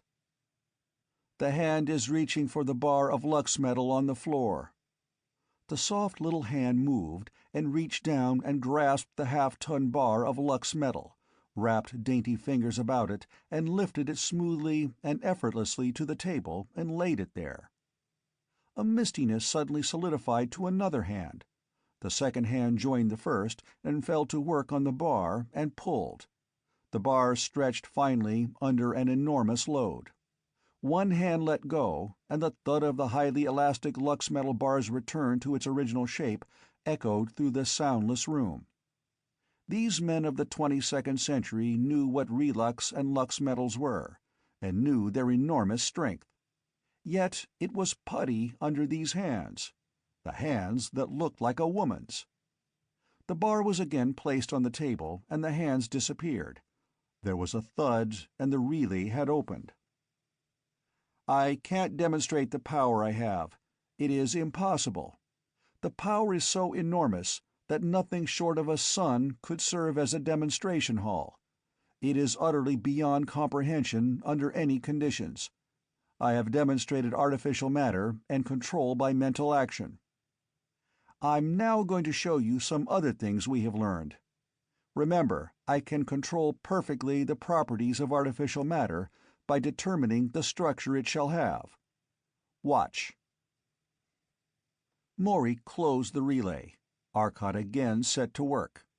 A heavy ingot of iron was raised by a clamp that fastened itself upon it, coming from nowhere.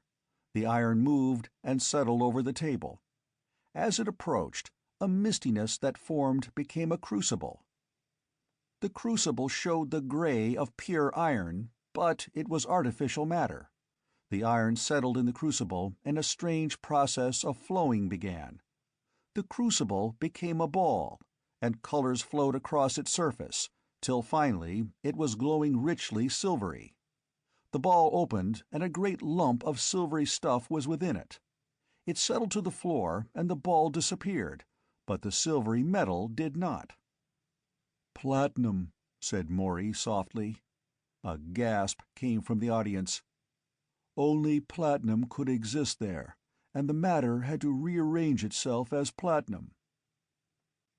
He could rearrange it in any form he chose, either absorbing or supplying energy of existence and energy of formation.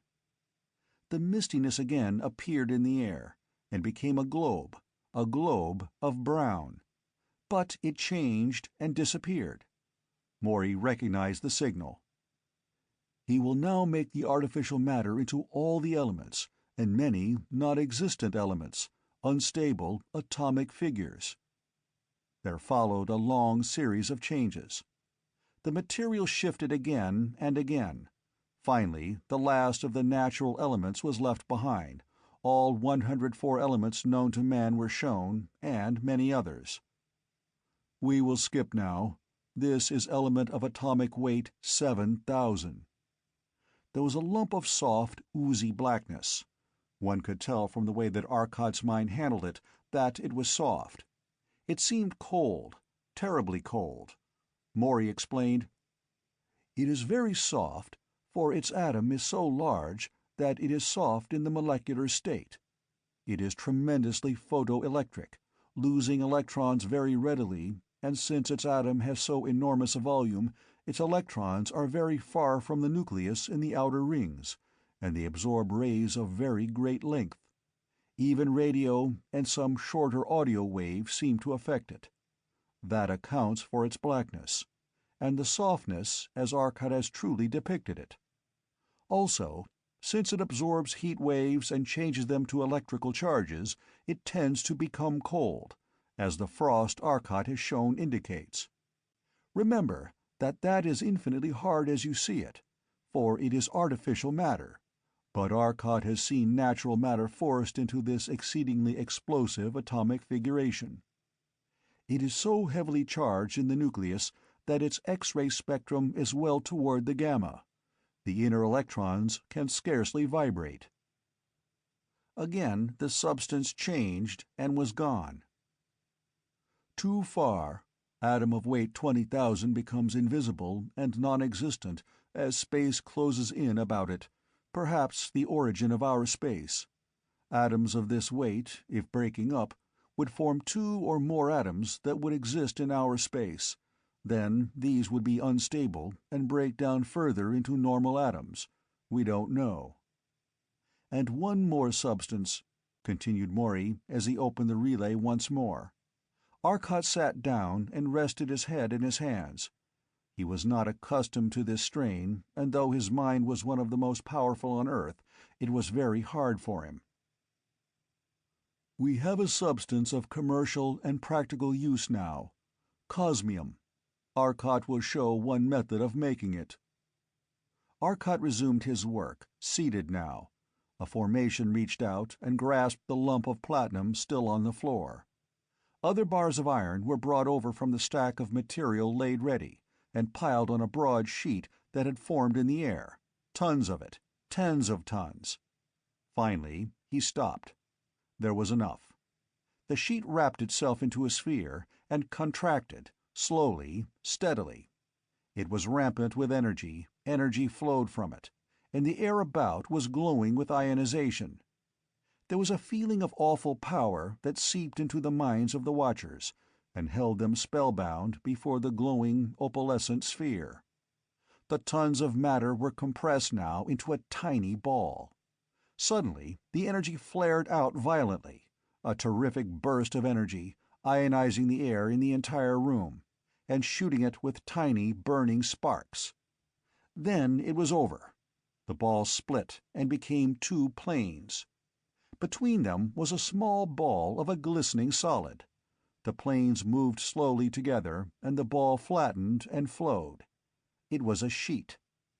A clamp of artificial matter took it and held the paper-thin sheet, many feet square, in the air. It seemed it must bend under its own enormous weight of tons, but, thin as it was, it did not. "Cosmium," said Morey softly.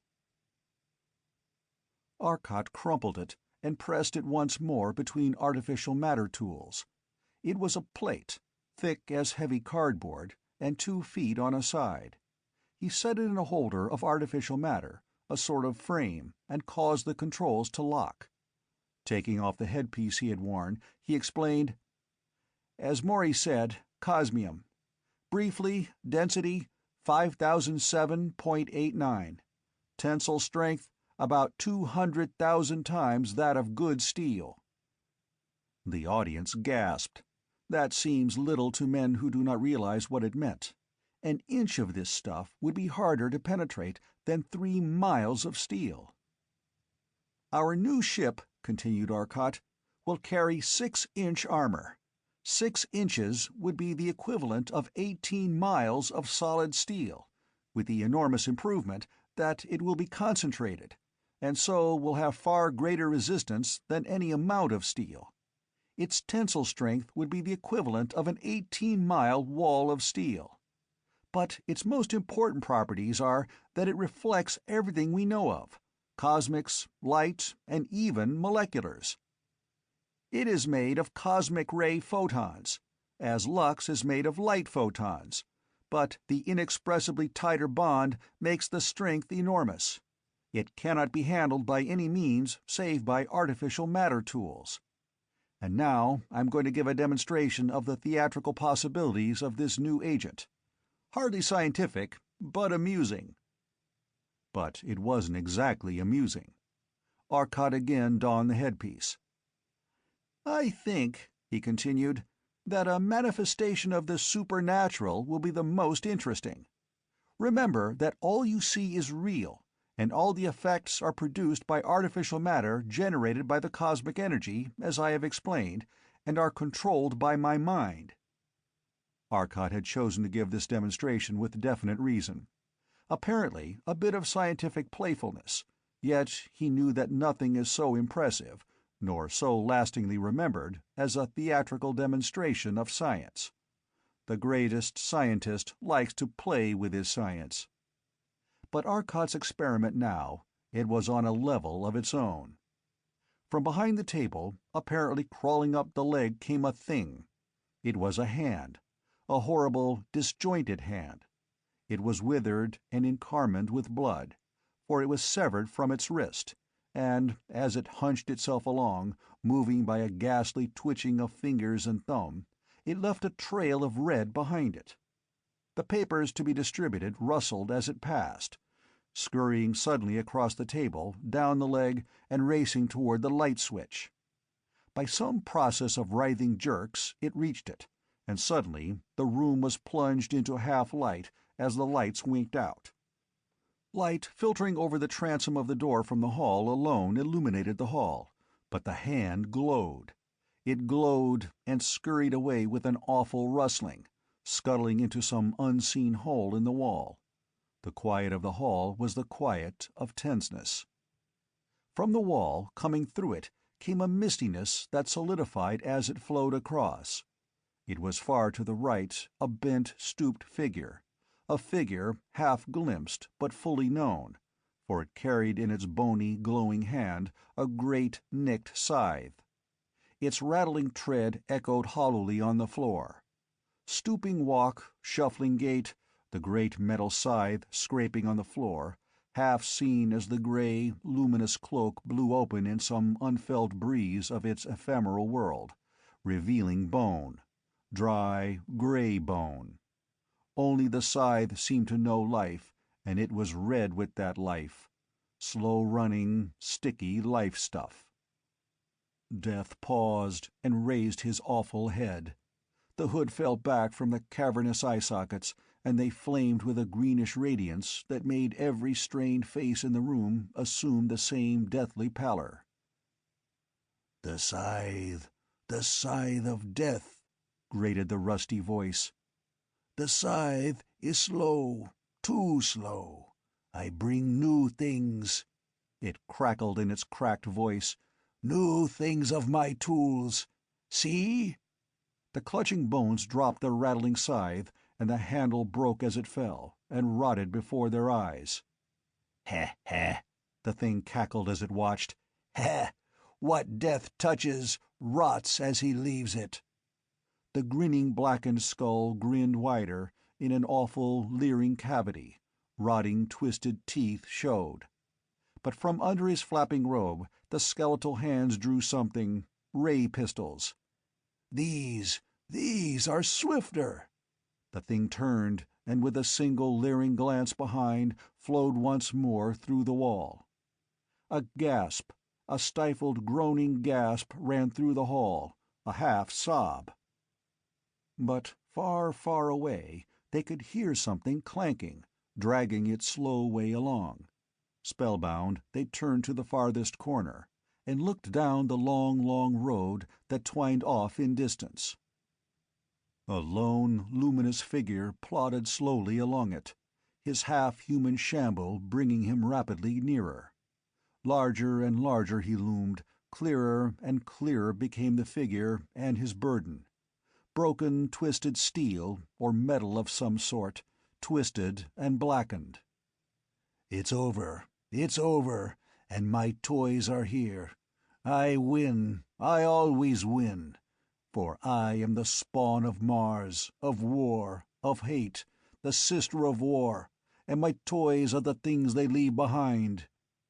It gesticulated, waving the twisted stuff, and now through the haze they could see them. Buildings. The framework of buildings and twisted liners. Broken weapons. It loomed nearer. The cavernous, glowing eyes under low, shaggy brows became clear. The awful, brutal hate, the lust of death, the rotting flesh of disease, all seemed stamped on the horror that approached. Ah! It had seen them. Ah! It dropped the buildings, the broken things, and shuffled into a run toward them.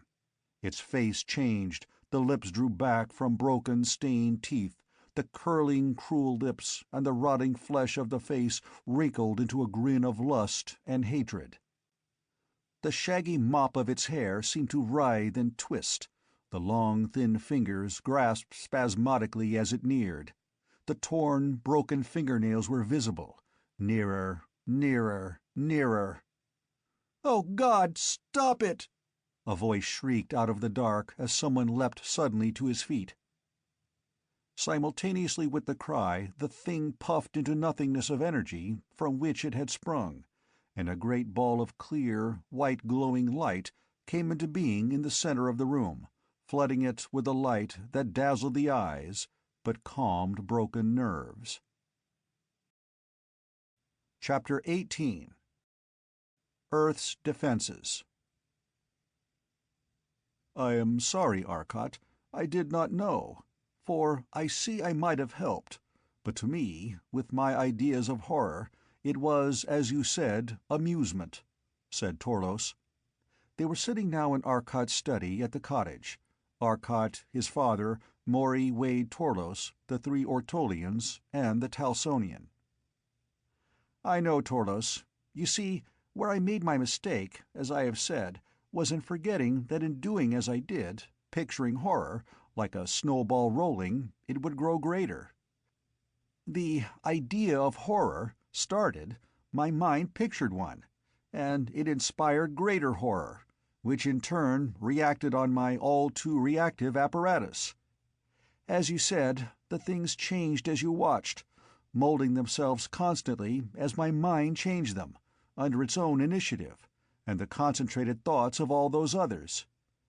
It was a very foolish thing to do, for that last thing, well, remember, it existed, and the idea of hate and lust it portrayed was caused by my mind. But my mind could picture what it would do if such were its emotions, and it would do them because my mind pictured them. And nothing could resist it." Arcot's face was white once more as he thought of the danger he had run, of the terrible consequences possible of that amusement. "I think we had best start on the ship. I'll go get some sleep now, and then we can go." Arcot led the way to the ship, while Torlos, Morey, and Wade and Stelfelso Thew accompanied him. The Ortolians were to work on Earth, aiding in the detection of attacks by means of their mental investigation of the enemy. "Well, goodbye, Dad. Don't know when I'll be back. Maybe 25,000 years from now, or 25,000 years ago. But we'll get back somehow, and we'll clean out the Thessians." He entered the ship and rose into space. "Where are you going, Arcot?" asked Morey. "Eros," replied Arcot laconically. "Not if my mind is working right," cried Wade suddenly. All the others were tense, listening for inaudible sounds. "I quite agree," replied Arcot. The ship turned about and dived toward New York, 100,000 miles behind now, at a speed many times that of light, as Arcot snapped into time. Across the void, Zesdon Fentus' call had come. New York was to be attacked by the Thessians. New York, and Chicago next. New York because the orbits of their two forts were converging over that city in a few minutes. They were in the atmosphere, screaming through it as their relux glowed instantaneously in the heaviside layer, then was through before damage could be done. The screen was up. Scarcely a minute after they passed, the entire heavens blazed into light, the roar of tremendous thunders crashing above them. Great lightning bolts rent the upper air for miles as enormous energies clashed. "Ah, they are sending everything they have against that screen, and it's hot. We have 10 of our biggest tube stations working on it, and more coming in, to our total of 30. But they have 2 forts, and Lord knows how many ships. I think I'm going to cause them some worrying." Arcot turned the ship and drove up again, now at a speed very low to them, but as they had the time field up, very great. They passed the screen, and a tremendous bolt struck the ship. Everything in it was shielded, but the static was still great enough to cause them some trouble as the time field and electric field fought. But the time field, because of its very nature, could work faster, and they won through undamaged, though the enormous current seemed flowing for many minutes as they drifted slowly past it. Slowly, at 50 miles a second. Out in space, free of the atmosphere, Arcot shot out to the point where the Thessians were congregating. The shining dots of their ships and the disks of the forts were visible from Earth, save for the air's distortion. They seemed a miniature Milky Way, their deadly beams concentrated on Earth. Then the Thessians discovered that the terrestrial fleet was in action. A ship glowed with the ray, the opalescence of relux under moleculars visible on its walls. It simply searched for its opponent while its relux slowly yielded. It found it in time, and the terrestrial ship put up its screen. The terrestrial fleet set to work, everything they had flying at the Thessian giants. But the Thessians had heavier ships and heavier tubes. More power was winning for them. Inevitably, when the sun's interference somewhat weakened the ray shield. About that time, Arcot arrived. The nearest fort dived toward the further, with an acceleration that smashed it against no less than 10 of its own ships, before they could so much as move. When the way was clear to the other fort, and that fort had moved, the Berserk fort started off a new tack, and garnered 6 more wrecks on its side. Then Thet's emissaries located Arcot. The screen was up, and the Nagrian attractive ray apparatus which Arcot had used was working through it. The screen flashed here and there and collapsed under the full barrage of half the Thessian fleet, as Arcot had suspected it would. But the same force that made it collapse operated a relay that turned on the space control, and Thet's molecular ray energy steamed off to outer space. "We worried them, that dug our hole and dragged it in after us, as usual. But damn it, we can't hurt them," said Arcot disgustedly. "All we can do is tease them, then go hide where it's perfectly safe, in artificial—" Arcot stopped in amazement. The ship had been held under such space control that space was shut in about them, and they were motionless. The dials had reached a steady point, the current flow had become zero, and they hung there with only the very slow drain of the sun's gravitational field and that of the planet's field pulling on the ship. Suddenly the current had leapt, and the dials giving the charge in the various coil banks had moved them down toward zero. "Hey, they've got a wedge in here and are breaking out our hole. Turn on all the generators, Morey." Arcot was all action now. Somehow, inconceivable though it was, the Thessians had spotted them, and got some means of attacking them, despite their invulnerable position in another space. The generators were on, pouring enormous power into the coils, and the dials surged, stopped, and climbed ever so slowly. They should have jumped back under that charge, ordinarily dangerously heavy. For perhaps 30 seconds they climbed, then they started down at full speed. Arcot's hand darted to the time field and switched it on full. The dial jerked, swung, then swung back, and started falling in unison with the dials, stopped and climbed. All climbed swiftly, gaining ever more rapidly. With what seemed a jerk, the time dial flew over, and back, as Arcot opened the switch. They were free, and the dial on the space control coils was climbing normally now. By the 9 planets, did they drink out our energy? The energy of 6 tons of lead just like that. "How'd they do it?" asked Wade. Tordos kept silent and helped Morey replace coils of lead wire with others from stock. "Same way we tickled them," replied Arcot, carefully studying the control instruments. "With the gravity ray. We knew all along that gravitational fields drank out the energy. They simply pulled it out faster than we could pump it in, and used 4 different rays on us doing it. Which speaks well for a little ship. But they burned off the relux on one room here, and it's a wreck. The Molex hit everything in it." "Looks like something bad," called Arcot. The room was Morey's, but he'd find that out himself. "In the meantime, see if you can tell where we are. I got loose from their rays by going on both the high-speed time field and the space control at full, with all generators going full blast. Man, they had a stranglehold on us that time. But wait till we get that new ship turned out." With the telectroscope, they could see what was happening. The terrific bombardment of rays was continuing, and the fleets were locked now in a struggle, the combined fleets of Earth and Venus and of Nansal, far across the void. Many of the terrestrian, or better, Solarian ships were equipped with space distortion apparatus now, and had some measure of safety in that the attractive rays of the Thessians could not be so concentrated on them. In numbers was safety. Arcot had been endangered because he was practically alone at the time they attacked.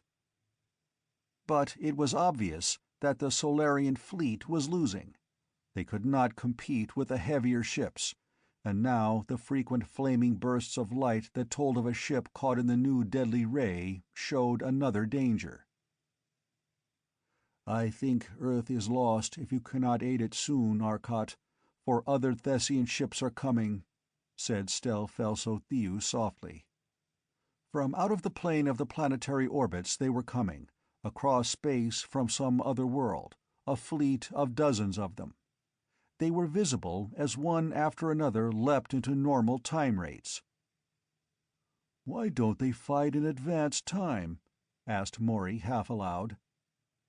"Because the genius that designed that apparatus didn't think of it. Remember, Morey, those ships have their time apparatus connected with their power apparatus, so that the power has to feed the time continuously. They have no coils like ours. When they advance their time, they're weakened every other way. We need that new ship.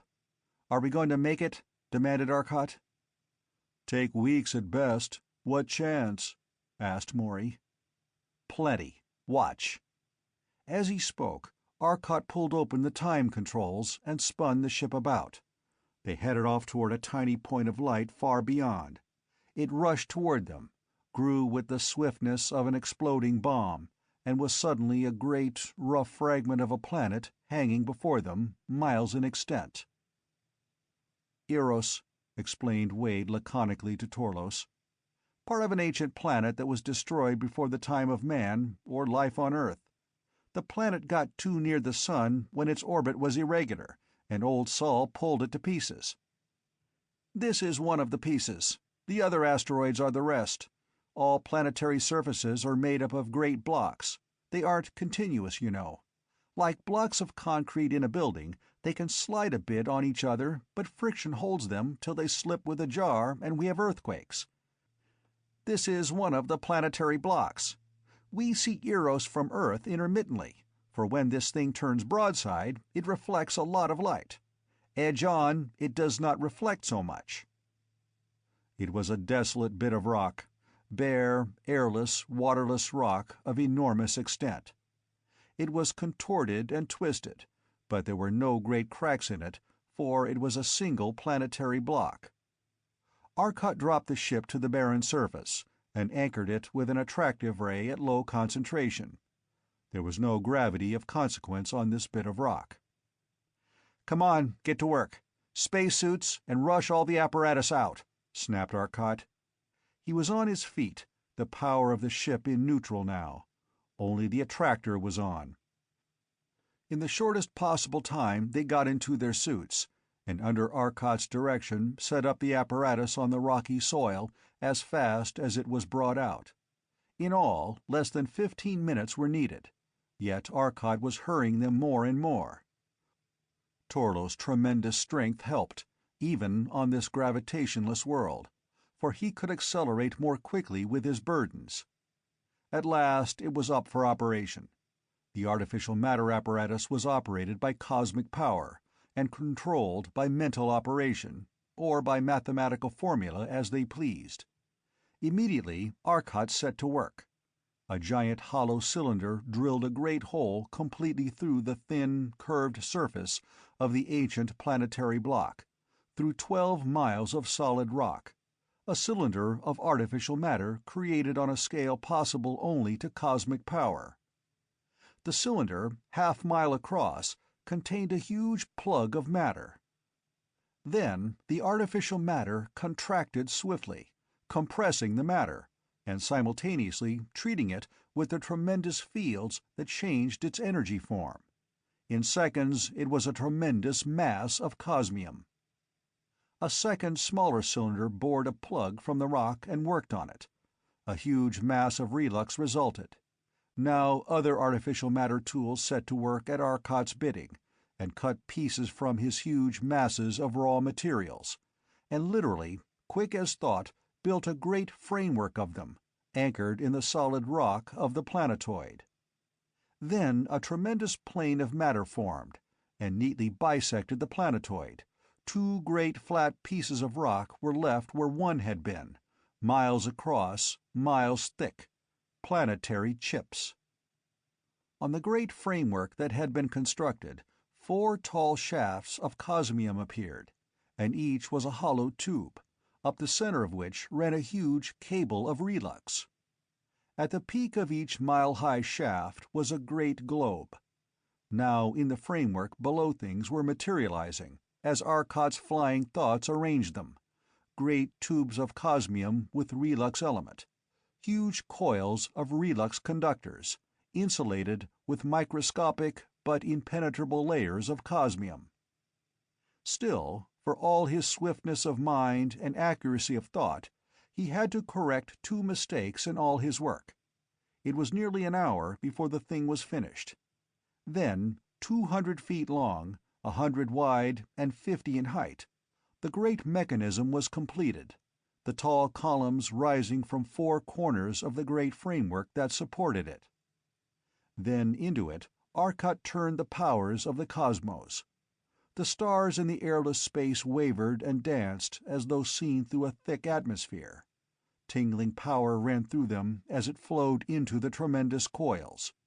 For 30 seconds, then the heavens were as before. At last Arcot spoke. Through the radio communicators and through the thought channels his ideas came as he took off the headpiece. "It's done now, and we can rest." There was a tremendous crash from within the apparatus. The heavens reeled before them and shifted, then were still, but the stars were changed. The sun shone weirdly, and the stars were altered. "That is a time-shifting apparatus on a slightly larger scale," replied Arcot to Torlo's question, "and is designed to give us a chance to work. Come on, let's sleep. A week here should be a few minutes of Earth time." "You sleep, Arcot. I'll prepare the materials for you," suggested Morey. So Arcot and Wade went to sleep, while Morey and the Telsonian and Torlos worked. First, Morey bound the Ancient Mariner to the frame of the time apparatus, safely away from the 4 luminous balls, broadcasters of the time field. Then he shut off the attractive ray and bound himself in the operator's seat of the apparatus of the artificial matter machine. A plane of artificial matter formed, and a stretch of rock rose under its lift as it cleft the rock apart. A great cleared, level space resulted. Other artificial matter enclosed the rock, and the fragments cut free were treated under tremendous pressure. In a few moments a second enormous mass of cosmium was formed. For 3 hours Morey worked steadily, building a tremendous reserve of materials. Lux metal he did not make, but relux, the infusible, perfect conductor, and cosmium in tremendous masses he did make. And he made some great blocks of oxygen from the rock, transmuting the atoms, and stored it frozen on the plane, with liquid hydrogen in huge tanks, and some metals that would be needed. Then he slept while they waited for Arcot. 8 hours after he had lain down, Arcot was up and ate his breakfast. He set to work at once with the machine. It didn't suit him, it seemed, and first he made a new tool, a small ship that could move about, propelled by a piece of artificial matter, and the entire ship was a tremendously greater artificial matter machine with a greater power than before. His thoughts, far faster than hands could move, built up the gigantic hull of the new ship, and put in the rooms and the brace members in less than 12 hours. A titanic shell of 8-inch cosmium, a space, with braces of the same non-conductor of heat, cosmium, and a 2-inch inner hull. A tiny space in the gigantic hull, a space less than 1,000 cubic feet in dimension, was the control and living quarters. It was held now on great cosmium springs, but Arcot was not by any means through. One man must do all the work, for one brain must design it, and though he received the constant advice and help of Morey and the others, it was his brain that pictured the thing that was built. At last the hull was completed. A single glistening tube of enormous bulk, a mile in length, 1,000 feet in diameter. Yet nearly all of that great bulk would be used immediately. Some room would be left for additional apparatus they might care to install. Spare parts they did not have to carry. They could make their own from the energy abounding in space. The enormous shining hull was a thing of beauty through stark grandeur now, but obviously incomplete. The ray projectors were not mounted, but they were to be ray projectors of a type never before possible. Space is the transmitter of all rays, and it is in space that those energy forms exist. Arcot had merely to transfer the enormously high energy level of the space curvature to any form of energy he wanted, and now, with the complete statistics on it, he was able to do that directly. No tubes, no generators, only fields that changed the energy already there, the immeasurable energy available. The next period of work he started the space distortion apparatus. That must go at the exact center of the ship. One tremendous coil, big enough for the ancient mariner to lie in easily. Minutes, and flying thoughts had made it. Then came thousands of the individual coils, by thinking of one, and picturing it many times. In ranks, rows, and columns they were piled into a great block, for power must be stored for use of this tremendous machine, while in the artificial space when its normal power was not available, and that power source must be tremendous. Then the time apparatus, and after that the driving apparatus. Not the molecular drive now, but an attraction ray focused on their own ship, with projectors scattered about the ship that it might move effortlessly in every direction. And provision was made for a force drive by means of artificial matter, planes of it pushing the ship where it was wanted. But with the attraction drive they would be able to land safely, without fear of being crushed by their own weight on Thet, for all its enormous gravity. The control was now suspended finally with a series of attraction drives about it, locking it immovably in place, while smaller attraction devices stimulated gravity for the occupants.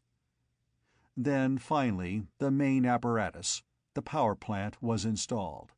The enormous coils which handled, or better, caused space to handle as they directed, power so great that whole suns could be blasted instantaneously, were put in place, and the field generators that would make and direct their rays, their ray screen if need be, and handle their artificial matter. Everything was installed, and all but a rather small space was occupied. It had been 6 weeks of continuous work for them, for the mind of each was aiding in this work, indirectly or directly, and it neared completion now. "But we need one more thing, Arcot. That could never land on any planet smaller than Jupiter. What is its mass?" suggested Morey.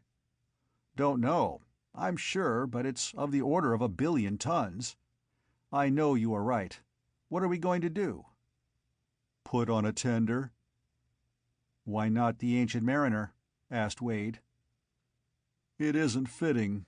It was designed for individual use anyway," replied Morey. "I suggest something more like this on a small scale. We won't have much work on that, merely think of every detail of the big ship on a small scale, with the exception of the control cube furnishings. Instead of the numerous decks, swimming pool and so forth, have a large single room." "Good enough," replied Arcot. As if by magic, a machine appeared, a small machine of 200-foot length, modified slightly in some parts, its bottom flattened and equipped with an attractor anchor. Then they were ready. "We will leave the Mariner here and get it later. This apparatus won't be needed any longer, and we don't want the enemy to get it. Our trial trip will be a fight," called Arcot as he leapt from his seat. The mass of the giant ship pulled him, and he fell slowly toward it. Into its open port he flew, the others behind him, their suits still on. The door shut behind them as Arcot, at the controls, closed it. As yet, they had not released the air supplies. It was airless. Now the hiss of air and the quickening of heat crept through it.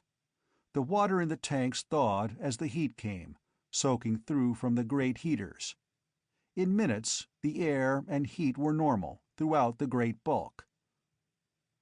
There was air in power compartments, though no one was expected to go there, for the control room alone need be occupied. Vision screens here viewed every part of the ship and all about it. The eyes of the new ship were set in recesses of the tremendously strong cosmium wall, and over them, protecting them, was an infinitely thin but infinitely strong wall of artificial matter, permanently maintained. It was opaque to all forms of radiation known from the longest Hertzian to the shortest cosmics, save for the very narrow band of visible light. Whether this protection would stop the Thessian beam that was so deadly to Lux and Relux was not, of course, known. But Arcot hoped it would, and if that beam was radiant energy or material particles, it would. "We'll destroy our station here now and leave the Ancient Mariner where it is. Of course, we are a long way out of the orbit this planetoid followed, due to the effect of the time apparatus, but we can note where it is, and we'll be able to find it when we want it," said Arcot, seated at the great control board now.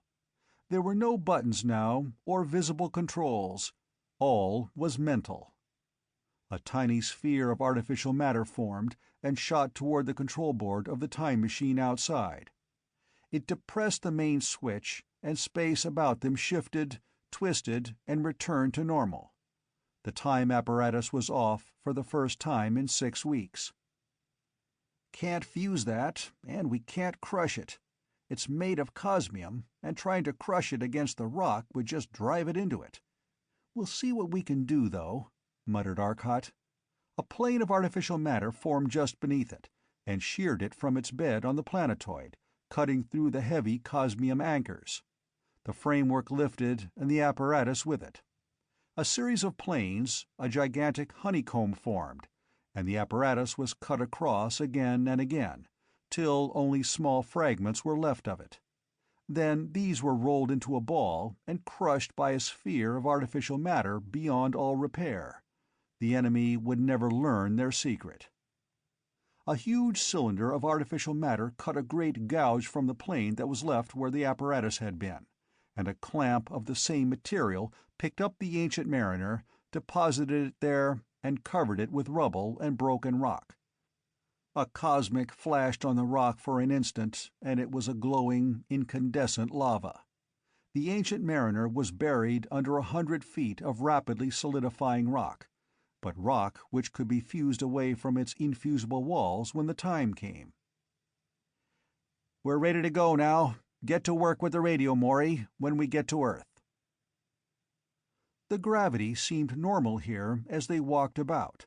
No accelerations affected them as the ship darted forward, for all its inconceivably great mass, like an arrow, then flashed forward under time control.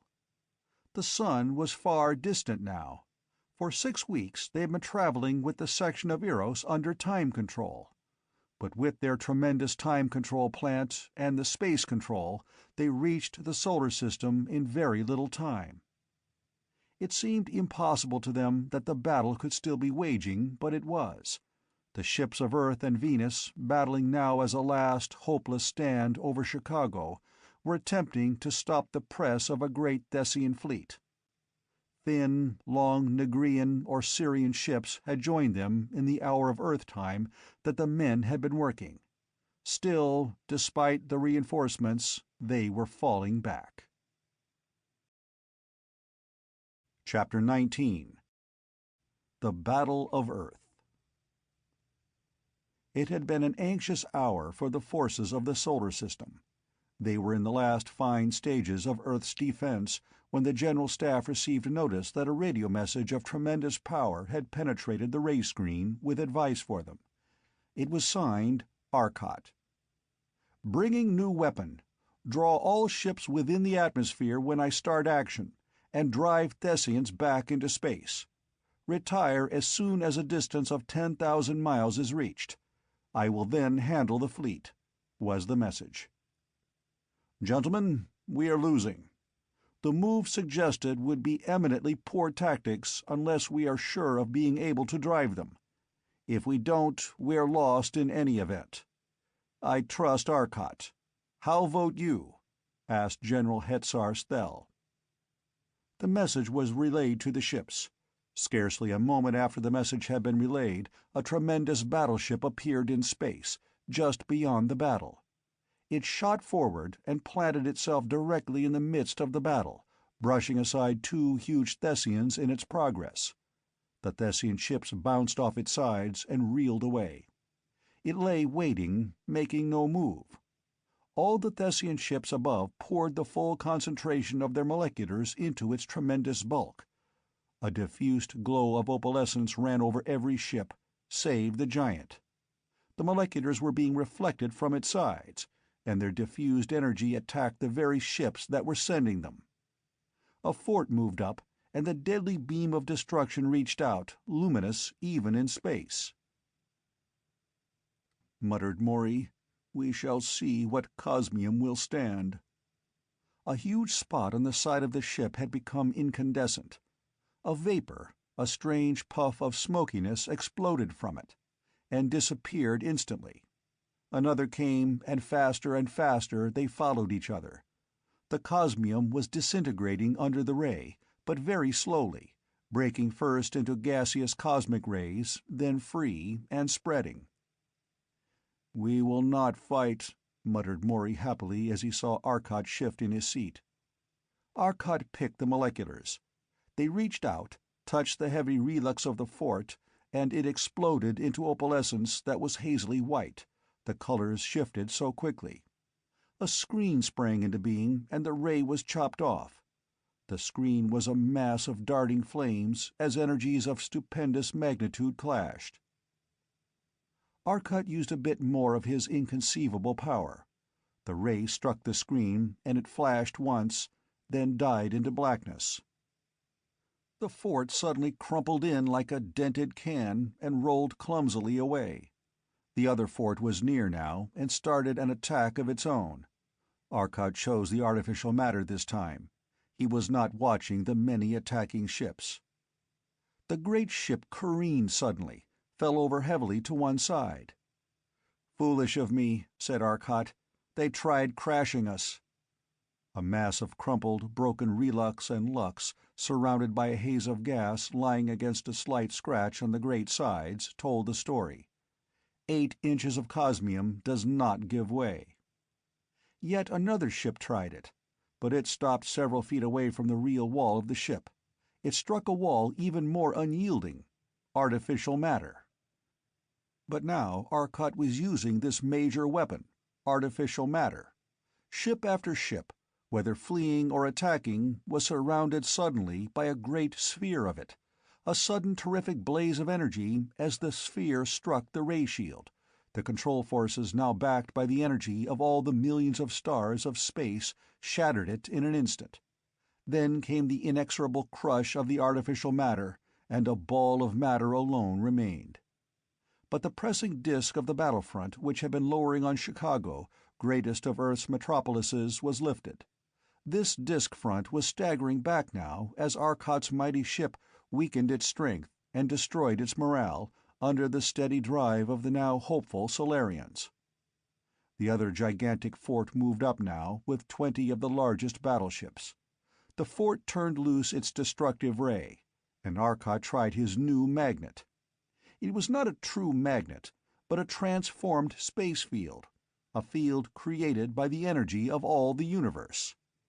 The fort was gigantic. Even Arcot's mighty ship was a small thing beside it, but suddenly it seemed warped and twisted as space curved visibly in a magnetic field of such terrific intensity as to be immeasurable. Arcot's armory was tested and found not wanting. Suddenly, every Thessian ship in sight ceased to exist. They disappeared. Instantly, Arcot threw on all time power and darted toward Venus. The Thessians were already nearing the planet, and no possible race could overtake them. An instantaneous touch of the space control, and the mighty ship was within hundreds of miles of the atmosphere. Space twisted about them, reeled, and was firm. The Thessian fleet was before them in a moment, visible now as they slowed to normal speed. Startled, no doubt, to find before them the ship they had fled, they charged on for a space. Then, as though by some magic, they stopped and exploded in gouts of light. When space had twisted, seconds before, it was because Arcot had drawn on the enormous power of space to an extent that had been appreciable even to it. 10 sols. That was 40 million tons of matter a second, and for a hundredth part of a second it had flowed. Before them, in a vast plain, had been created an infinitesimally thin film of artificial matter, 400,000 tons of it, and into this invisible, infinitely hard barrier the Thessian fleet had rammed, and it was gone. "I think," said Arcot softly as he took off his headpiece, "that the beginning of the end is in sight." "And I," said Morey, "think it is now out of sight. Half a dozen ships stopped, and they are gone now to warn the others." "What warning? What can they tell? Only that their ships were destroyed by something they couldn't see." Arcot smiled. "I'm going home." Chapter 20. Destruction. Sometime later, Arcot spoke. "I have just received a message from Zesdon Fentis that he has an important communication to make, so I will go down to New York instead of to Chicago, if you gentlemen do not mind. Morey will take you to Chicago in the tender, and I can find Zesdon Fentis." Zesdon Fentis' message was brief.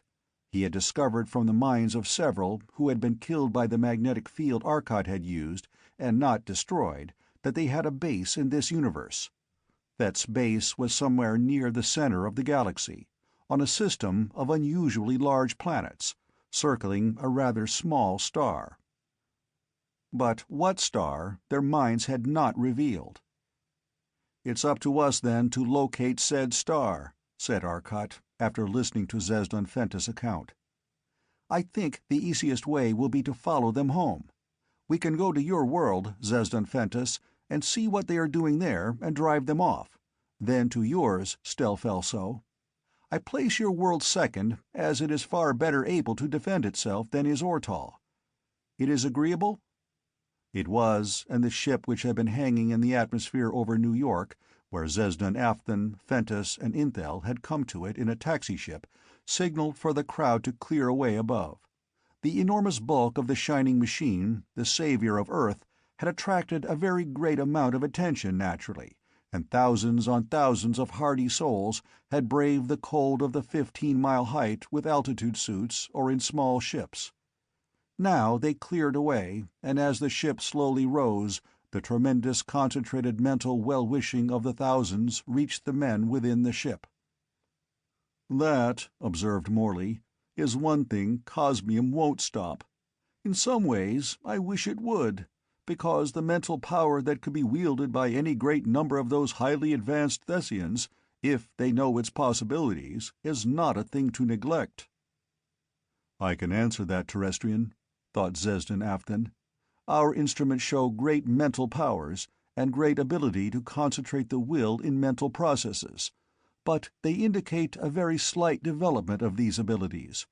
Our race, despite the fact that our mental powers are much less than those of such men as Arcot and yourself, have done and can do many things your greater minds cannot, for we have learned the direction of the will. We need not fear the will of the Thessians. I feel confident of that." The ship was in space now, and as Arcot directed it toward Ortal, far, far across the island, he threw on, for the moment, the combined power of space distortion and time fields. Instantly the sun vanished, and when, less than a second later, he cut off the space field and left only the time, the constellations were instantly recognizable. They were within a dozen light-years of Ortal. "Morey, may I ask what you call this machine?" asked Torlos. "You may, but I can't answer," laughed Morey. "We were so anxious to get it going that we didn't name it. Any suggestions?" For a moment none of them made any suggestions. Then slowly came Arcot's thoughts, clear and sharp, the thoughts of carefully weighed decision. The swiftest thing that ever was, thought. The most irresistible thing, thought, for nothing can stop its progress. The most destructive thing, thought. Thought, the greatest conductor, the greatest destroyer, the product of mind and producer of powers, the greatest of powers. Thought is controlled by the mind. Let us call it thought. "Excellent, Arcot, excellent! The thought! The controller of the powers of the cosmos!" cried Morey. "But the thought has not been christened, save in battle, and then it had no name. Let us emblazon its name on it now," suggested Wade. Stopping their motion through space, but maintaining a time field that permitted them to work without consuming precious time, Arcot formed some more cosmium, but now he subjected it to a special type of converted field, and into the cosmium he forced some light photons, half bound, half free. The fixture he formed into the letters, and welded forever on the gigantic prow of the ship and on its huge sides. Thought. It stood in letters 10 feet high, made of clear, transparent cosmium, and the golden light photons imprisoned in it, the slowly disintegrating lux metal, would cause those letters to shine for countless eons with the steady golden light they now had. The thought continued on now, and as they slowed their progress for Ortal, they saw that messengers of Thet had barely arrived. The fort here, too, had been razed to the ground, and now they were concentrating over the largest city of Ortal. Their rays were beating down on the great ray screen that terrestrial engineers had set up protecting the city, as Earth had been protected. But the fleet that stood guard was small, and was rapidly being destroyed. A fort broke free, and plunged at last for the ray screen. Its relux walls glowed 1,000 colors as the tremendous energy of the ray screen struck them, but it was through.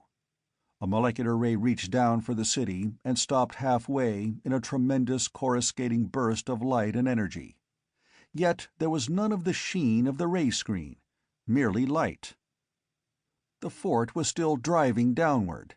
Then suddenly it stopped, and the side dented in like the side of a can someone has stepped on, and it came to a sudden rest against an invisible, impenetrable barrier. A molecular reached down from somewhere in space, hit the ray screen of Ortol, which the Thessians had attacked for hours, and the screen flashed into sudden brilliance and disappeared.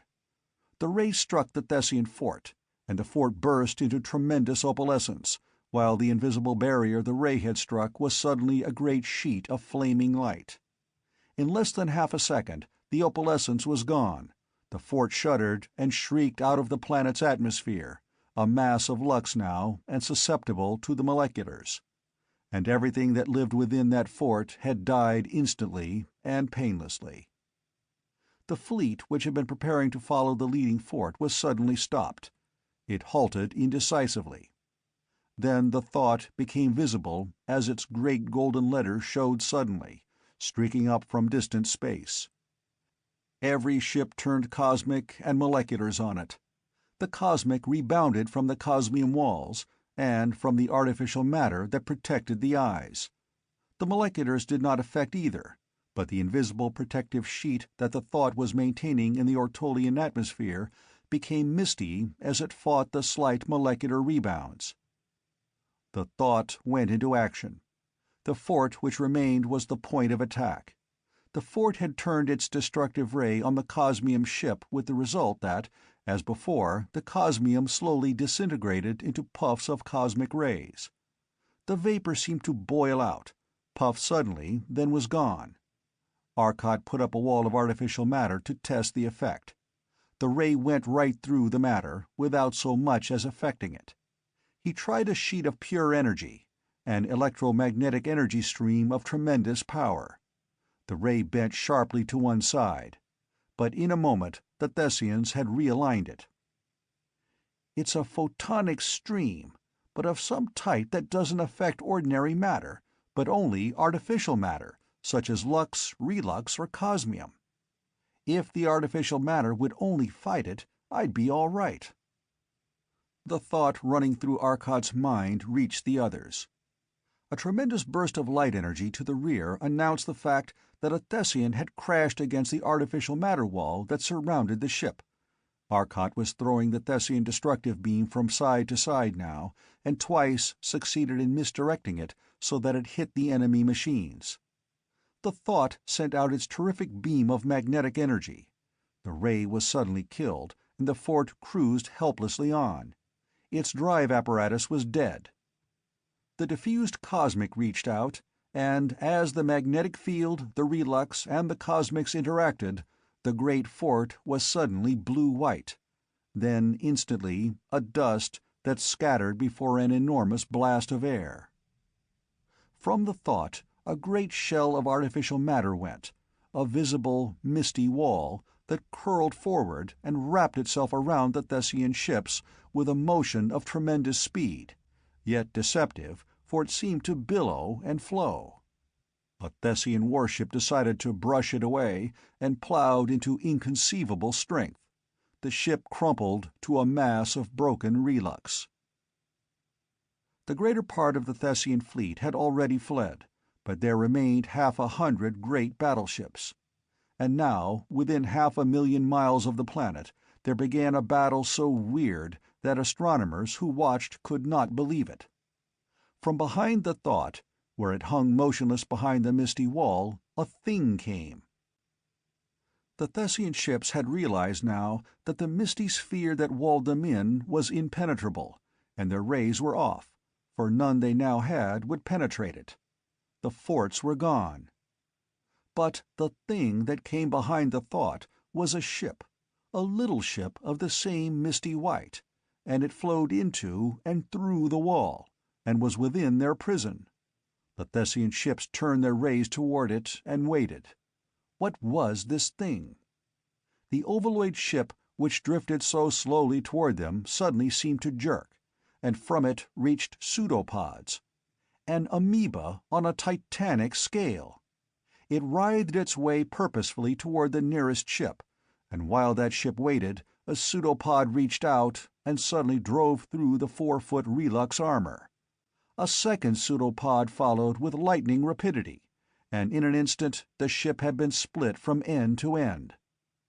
Now 100 rays were leaping toward the thing, and the rays burst into fire and gouts of light. Blackened, burned pseudopods seemed to fall from the thing, and hastily it retreated from the enclosure, flowing once more through the wall that stopped their rays. But another thing came. It was enormous, a mile long, a great, shining, scaly thing, a dragon, and on its mighty neck was mounted an enormous distorted head, with great flat nose and huge flapping nostrils. It was a Thessian head. The mouth, 50 feet across, wrinkled into an horrific grin, and broken stained teeth of iron showed in the mouth. Great talons upraised, it rent the misty wall that bound them, and writhed its awful length in. The swish of its scales seemed to come to the watchers, as it chased after a great battleship whose pilot fled in terror. Faster than the mighty spaceship, the awful thing caught it in mighty talons that ripped through solid relux. Scratching, fluttering, enormous blood-red wings, the silvery claws tore away great masses of relux, sending them flying into space. Again rays struck at it, cosmic and moleculars with blinding pencils of light. For now in the closed space of the wall was an atmosphere, the air of 2 great warships, and though the space was great, the air in the ships was dense. The rays struck its awful face. The face burst into light, and black, greasy smoke steamed up, as the thing writhed and twisted horribly, awful screams ringing out. Then it was free, and half the face was burned away, and a grinning, bleeding, half-cooked face writhed and screamed in anger at them. It darted at the nearest ship and ripped out that ray that burned it, and quivered into death. It quivered, then quickly faded into mist, a haze, and was gone. A last awful thing, a thing they had not noticed as all eyes watched that thing, was standing by the rent in the sphere now, the gigantic Thessian, with leering, bestial jaws, enormous squat limbs, the webbed fingers and toes, and the heavy torso of his race, grinning at them. In one hand was a thing, and his jaws munched. Thet's men stared in horror as they recognized that thing in his hand, a Thessian body. He grinned happily and reached for a battleship. A ray burned him. He howled and leaped into their midst. Then the Thessians went mad. All fought, and they fought each other, rays of all sorts, their moleculars and their cosmics, while in their midst the giant howled his glee and laughed and laughed. Eventually it was over, and the last limping Thessian ship drove itself crazily against the wreck of its last enemy, and only wreckage was left. "Lord, Arcot, why in the universe did you do that? And how did you conceive those horrors?" asked Morey, more than a little amazed at the tactics Arcot had displayed. Arcot shook himself and disconnected his controls. Why, I don't know. I don't know what made me do that, I'm sure. I've never imagined anything like that dragon thing. How did—" His keen eyes fixed themselves suddenly on Zesdan Fentis, and their tremendous hypnotic power beat down the resistance of the Ortolian's trained mind. Arcot's mind opened for the others the thoughts of Zesdan Fentis. He had acted as a medium between the minds of the Thessians and Arcot. Taking the horror ideas of the Thessians, he had imprinted them on Arcot's mind while Arcot was at work with the controls. In Arcot's mind, they had acted exactly as had the ideas that night on Earth, only here the demonstration had been carried to the limit, and the horror ideas were compounded to the utmost. The Thessians, highly developed minds though they were not resistant, and they had broken. The Allies, with their different horror ideas, had been but slightly affected. "We will leave you on Artol, Zesdan Fentis. We know you have done much, and perhaps your own mind has given a bit. We hope you recover. I think you agree with me, Zesdan Afthan and Inthel," thought Arcot. "We do, heartily, and are heartily sorry that one of our race has acted in this way. Let us proceed to Talso as soon as possible. You might send Fentus down in a shell of artificial matter," suggested Zesdan Afthan. "Which," said Arcot, after this had been done and they were on their way to Talso, "shows the danger of a mad thought." Chapter 21. The Power of the Thought. But it seemed, or must have seemed to any infinite being capable of watching it as it moved now, that the thought was a mad thought. With the time control open to the limit, and a touch of the space control, it fled across the universe at a velocity such as no other thing was capable of. One star, it flashed to a disk, loomed enormous, overpowering. Then suddenly they were flashing through it. The enormous coils fed their current into the space coils and the time field, and the ship seemed to twist and writhe in distorted space as the gravitational field of a giant star and a giant ship's space field fought for a fraction of time so short as to be utterly below measurement.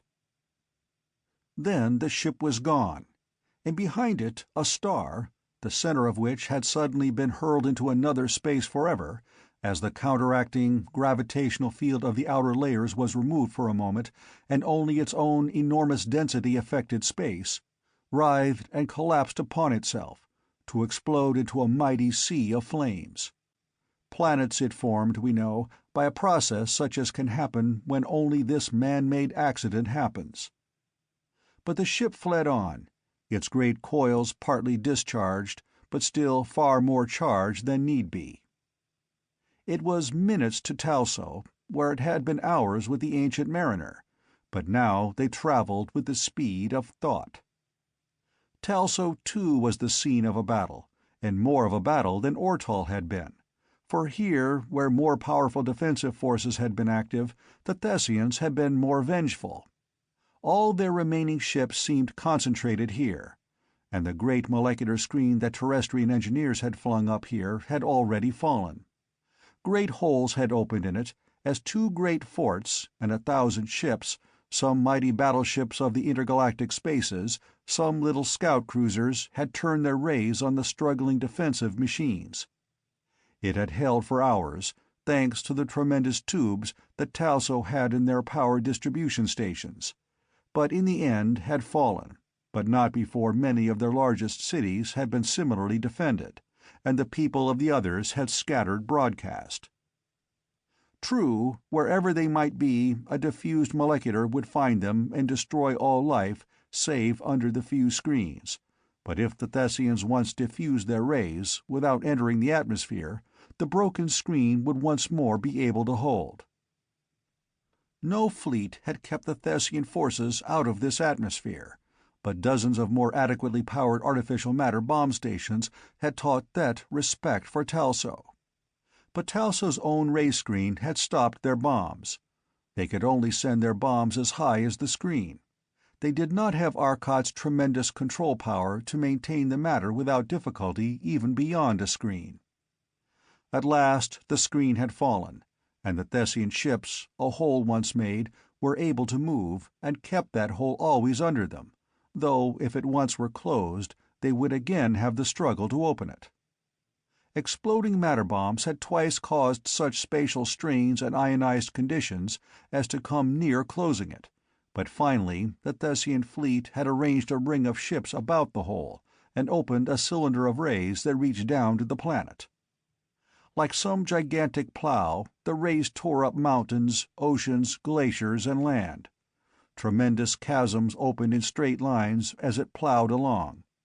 Unprotected cities flashed into fountains of rock and soil and steel that leapt upwards as the rays touched and were gone.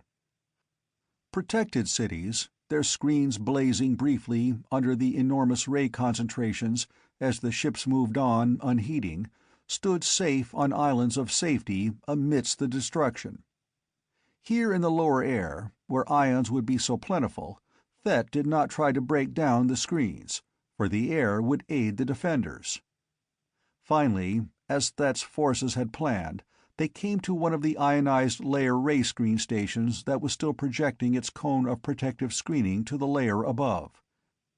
Every available ray was turned on that station, and, designed as it was for protecting part of a world, the station was itself protected. But slowly, slowly, as its already heated tubes weakened their electronic emission, the disk of ions retreated more and more toward the station, as, like some splashing stream, the Thessian rays played upon it, forcing it back. A rapidly accelerating retreat, faster and faster, as the disk changed from the dull red of normal defense to the higher and bluer quanta of failing, less complete defense. The disk of interference retreated. Then, with a flash of light, and a roar as the soil below spouted up, the station was gone.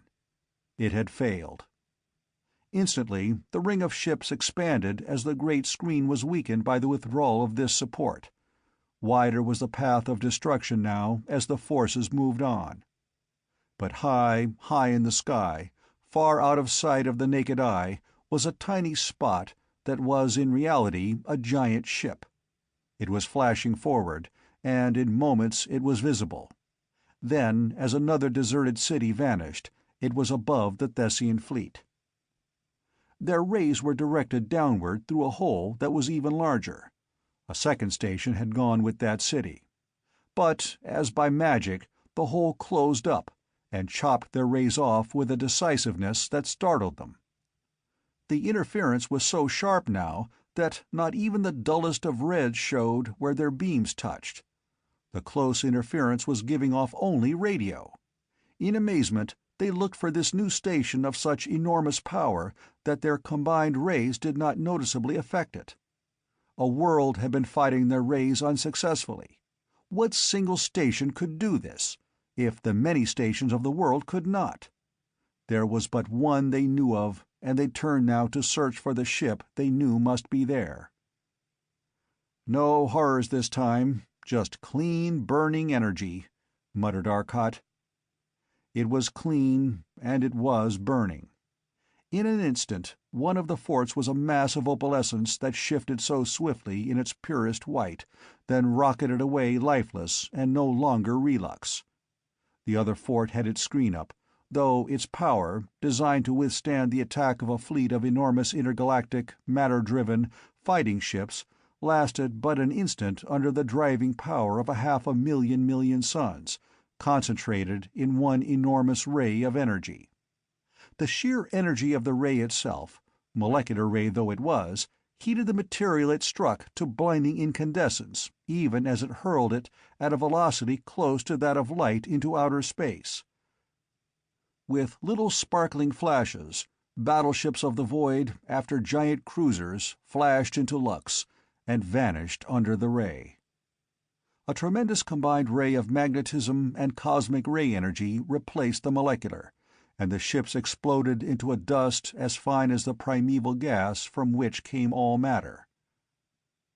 Sweeping energy, so enormous that the defenses of the ships did not even operate against it, shattered ship after ship, till the few that remained turned, and, faster than the pursuing energies could race through space, faster than light, headed for their base. "That was fair fight. Energy against energy," said Arcot delightedly, for his new toy, which made playthings of suns and fed on the cosmic energy of a universe, was behaving nicely. "And as I said, Stelfelso-Theo, at the beginning of this war, the greater power wins always. And in our island here, I have 500,000 million separate power plants, each generating at the rate of decillions of ergs a second, backing this ship. Your world will be safe now, and we will head for our last embattled ally, Sirius." The Titanic ship turned, and disappeared from the view of the madly rejoicing billions of Talso below, as it sped, far faster than light, across a universe to relieve another sorely tried civilization. Knowing their cause was lost, hopeless in the knowledge that nothing known to them could battle that enormous force concentrated in one ship, the Thessians had but one aim now, to do all the damage in their power before leaving. Already their tremendous unarmed and unarmored transports were departing with their hundreds of thousands from that base system for the far-off island of space from which they had come. Their battle fleets were engaged in destroying all the cities of the Allies, and those other helpless races of our system that they could. Those other inhabited worlds, many of which were completely wiped out because Arcot had no knowledge of them, were relieved only when the general call for retreat to protect the mother planet was sent out. But Sirius was looming enormous before them, and its planets, heavily defended now by the combined Sirian, terrestrial, and Venerian fleets, and great ray screens as well as a few matter bomb stations, were suffering losses nonetheless. For the old 6th of Negra, the third here, had fallen, slipping in on the night side of the planet, all power off, and so sending forth no warning impulses till it actually fell through the ray screen. A small fleet of scouts had entered. Falling still under simple gravity, they had been missed by the rays till they had fallen to so small a distance that no humans or men of our allied systems could have stopped, but only their enormous iron-bone strength permitted them to resist the acceleration they used to avert collision with the planet. Then, scattering swiftly, they had blasted the great protective screen stations by attacking on the sides, where the ray screen projectors were not mounted. Designed to protect above, they had no side armor, and the 6th was open to attack. 2.5 billion people lost their lives painlessly and instantaneously as tremendous diffused moleculars played on the revolving planet. Arcot arrived soon after this catastrophe. The Thessians left almost immediately, after the loss of 300 or more ships. 150 wrecks were found. The rest were so blasted by the forces which attacked them that no traces could be found and no count made. But as those ships fled back to their base, Arcot, with the wonderfully delicate mental control of his ship, was able to watch them and follow them. For, invisible under normal conditions, by twisting space in the same manner that they did, he was able to see them flee and follow. Light year after light year they raced toward the distant base. They reached it in 2 hours, and Arcot saw them from a distance sink to the various worlds. There were 12 gigantic worlds, each far larger than Jupiter of Sol, and larger than Stwal of Talso's son, Renal. "I think," said Arcot as he stopped the ship at a third of a light-year, "that we had best destroy those planets. We may kill many men, and innocent non-combatants, but they have killed many of our races, and it is necessary. There are, no doubt, other worlds of this universe here that we do not know of that have felt the vengeance of Thet, and if we can cause such trouble to them by destroying these worlds, and putting the fear of our attacking their mother world into them, they will call off those other fleets. I could have been invisible to Thet's ships as we followed them here, and for the greater part of the way I was, for I was sufficiently out of their time rate, so that they were visible only by the short ultraviolet, which would have put in their infrared, and no photoelectric cell will work on quanta of such low energy. When at last I was sure of the sun for which they were heading, I let them see us, and they know we are aware of their base and that we can follow them. I will destroy one of these worlds, and follow a fleet as it starts for their home nebula. Gradually, as they run, I will fade into invisibility, and they will not know that I have dropped back here to complete the work, but will think I am still following. Probably they will run to some other nebula in an effort to throw me off, but they will most certainly send back a ship to call the fleets here to the defense of Thet. I think that is the best plan. Do you agree?" "Arcot," said Morey slowly, "if this race attempts to settle another universe, what would that indicate of their own?" That it was either populated by their own race, or that another race held the parts they did not, and that the other race was stronger," replied Arcot. The thought idea in their minds has always been a single world, single solar system as their home, however. And single solar systems cannot originate in this space, replied Morey, referring to the fact that in the primeval gas from which all matter in this universe and all others came, no condensation of mass less than thousands of millions of times that of a sun could form and continue.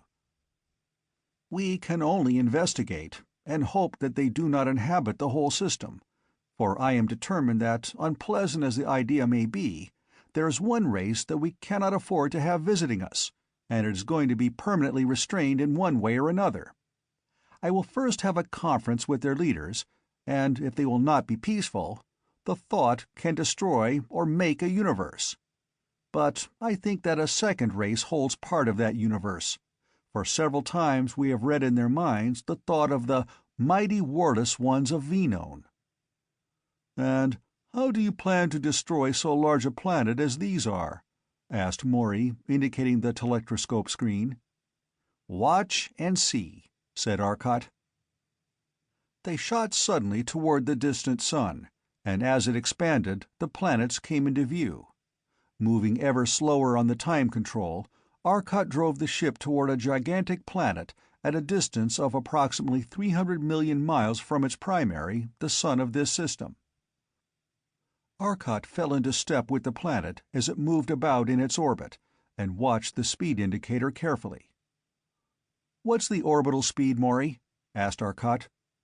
"About 12.5 miles per second," replied the somewhat mystified Morey. "Excellent, my dear Watson," replied Arcot. "And now, does my dear friend know the average molecular velocity of ordinary air?" "Why, about 1/3 of a mile a second, average." "And if that planet as a whole should stop moving, and the individual molecules be given the entire energy, what would their average velocity be? And what temperature would that represent?" asked Arcot. "Good. Why, they would have to have the same kinetic energy as individuals as they now have as a whole, and that would be an average molecular velocity in random motion of 12.5 miles a second, giving about 12,000 degrees centigrade," exclaimed Morey in surprise. "That would put it in the far blue-white region." "Perfect. Now watch." Arcot donned the headpiece he had removed and once more took charge. He was very far from the planet, as distances go, and they could not see his ship. But he wanted to be seen. So he moved closer, and hung off to the sunward side of the planet, then moved to the night side, but stayed in the light. In seconds, a battle fleet was out attempting to destroy him. Surrounding the ship with a wall of artificial matter, lest they annoy him, he set to work. Directly in the orbit of the planet, a faint mistiness appeared, and rapidly solidified to a titanic cup, directly in the path of the planet. Arcot was pouring energy into the making of that matter at such a rate that space was twisted now about them. The meter before them, which had not registered previously, was registering now, and had moved over to 3. 3 sols, and was still climbing. It stopped when 10 were reached. 10 times the energy of our sun was pouring into that condensation, and it solidified quickly. The Thessians had seen the danger now. It was less than 10 minutes away from their planet, and now great numbers of ships of all sorts started up from the planet, swarming out like rats from a sinking vessel. Majestically, the great world moved on in its orbit toward the thin wall of infinite strength and infinite toughness. Already Thessian battleships were tearing at that wall with rays of all types, and the wall sputtered back little gouts of light, and remained. The meters on the thought were no longer registering. The wall was built, and now Arcot had all the giant power of the ship holding it there. Any attempt to move it or destroy it, and all the energy of the universe would rush to its defense. The atmosphere of the planet reached the wall. Instantly, as the pressure of that enormous mass of air touched it, the wall fought, and burst into a blaze of energy. It was fighting now, and the meter that measured sun powers ran steadily, swiftly up the scale. But the men were not watching the meter. They were watching the awesome sight of man stopping a world in its course, turning a world from its path. But the meter climbed suddenly, and the world was suddenly a tremendous blaze of light. The solid rock had struck the giant cup, 110,000 miles in diameter. It was silent, as a world pitted its enormous kinetic energy against the combined forces of a universe. Soundless, and as hopeless. Its strength was nothing, its energy pitted unnoticed against the energy of 500,000 million suns, as vain as those futile attempts of the Thessian battleships on the invulnerable walls of the thought. What use is there to attempt description of that scene, as 2.5 million billion tons of rock and metal and matter crashed against a wall of energy immovable and inconceivable?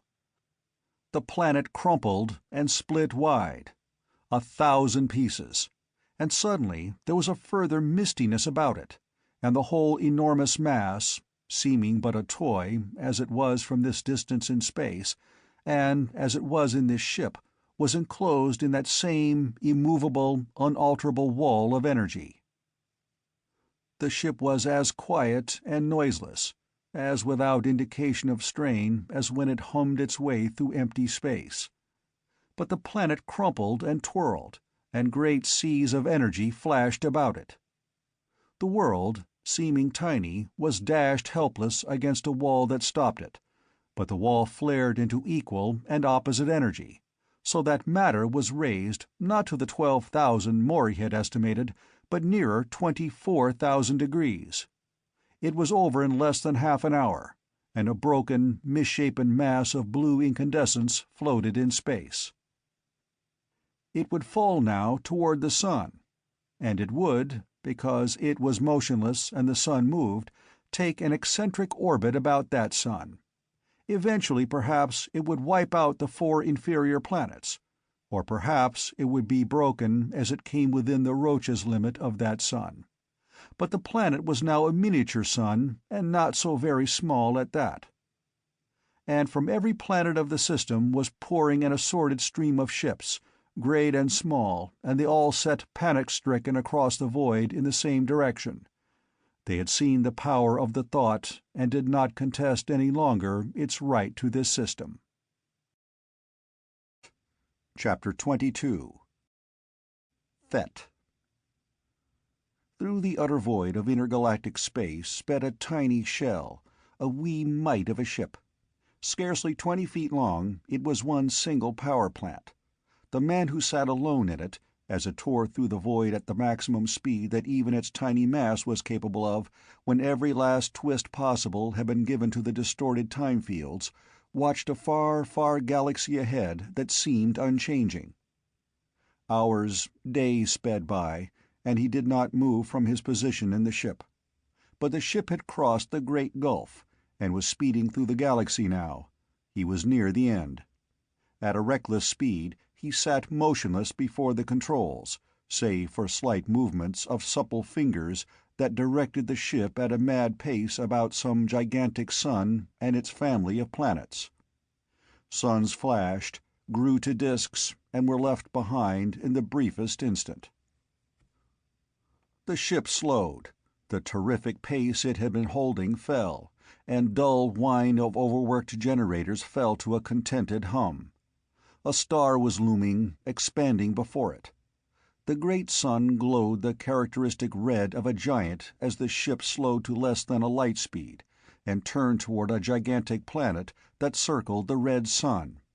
The planet was very close to 50,000 miles in diameter, and it revolved at a distance of 4.5 billions of miles from the surface of its sun, which made the distance to the center of the titanic primary 4,800,000,000 miles in round figures, for the sun's diameter was close to 650 million miles.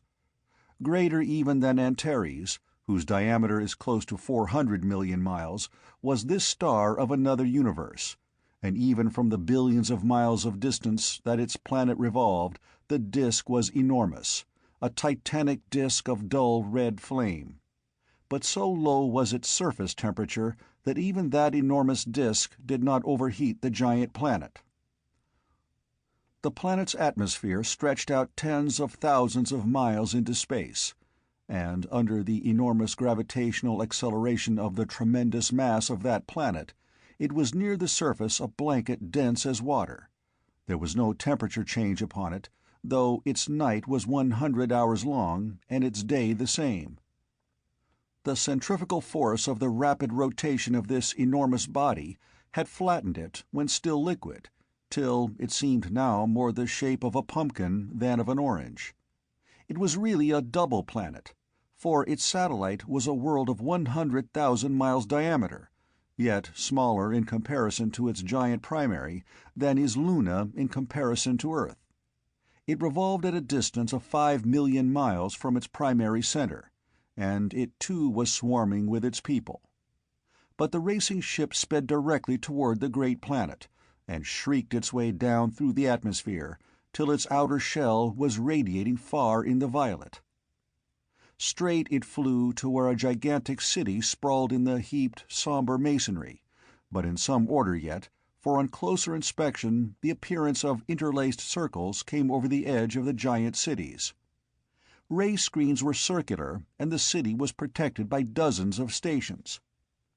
The scout was going well under the speed of light now, and a message, imperative and commanding, sped ahead of him. Half a dozen patrol boats flashed up and fell in beside him, and with him raced to a gigantic building that reared its somber head from the center of the city. Under a white sky they proceeded to it, and landed on its roof. From the little machine the single man came out. Using the webbed hands and feet that had led the Allied scientists to think them an aquatic race, he swam upward, and through the water-dense atmosphere of the planet toward the door. Trees overtopped the building, for it had but 4 stories above ground, though it was the tallest in the city. The trees, like seaweed, floated most of their enormous weight in the dense air, but the buildings under the gravitational acceleration, which was more than 100 times Earth's gravity, could not be built very high ere they crumple under their own weight. Though one of these men weighed approximately 200 pounds on Earth, for all their short stature, on this planet their weight was more than 10 tons. Only the enormously dense atmosphere permitted them to move. And such an atmosphere! At a temperature of almost exactly 360 degrees centigrade, there was no liquid water on the planet, naturally. At that temperature, water cannot be a liquid, no matter what the pressure, and it was a gas. In their own bodies there was liquid water, but only because they lived on heat. Their muscles absorbed their energy for work from the heat of the air. They carried in their own muscles refrigeration, and with that aid were able to keep liquid water for their life processes. With death, the water evaporated. Almost the entire atmosphere was made up of oxygen, with but a trace of nitrogen and some amount of carbon dioxide. Here their enormous strength was not needed, as Arcot had supposed, to move their own bodies, but to enable them to perform the ordinary tasks of life. The mere act of lifting a thing weighing perhaps 10 pounds on Earth here required a lifting force of more than half a ton.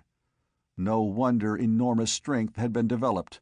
Such things as a man might carry with him, perhaps a ray pistol, would weigh half a ton. His money would weigh near to 100 pounds. But there were no guns on this world.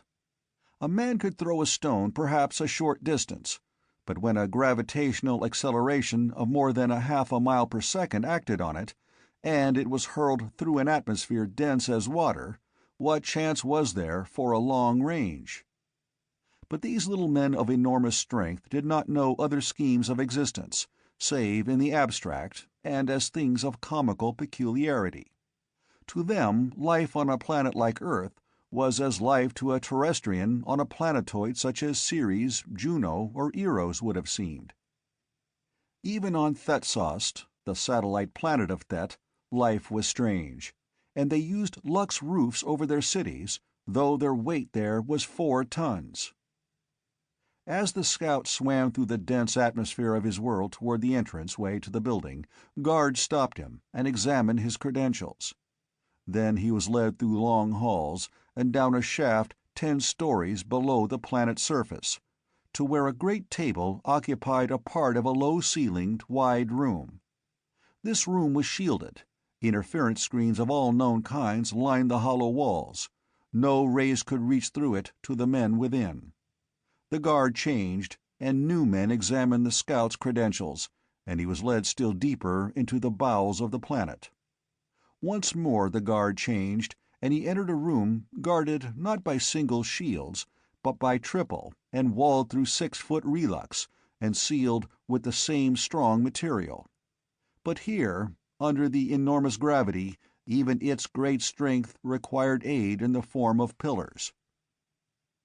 A giant of his race sat before a low table. The table ran half the length of the room, and beside it sat 4 other men. But there were places for more than 24. "A scout from the colony? What news?" demanded the leader. His voice was a growl, deep and throaty. "Oh, mighty Stanto, I bring news of resistance. We waited too long in our explorations, and those men of world 3769-848-2730-3 have learned too much. We were wrong.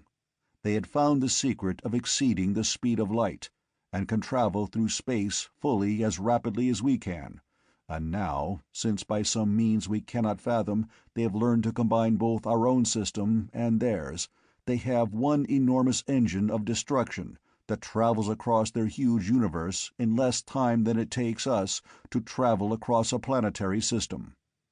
Our cause is lost, which is by far the least of our troubles. Thet is in danger. We cannot hope to combat that ship." "Thalt, what means have we? Can we not better them?" demanded Stanto of his chief scientist. "Great Stanto, we know that such a substance can be made when pressure can be brought to bear on cosmic rays under the influence of field 247649-321, but that field cannot be produced, because no sufficient concentration of energy is available. Energy cannot be released rapidly enough to replace the losses when the field is developing. The fact that they have that material indicates their possession of an unguessed and terrific energy source. I would have said that there was no energy greater than the energy of matter, but we know the properties of this material, and that the triple ray, which has at last been perfected, can be produced providing your order for all energy sources is given. We release its energy at a speed comparable to the rate of energy relux in a twin ray, but that the release takes place only in the path of the ray." "What more, Scout?" asked Stanto smoothly. "The ship first appeared in connection with our general attack on world 3769-848-273-3. The attack was near success. Their screens were already failing. They have devised a new and very ionized layer as a conductor. It was exceedingly difficult to break, and since their sun had been similarly screened, we could not throw masses of that matter upon them. In another span of time we would have destroyed their world. Then the ship appeared. It has molecular rays, magnetic beams, and cosmic rays, and a fourth weapon we know nothing of. It has molecular screens, we suspect, but has not had occasion to use them. Our heaviest molecular screens flash under their molecular rays. Ordinary screens fall instantly without momentary defense. The ray power is incalculable. Their magnetic beams are used in conjunction with cosmics. The action of the two causes the relux to induce current, and due to the reaction of currents on the magnetic field, and the resistance due to the relux is first heated to incandescence, and then the ship opens out as the air pressure bends the magnetically softened relux," finished Thalt. "No, the effect is even more terrific. It explodes into powder," replied the scout. "And what happens to worlds that the magnetic ray touches? inquired the scientist. "A corner of it touched the world we fought over, and the world shook," replied the colonist. "And the last weapon?"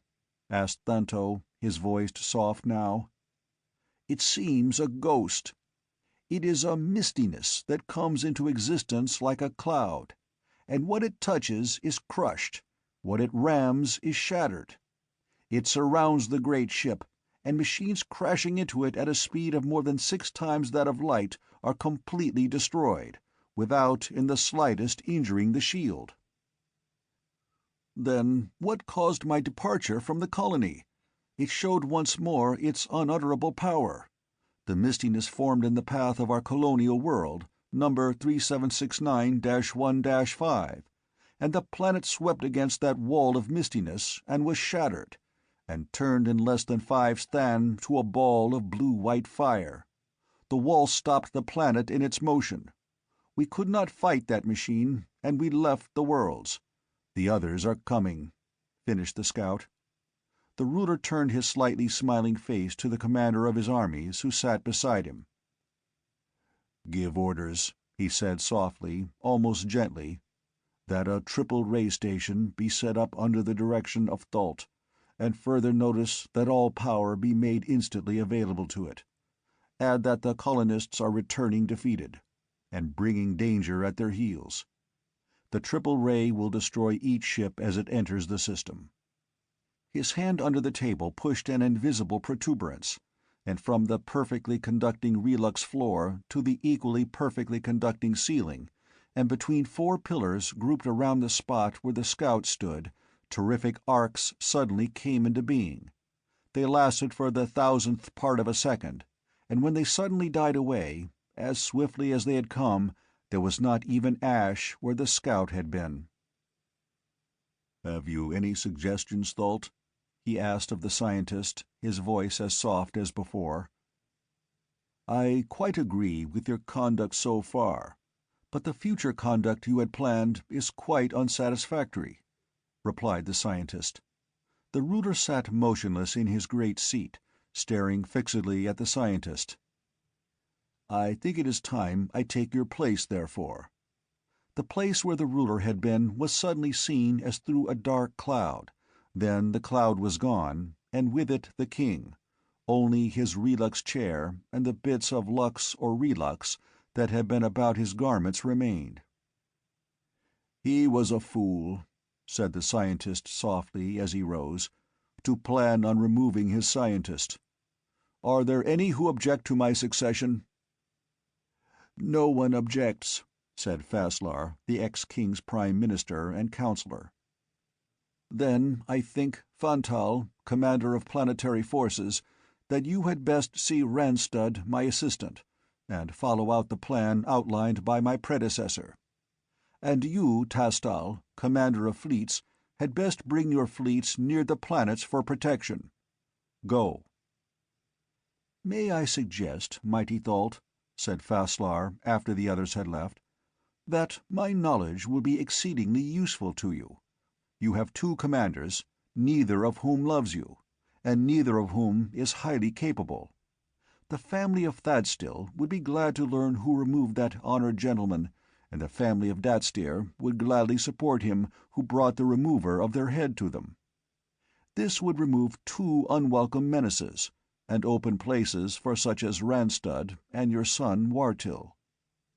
And," he said hastily, as he saw a slight shift in Thalt's eyes, "I might say further that the bereaved ones of Parthel would find great interest in certain of my papers, which are only protected by my personal constant watchfulness." "And so? And what of Kelston Faln, Falsar?" smiled the new Sthanta. Thalt's hand relaxed, and they started a conversation and discussion on means of defense. Chapter 23. Venone. Up from Earth, out of its clear blue sky and into the air and dark of space and near a sun, the ship soared. They had been holding it motionless over New York, and now, as it rose, Hundreds of tiny craft and a few large excursion ships followed it until it was out of Earth's atmosphere. Then it was gone. Gone across space, racing toward that far universe at a speed no other thing could equal.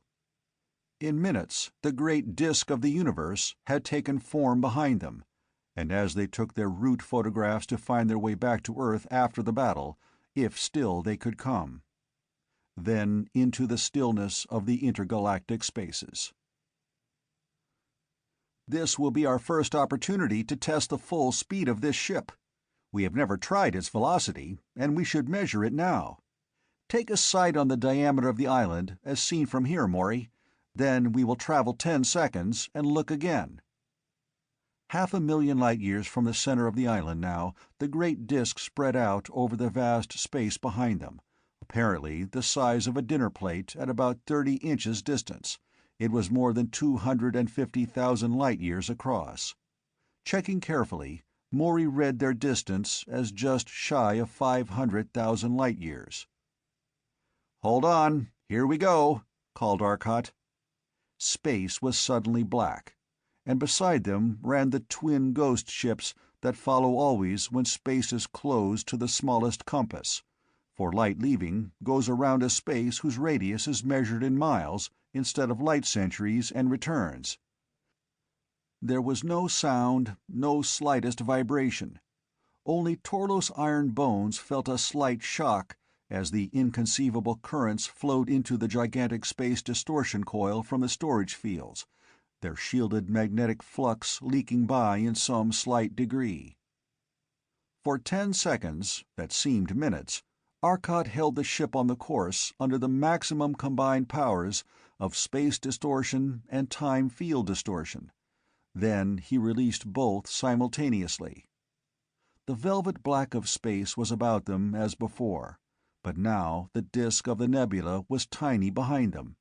So tiny was it that these men, who knew its magnitude, gasped in sudden wonder. None of them had been able to conceive of such a velocity as this ship had shown. In seconds, Morey announced a moment later, they had traveled 1,100,000 light-years. Their velocity was 660 quadrillion miles per second.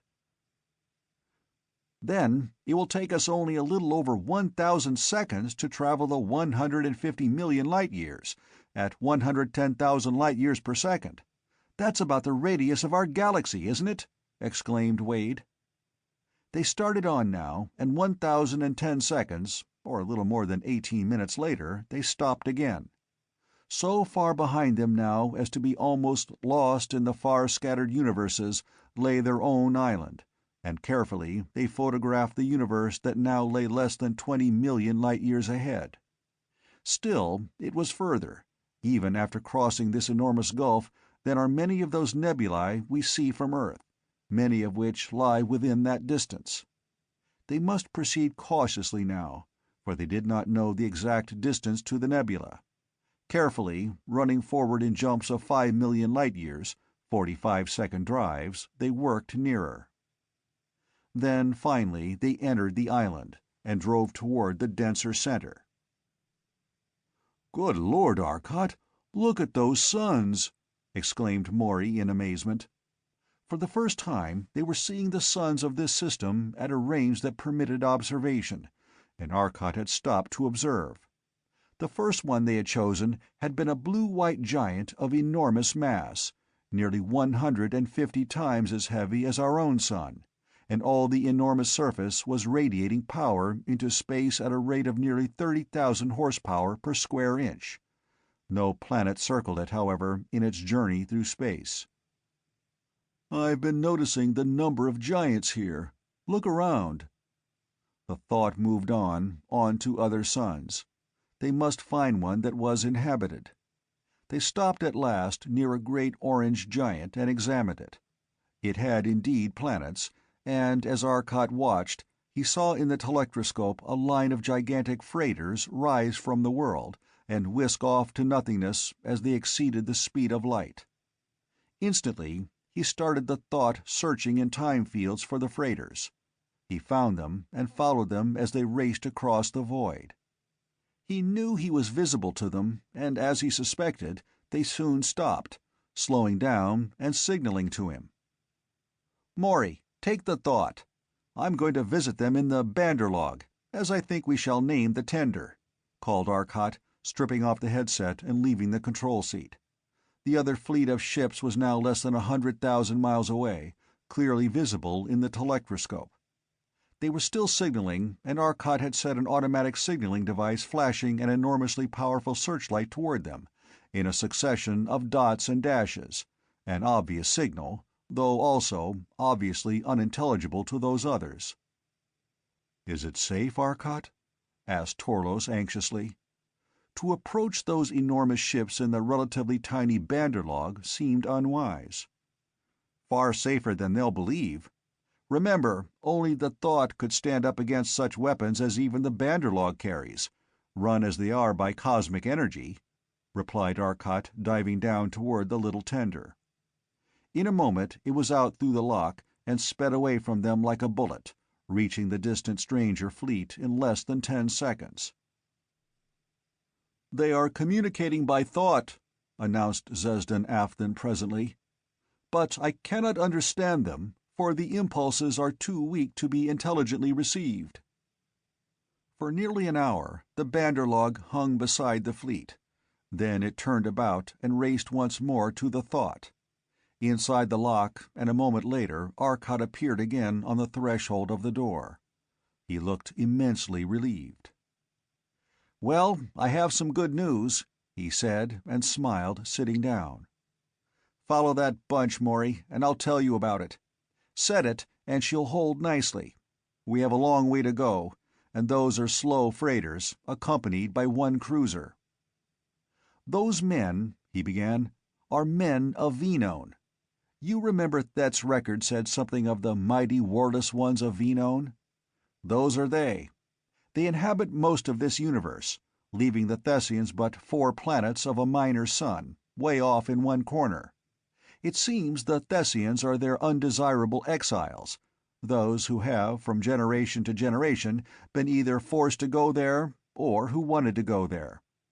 They did not like the easier and more effective method of disposing of undesirables, the instantaneous death chamber they now use. Thet was their prison world. No one ever returned, and his family could go with him if they desired, but if they did not, they were carefully watched for outcroppings of undesirable traits: murder, crime of any sort, any habitual tendency to injustice. About 600 years ago of our time, Thet revolted. There were scientists there, and their scientists had discovered a thing that they had been seeking for generations: the twin ray. I don't know what it is, and the Venonians don't either. It is the ray that destroys relux and lux, however, and can be carried only on a machine the size of their forts, due to some limitations. Just what those limitations are, the Venonians don't know. Other than that ray, they had no new weapons. But it was enough. Their guard ships, which had circled the worlds of the prison system, ANSEC, were suddenly destroyed, so suddenly that Venone received no word of it till a consignment ship, bringing prisoners, discovered their absence. The consignment ship returned without landing. That was now independent. But they were bound to their system, for although they had the molecular ships, they had never been permitted to have time apparatus, nor to see it, nor was anyone who knew its principles ever consigned there. The result was that they were as isolated as ever. This was for 2 centuries. 2 centuries later, it was worked out by one of their scientists, and the warless ones had a war of defense. Their small fleet of cruisers, designed for rescue work and for clearing space lanes of wrecks and asteroids, was destroyed instantly. Their world was protected only by the ray screen, which the Thessians did not have, and by the fact that they could build more cruisers. In less than a year, Thet was defeated and beaten back to her world, though Venone could not overcome Thet now, for around their planets they had so many forts projecting the deadly rays that no ship could approach. Then Thet learned how to make the screen and came again. Venone had planetoid stations that projected molecular rays of an intensity I wonder at, with their system of projecting. It seems these people have force power feeds that operate through space, by which an entire solar system can tie in for power, and they fed these stations in that way. Lord only knows what tubes they had, but the Thessians couldn't get the power to fight. They've been let alone since then. They did not know why. I told them what their dear friends had been doing in that time, and the Venonians were immensely surprised, and very evidently sorry. They begged my pardon for letting loose such a menace, quite sincerely feeling that it was their fault. They offered any help they could give, and I told them that a chart of this system would be of the greatest use. They are going now to Venone, and we're to go with them, and see what they have to offer. Also, they want a demonstration of this remarkable ship that can defeat whole fleets of Thessians and destroy or make planets at will," concluded Arcot. "I do not in the least blame them for wanting to see the ship in operation, Arcot, but they are, very evidently, a much older race than yours," said Torlos, his thoughts coming clear and sharp, as those of a man who has thought over what he says carefully. "Are you not running danger that their minds may be more powerful than yours, that this story they have told you is but a ruse to get this ship on their world, where millions can concentrate their will against you and capture the ship by mind, where they cannot capture it by force?" "That," agreed Arcot, "is where the rub comes in, as an ancient poet of Earth put it. I don't know, and I did not have a chance to see. Wherefore I am about to do some work. Let me have the controls, Morey, will you?" Arcot made a new ship. It was made entirely, perforce, of cosmium, lux, and relux, for those were the only forms of matter he could create in space permanently from energy. It was equipped with gravity drive and time distortion speed apparatus, and his far better trained mind finished this smaller ship with his titanic tools in less than the 2 days that it took them to reach Venone. In the meantime, the Venonian cruiser had drawn close, and watched in amazement as the ship was fashioned from the energy of space, became a thing of glistening matter, materializing from the absolute void of space, and forming under titanic tools such as the commander could not visualize. Now, this move was partly the reason for this construction. For while the Venonian was busy, absorbed in watching the miraculous construction, his mind was not shielded, and it was open for observation of 2 such wonderfully trained minds as those of Zesdan Afthan and Zesdan Inthel. With their instruments and wonderfully developed mind science, aided at times by Morey's less skillful but more powerful mind of his older race, and powerful too both because of long concentration and training and because of his individual inheritance, they examined the minds of many of the officers of the ship without their awareness. As a final test, Arcot, having finished the ship, suggested that the Venonian officer and one of the men of his ship have a trial of mental powers. Zesdan Afthan tried first, and between the 2 ships, racing along side by side at a speed unthinkable, the 2 men struggled with those forces of will. Quickly, Zesdan Afthan told Arcot what he had learned. The sun of Venone was close now, and Arcot prepared to use as he intended the little space machine he had made. Morey took it and went away from the thought flying on its time field. The ship had been stocked with lead fuel for its matter-burning generators from the supply that had been brought on the thought for emergencies, and the air had come from the thought's great tanks. Morey was going to Venone ahead of the thought to scout, to see many of the important men of Venone and find out from them what I can of the relationship between Venone and Thet. Hours later, Morey returned with a favorable report. He had seen many of the important men of Venone and conversed with them mentally from the safety of his ship, where the specially installed gravity apparatus had protected him and the ship against the enormous gravity of this gigantic world. He did not describe Venone. He wanted them to see it as he had first seen it. So the little ship, which had served its purpose now, was destroyed, nearly a light-year from Venone, and left a crushed wreck when two plates of artificial matter had closed upon it, destroying the apparatus, lest some unwelcome finder use it. There was little about it, the gravity apparatus alone perhaps, that might have been of use to Thet, and Thet already had the ray, but why take needless risk? Then once more they were racing toward Venone.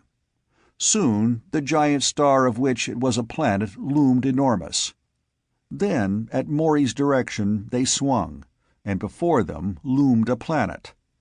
Large as Thet, nearly 500,000 miles in diameter, its mass was very closely equal to that of our sun. Yet it was but the burned-out sweepings of the outermost photospheric layers of this giant sun, and the radioactive atoms that made a sun active were not here. It was a cold planet.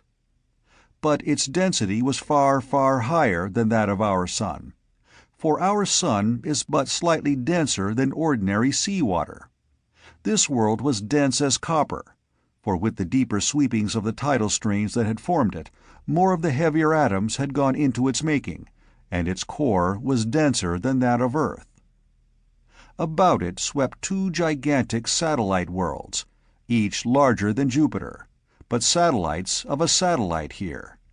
And Venone itself was inhabited by countless millions, yet their low green tile and metal cities were invisible in the aspect of rolling lands with tiny hillocks, dwarfed by gigantic bulbous trees that floated their enormous weight in the water-dense atmosphere. Here, too, there were no seas, for the temperature was above the critical temperature of water, and only in the self-cooling bodies of these men and in the trees which similarly cooled themselves could there be liquid. The sun of the world was another of the giant red stars, close to 350 times the mass of our sun. It was circled by but 3 giant planets. Its enormous disk was almost invisible from the surface of the world as the thought sank slowly through 15,000 miles of air, due to the screening effect on light passing through so much air. Earth could have rested on this planet and not extended beyond its atmosphere. Had Earth been situated at this planet's center, the moon could have revolved about it and would not have been beyond the planet's surface. In silent wonder the Terrestrians watched the titanic world as they sank, and their friends looked on amazed, comprehending even less of the significance of what they saw. Already within the titanic gravitational field they could see that indescribable effects were being produced on them and on the ship. Arcot alone could know the enormous gravitation, and his accelerometer told him now that he was subject to a gravitational acceleration of 3,487 feet per second, or almost exactly 109 times Earth's pull. The thought weighs 1,206,500,000 tons with tender on Earth. Here it weighs approximately 121 billion tons, said Arcot softly. Can you set it down? It may crush under this load if the gravity drive isn't supporting it, asked Torlos anxiously. 8 inches cosmium, and everything else supported by cosmium. I made this thing to stand any conceivable strain. Watch, if the planet's surface will take the load, replied Arcot.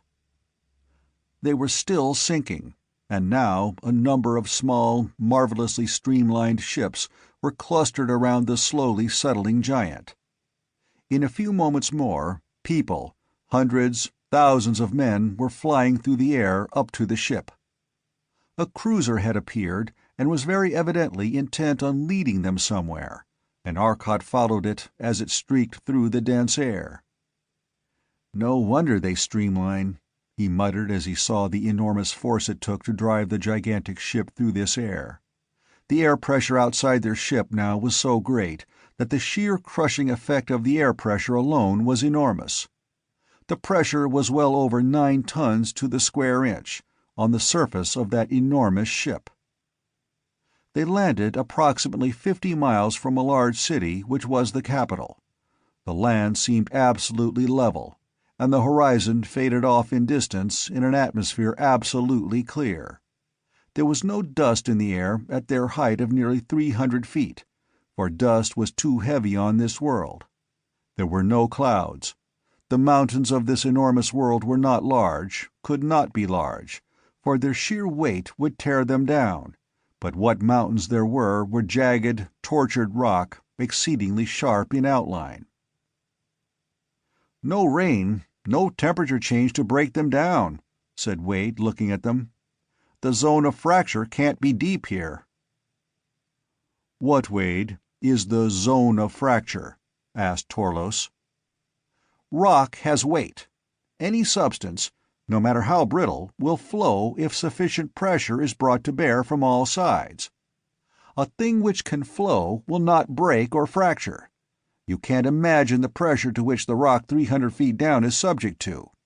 There is the enormous mass of atmosphere, the tremendous mass of rock above, and all forced down by this gravitation. By the time you get down half a mile, the rock is under such an inconceivably great pressure that it will flow like mud. The rock there cannot break. It merely flows under pressure. Above, the rock can break instead of flowing. That is the zone of fracture. On Earth, the zone of fracture is 10 miles deep. Here, it must be of the order of only 500 feet.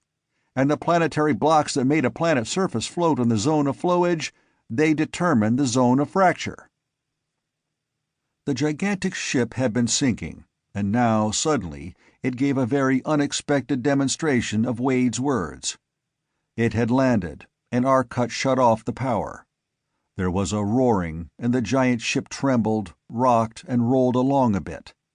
Instantly, Arcot drove it into the air. "Whoa, can't do it. The ship will stand it, and won't bend under the load, but the planet won't. We caused a V-node quake. One of those planetary blocks Wade was talking about slipped under the added strain." Quickly, Wade explained that all the planetary blocks were floating, truly floating, and in equilibrium just as a boat must be. The added load had been sufficiently great, so that with an already extant overload on this particular planetary block, this boat had sunk a bit further into the flowage zone, till it was once more at rest and balanced. "They wish us to come out that they may see us, strangers and friends from another island," interrupted Zesdan Afton. "Tell them they'd have to scrape us up off the ground if we attempted it. We come from a world where we weigh about as much as a pebble here," said Wade, grinning at the thought of Terrestrians trying to walk on this world. "Don't. Tell them we'll be right out," said Arcot sharply. "All of us." Morey and the others all stared at Arcot in amazement. It was utterly impossible. But Zesdan Athan did as Arcot had asked. Almost immediately, another Morey stepped out of the airlock, wearing what was obviously a pressure suit. Behind him came another Wade, Torlos, Stelfelso Thew, and indeed all the members of their party save Arcot himself. The Galactians stared in wonder, then comprehended and laughed together. Arcot had sent artificial matter images of them all. Their images stepped out, and the Venonian crowd which had collected stared in wonder at the giants, looming twice their height above them. "You see not us, but images of us. We cannot withstand your gravity, nor your air pressure, save in the protection of our ship. But these images are true images of us." For some time, then, they communicated, and finally Arcot agreed to give a demonstration of their power. At the suggestion of the cruiser commander, who had seen the construction of a spaceship from the emptiness of space, Arcot rapidly constructed a small, very simple molecular drive machine of pure cosmium, making it entirely from energy. It required but minutes, and the Venonians stared in wonder as Arcot's unbelievable tools created the machine before their eyes. The completed ship Arcot gave to an official of the city who had appeared. The Venonian looked at the thing skeptically, and half expecting it to vanish like the tools that made it, gingerly entered the port. Powered as it was by lead-burning cosmic ray generators, the lead alone having been made by transmutation of natural matter, it was powerful and speedy. The official entered it, and finding it still existing, tried it out. Much to his amazement, it flew and operated perfectly. Nearly 10 hours Arcot and his friends stayed at Venone, and before they left, the Venonians, for all their vast differences of structure, had proven themselves true, kindly, honest men, and a race that our alliance has since found every reason to respect and honor. Our commerce with them, though carried on under difficulties, is nonetheless a bond of genuine friendship. Chapter 24. Thet Prepares. Streaking through the void toward Thet was again a tiny scout ship. It carried but a single man, and with all the power of the machine he was darting toward distant Thet, at a speed insanely reckless. But he knew that he must maintain such a speed if his mission were to be successful. Again a tiny ship entered Thet's far-flung atmosphere, and slowed to less than a light speed, and sent its signal call ahead. In moments the patrol ship, less than 300 miles away, had reached it, and together they streaked through the dense air in a screaming dive toward Shatin Soma, the capital city. It was directly beneath, and it was not long before they had reached the great palace grounds and settled on the upper roof. Then the scout leapt out of his tiny craft and dove for the door. Flashing his credentials, he dove down and into the first shielded room. Here, precious seconds were wasted while a check was made of the credentials the man carried. Then he was sent through to the council room. And he, too, stood on that exact spot where the other scout, but a few weeks before, had stood, and vanished. Waiting, it seemed, were 4 counselors and the new Stanto, Thalt.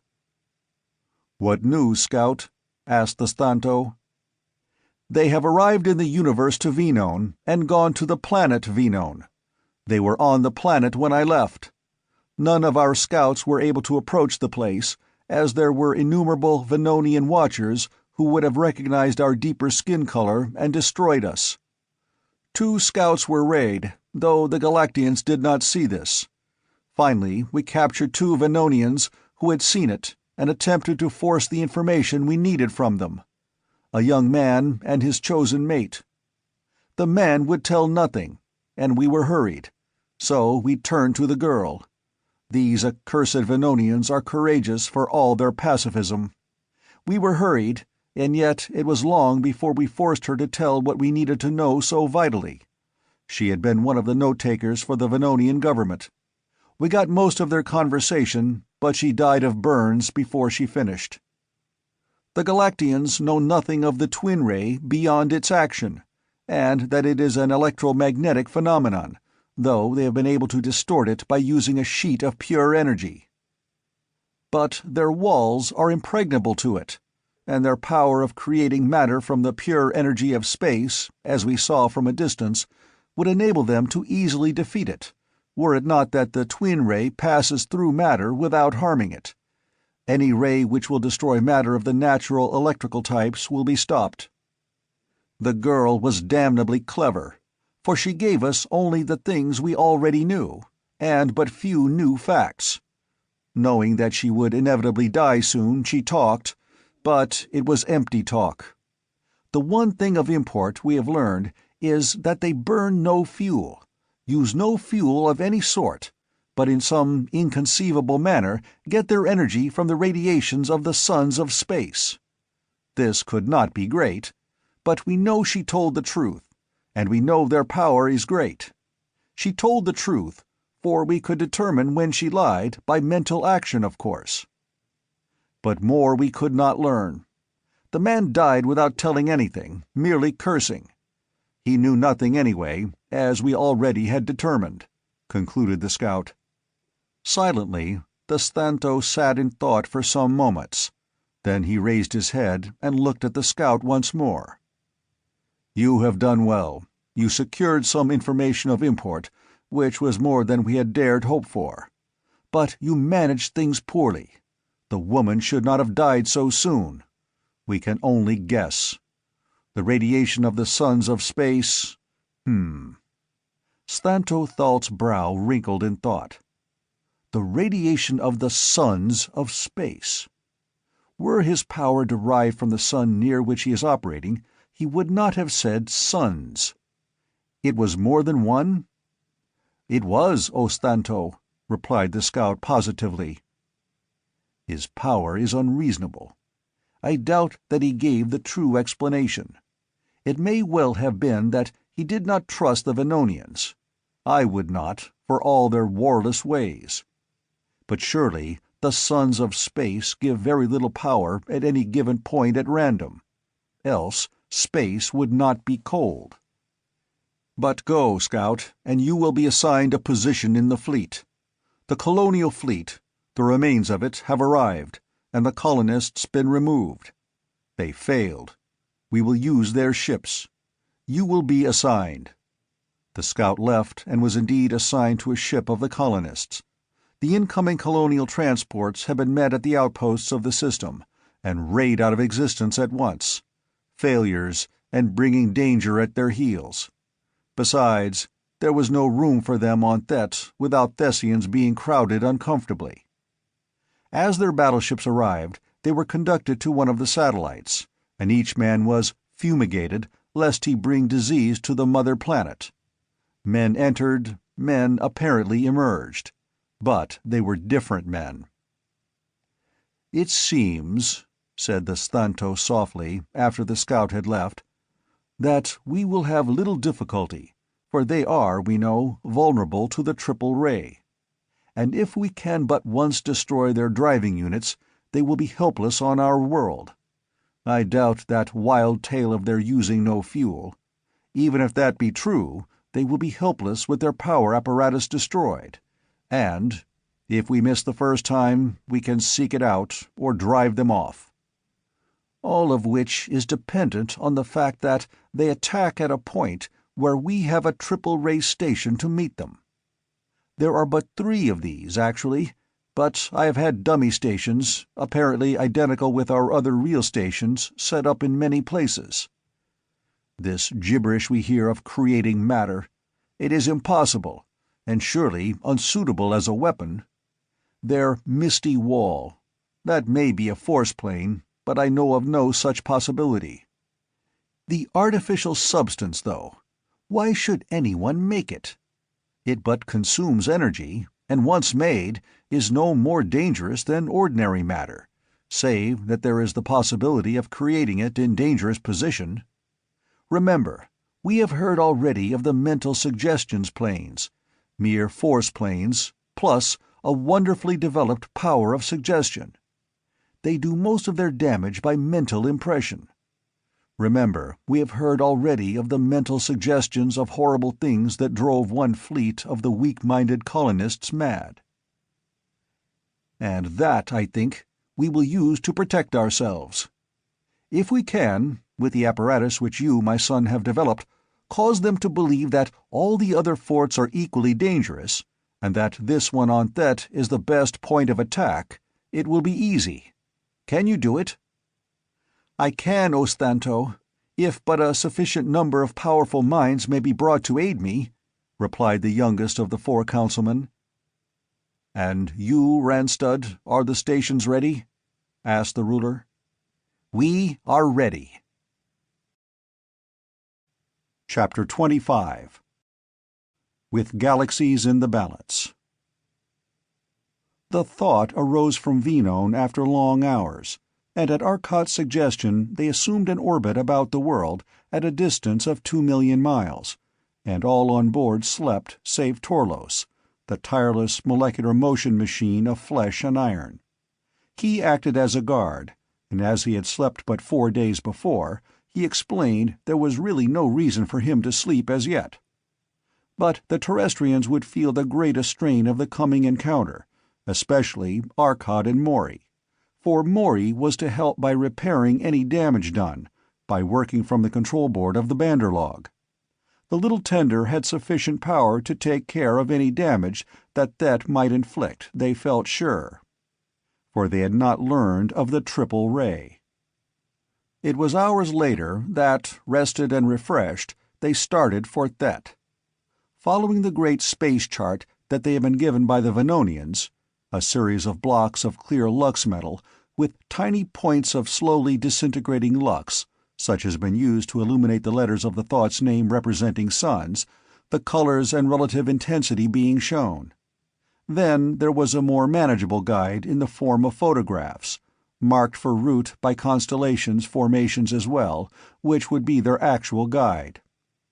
At the maximum speed of the time apparatus, for thus they could better follow the constellations, the thought plunged along in the wake of the tiny scout ship that had already landed on Thet.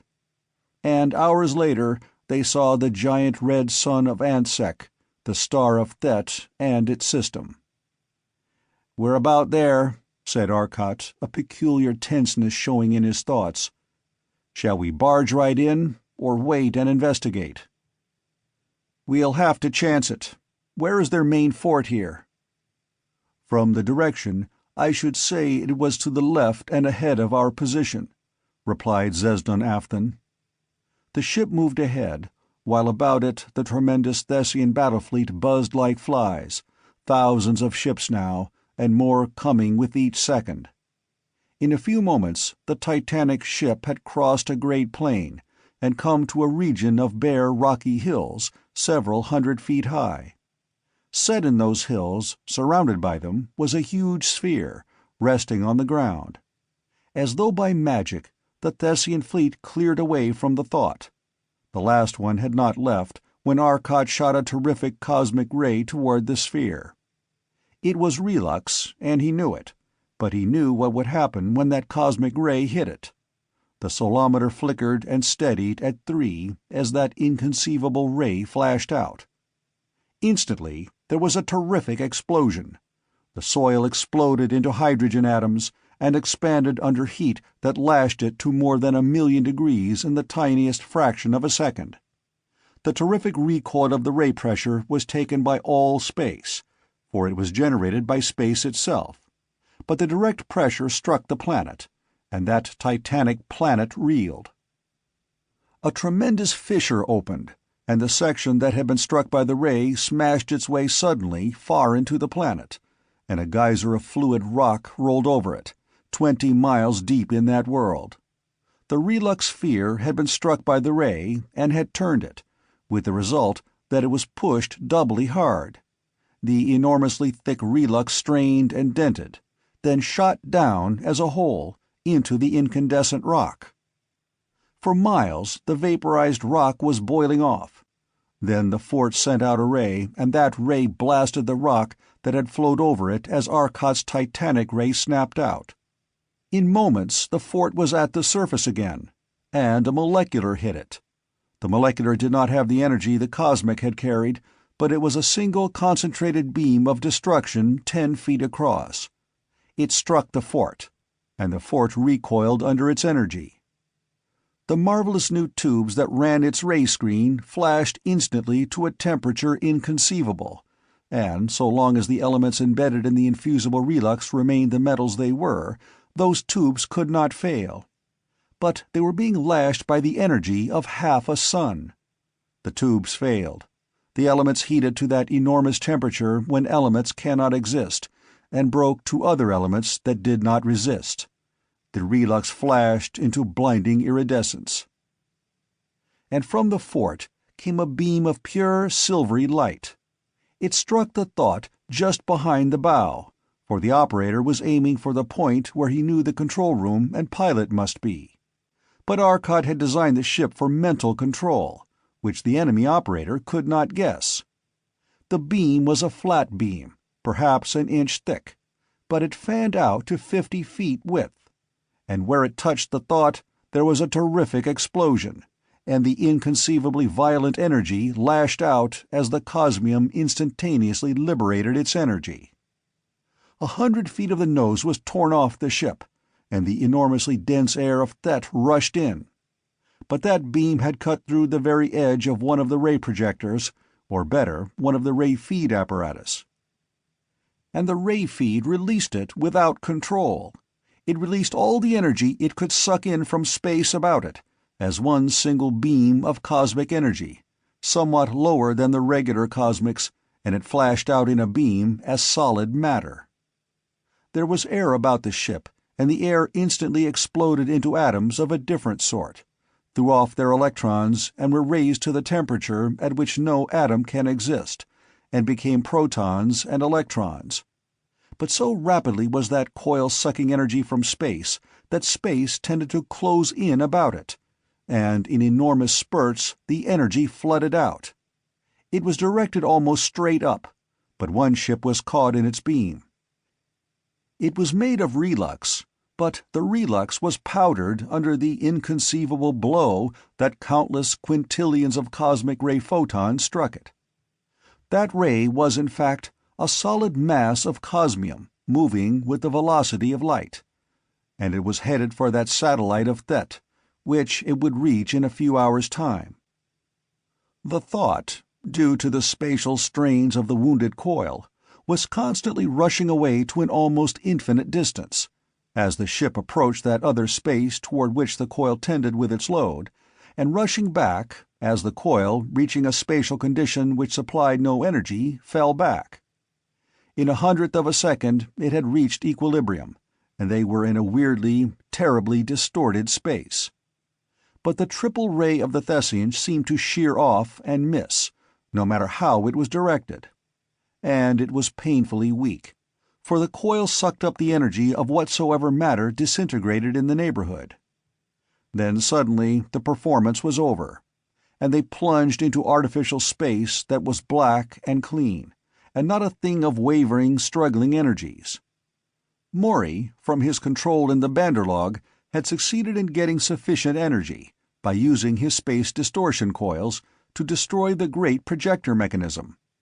Instantly Arcot, now able to create the artificial space without the destruction of the coils by the struggling ray feed coil, had thrown them into comparative safety.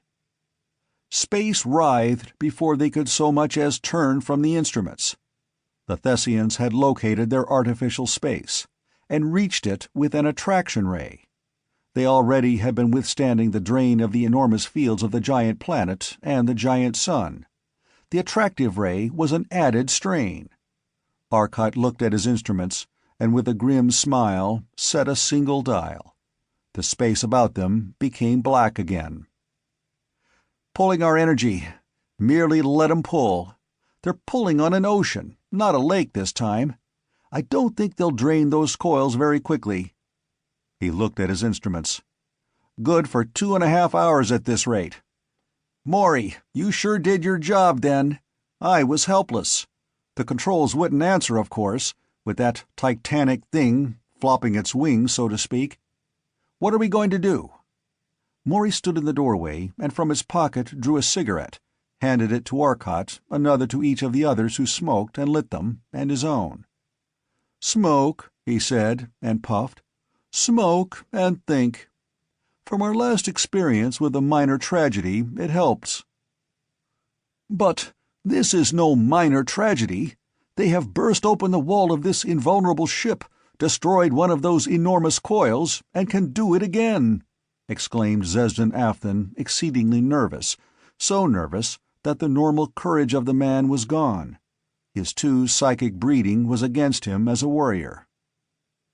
"Afton," replied Stelfelso Theo calmly, "when our friends have smoked and thought, the thought will be repaired perfectly, and it will be made invulnerable to that weapon." "I hope so, Stelfelso Theo," smiled Arcot. He was feeling better already. "But do you know what that weapon is, Morey?" "Got some readings on it with the Banderlog's instruments, and I think I do. Twin Ray is right," replied Morey. So I think. It's a super photon. What they do is to use a field somewhat similar to the field we use in making cosmium, except that in theirs, instead of the photons lying side by side, they slide into one another, compounding. They evidently got 3 photons to go into one. Now, as we know, that size photon doesn't exist for the excellent reason that it can't in this space. Space closes in about it. Therefore, they have a projected field to accompany it that tends to open out space, and they're using that, not the attractive ray, on us now. The result is that for a distance not too great, the triple ray exists in normal space, then goes into another. Now the question is, how can we stop it? I have an idea. Have you any? Yes, but my idea can't exist in this space either, grinned Morey. I think it can. If it's what I think, remember, it will have a terrific electric field. It's what you think, then. Come on. Arcot and Morey went to the calculating room, while Wade took over the ship. But one of the ray feeds had been destroyed, and they had 3 more in action, as well as their most important weapon, artificial matter. Wade threw on the time field, and started the emergency lead burner working to recharge the coils that the Thessians were constantly draining. Being in their own peculiar space, they could not draw energy from the stars, and Arcot didn't want to return to normal space to discharge them unless necessary. "How's the air pressure in the rest of the ship?" asked Wade. "Triple normal," replied Morey. "The Thessian atmosphere leaked in and sent it up terrifically, but when we went into our own space, at the halfway point, a lot leaked out. But the ship is full of water now. It was a bit difficult coming up from the Banderlog, and I didn't want to breathe the air I wasn't sure of. But let's work." They worked. For 8 hours of the time they were now in, they continued to work. The supply of lead metal gave out before the end of the 4th hour, and the coils were nearing the end of their resistance. It would soon be necessary for Arcot to return to normal space. So they stopped, their calculations very nearly complete. Throwing all the remaining energy into the coils, they a little more than held the space about them and moved away from Thet at a speed of about twice that of light. For an hour more Arcot worked, while the ship plowed on. Then they were ready. As Arcot took over the controls, space reeled once more, and they were alone, far from Thet. The suns of this space were flashing and glowing about them, and the unlimited energy of a universe was at Arcot's command. But all the remaining atmosphere in the ship had either gone instantaneously in the vacuum or solidified as the chill of expansion froze it. To the amazement of the extraterrestrians, Arcot's first move was to create a titanic plane of artificial matter and neatly bisect the thought at the middle. He had thrown all of the controls thus interrupted into neutral, and in the little more than half of the ship which contained the control cabin was also the artificial matter control. It was busy now. With bewildering speed, with the speed of thought trained to construct, enormous masses of cosmium were appearing beside them in space, as Arcot created them from pure energy. Cosmium, relux, and some clear, cosmium-like lux metal. Ordinary cosmium was reflective, and he wanted something with cosmium strength and the clearness of lux. In seconds, under Arcot's flying thought manipulation, a great tube had been welded to the original hull, and the already gigantic ship lengthened by more than 500 feet. Immediately, great artificial matter tools gripped the broken nose section, clamped it into place, and welded it with cosmium flowing under the inconceivable pressure till it was again a single great hull. Then the Thessian fleet found them. The coils were charged now, and they could have escaped, but Arcot had to work. The Thessians were attacked with moleculars, cosmics, and a great twin ray. Arcot could not use his magnet, for it had been among those things severed from the control. He had 2 ray feeds and the artificial matter. There were nearly 3,000 ships attacking him with a barrage of energy that was inconceivably great, but the cosmium walls merely turned it aside. It took Arcot less than 10 seconds to wipe out that fleet of ships. He created a wall of artificial matter at 20 feet from the ship, and another at 20,000 miles. It was thin, yet it was utterly impenetrable. He swept the two walls together and forced them against each other until his instruments told him only free energy remained between them. Then he released the outer wall, and a terrific flood of energy swept out. "I don't think we'll be attacked again," said Morey softly. They were not. Thet had only one other fleet, and had no intention of losing the powers of their generators at this time, when they so badly needed them. The strange ship had retired for repairs. Very well, they could attack again, and maybe. Arcot was busy. In the great empty space that had been left, he installed a second collector coil as gigantic as the main artificial matter generator. Then he repaired the broken ray feed, and it and the companion coil which with it had been in the severed nose section were now in the same relative position to the new collector coil that they had had with relation to the artificial matter coil. Next, Arcot built two more ray feeds. Now, in the gigantic central power room, there loomed two tremendous power collectors and 6 smaller ray feed collectors. His next work was to reconnect the severed connectors and controls. Then he began work on the really new apparatus. Nothing he had constructed so far was more than a duplicate of existing apparatus, and he had been able to do it almost instantly from memory. Now he must vision something new to his experience, and something that was forced to exist in part in this space, and partly in another. He tried 4 times before the apparatus had been completed correctly, and the work occupied 10 hours. But at last it was done. The thought was ready now for the battle. "Got it right at last?" asked Wade. "I hope so." "It's right. Tried it a little. I don't think you noticed it. I'm going down now to give them a nice little dose," said Arcot grimly. His ship was repaired, but they had caused him plenty of trouble. "How long have we been out here, their time?" asked Wade. "About an hour and a half." The thought had been on the time field at all times, save when the Thessian fleet attacked. "I think, Earthmen, that you are tired, and should rest, lest you make a tired thought and do great harm," suggested Zesden Afton. "I want to finish it," replied Arcot sharply. He was tired. In seconds, the thought was once more over that fortified station in the mountains, and the triple ray reached out, and suddenly about the ship was a wall of absolute, utter blackness. The triple ray touched it, and exploded into coruscating, blinding energy. It could not penetrate it. More energy lashed at the wall of blackness as the operators within the sphere fort turned in the energy of all the generators under their control.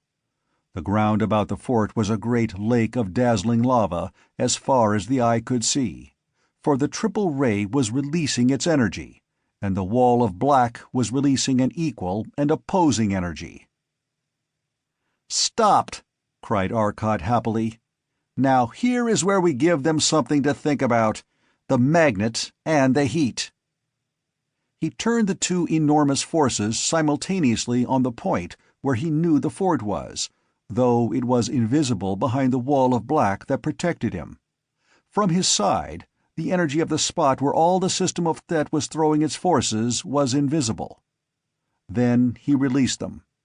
Instantly there was a terrific gout of light on that wall of blackness. The ship trembled, and the space turned gray about them. The black wall dissolved into grayness in one spot, as a flood of energy beyond comprehension exploded from it. The enormously strong cosmium wall dented as the pressure of the escaping radiation struck it, and turned X-ray hot under the minute percentage it absorbed. The triple ray bent away, and faded to black as the cosmic force playing about it actually twisted space beyond all power of its mechanism to overcome. Then, in the tiniest fraction of a second, it was over, and again there was blackness, and only the brilliant, blinding blue of the cosmium wall testified to its enormous temperature, cooling now far more slowly through green to red. "Lord, you're right, Zesden Afton," I'm going to sleep," called Arcot, and the ship was suddenly far, far away from Thet. Morey took over, and Arcot slept. First, Morey straightened the uninjured wall and ironed out the dents. "What, Morey, is the Wall of Blackness?" asked Stelfelso Thew. "It's solid matter. A thing that you never saw before. That wall of matter is made of a double layer of protons lying one against the other. It absorbs absolutely every and all radiation, and because it is solid matter, not tiny sprinklings of matter in empty space, as is the matter of even the densest star, it stops the triple ray. That matter is nothing but protons. There are no electrons there, and the positive electrical field is inconceivably great. But it is artificial matter, and that electrical field exerts its strain not in pulling and electrifying other bodies, but in holding space open, in keeping it from closing in about that concentrated matter, just as it does about a single proton, except that here the entire field energy is so absorbed." Arcot was tired and forgot. He turned his magnet and his heat against it. The heat fought the solid matter with the same energy that created it, and with an energy that had resources as great. The magnet curved space about it, and about us. The result was the terrific energy release you saw, and the hole in the wall. All Thet couldn't make any impression on it. One of the rays blasted a hole in it," said Morey with a laugh, "for he too loved this mighty thing, the almost living ideas of his friend's brain. But it is as bad as the space defense. It works both ways. We can't send through it, but neither can they. Anything we use that attacks them attacks it, and so destroys it, and it fights." "We're worse off than ever," said Morey gloomily. "My friend, you too are tired. Sleep. Sleep soundly. Sleep till I call. Sleep." And Morey slept under Zesdan Afthan's will, till Torlos carried him gently to his room. Then Afthan let the sleep relax to a natural one. Wade decided he might as well follow under his own power, for now he knew he was tired and could not overcome Zesdan Afthan, who was not. On Thet, the fort was undestroyed, and now floating on its power units in a sea of blazing lava. Within, men were working quickly to install a second set of the new tubes in the molecular motion ray screen, and other men were transmitting the orders of the Sthanto, who had come here as the place of actually greatest safety. "Order all battleships to the nearest power feed station, and command that all power available be transmitted to the station attacked. I believe it will be this one. There is no limit on the power transmission lines, and we need all possible power," he commanded his son, now in charge of all land and spatial forces. "And Randstad, what happened to that molecular ray screen?" "I do not know. I can't understand such power. But what most worries me is his wall of darkness," said Randstad seriously. "But he was forced to retire for all his wall of darkness, as you saw. He can maintain it but a short time, and it was full of holes when he fled." "Old Sthanto is much too confident, I believe," said an assistant working at one of the great boards in the enemy's fort to one of his friends. "And I think he has lost his science knowledge. Any power man could tell what happened. They tried to use their own big rays against us, and their screen stopped them from going out, just as it stopped ours on the way in. Ours had been working at it for seconds and hadn't bothered them. Then for a bare instant their ray touched it, and they retired. That shield of blackness is absolutely new." "They have many men on that ship of theirs," replied his friend, helping to lift the 300-ton load of a vacuum tube into place. "For it is evident that they built new apparatus, and it is evident their ship was increased in size to contain it. Also, the nose was repaired. They probably worked under a time field, for they accomplished an impossible amount of work in the period they were gone." Ranstud had come up behind them and overheard the latter part of this conversation. "And what," he asked suddenly, "did your meters tell you when our ray opened his ship?" "Counselor of Science Wisdom, they told us that our power diminished, and our generators gave off but little power when his power was exceedingly little. We still had much." "Have you heard the myth of the source of his power, in the story that he gets it from all the stars of the island?" "We have, great Counselor, and I for one believe it, for he sucked the power from our generators. So might he suck the power from the inconceivably greater generators of the suns. I believe that we should treat with them, for if they be like the peace-loving fools of Venone, we might win a respite in which to learn their secret."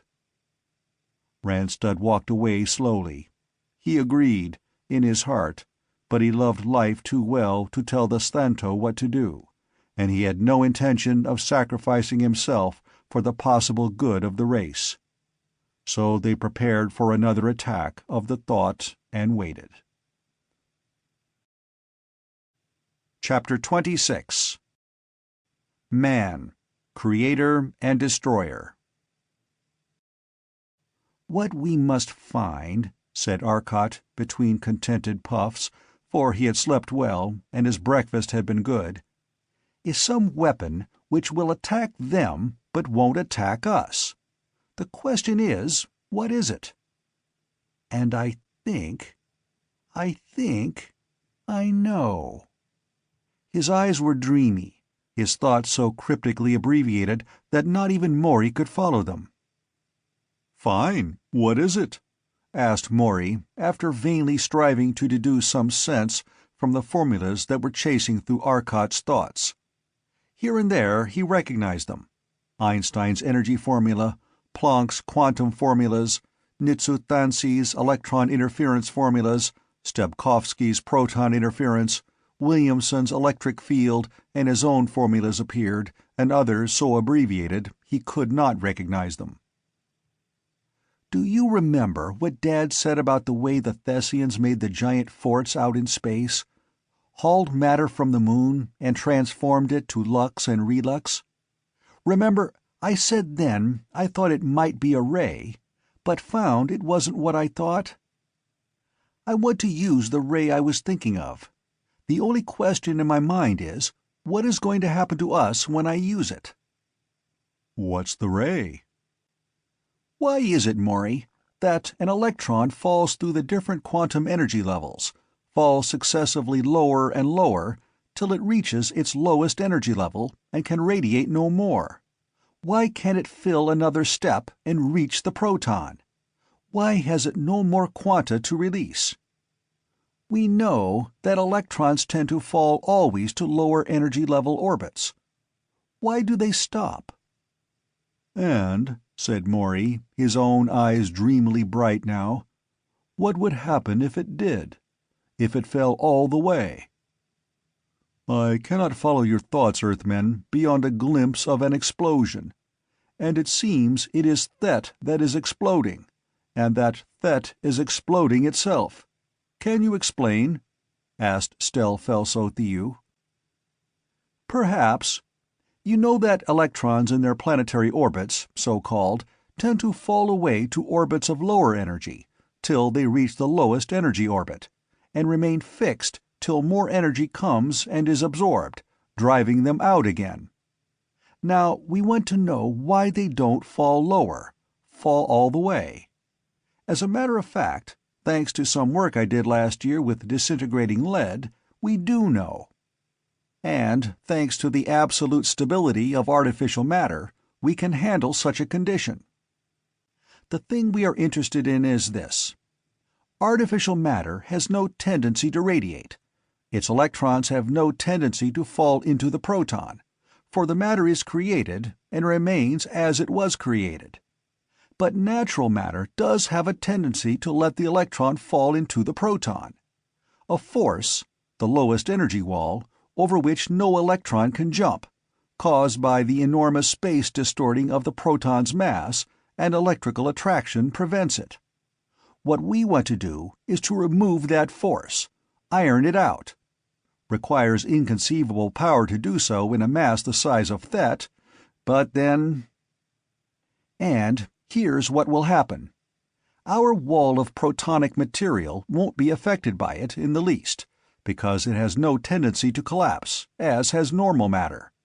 But Thet, beyond the wall, has that tendency, and the ray will release the energy of every planetary electron on Thet, and every planetary electron will take with it the energy of one proton, and it will take about 1/100 millionth of a second.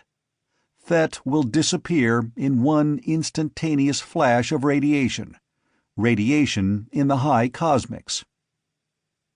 Here's the trouble. Thet represents a mass as great as our sun, and our sun can throw off energy at the present rate of 1 sol for a period of some 10 million years, 3.5 million tons of matter a second for 10 million years. If all of that went up in 1/100 millionth of a second, how many sols? Asked Morey.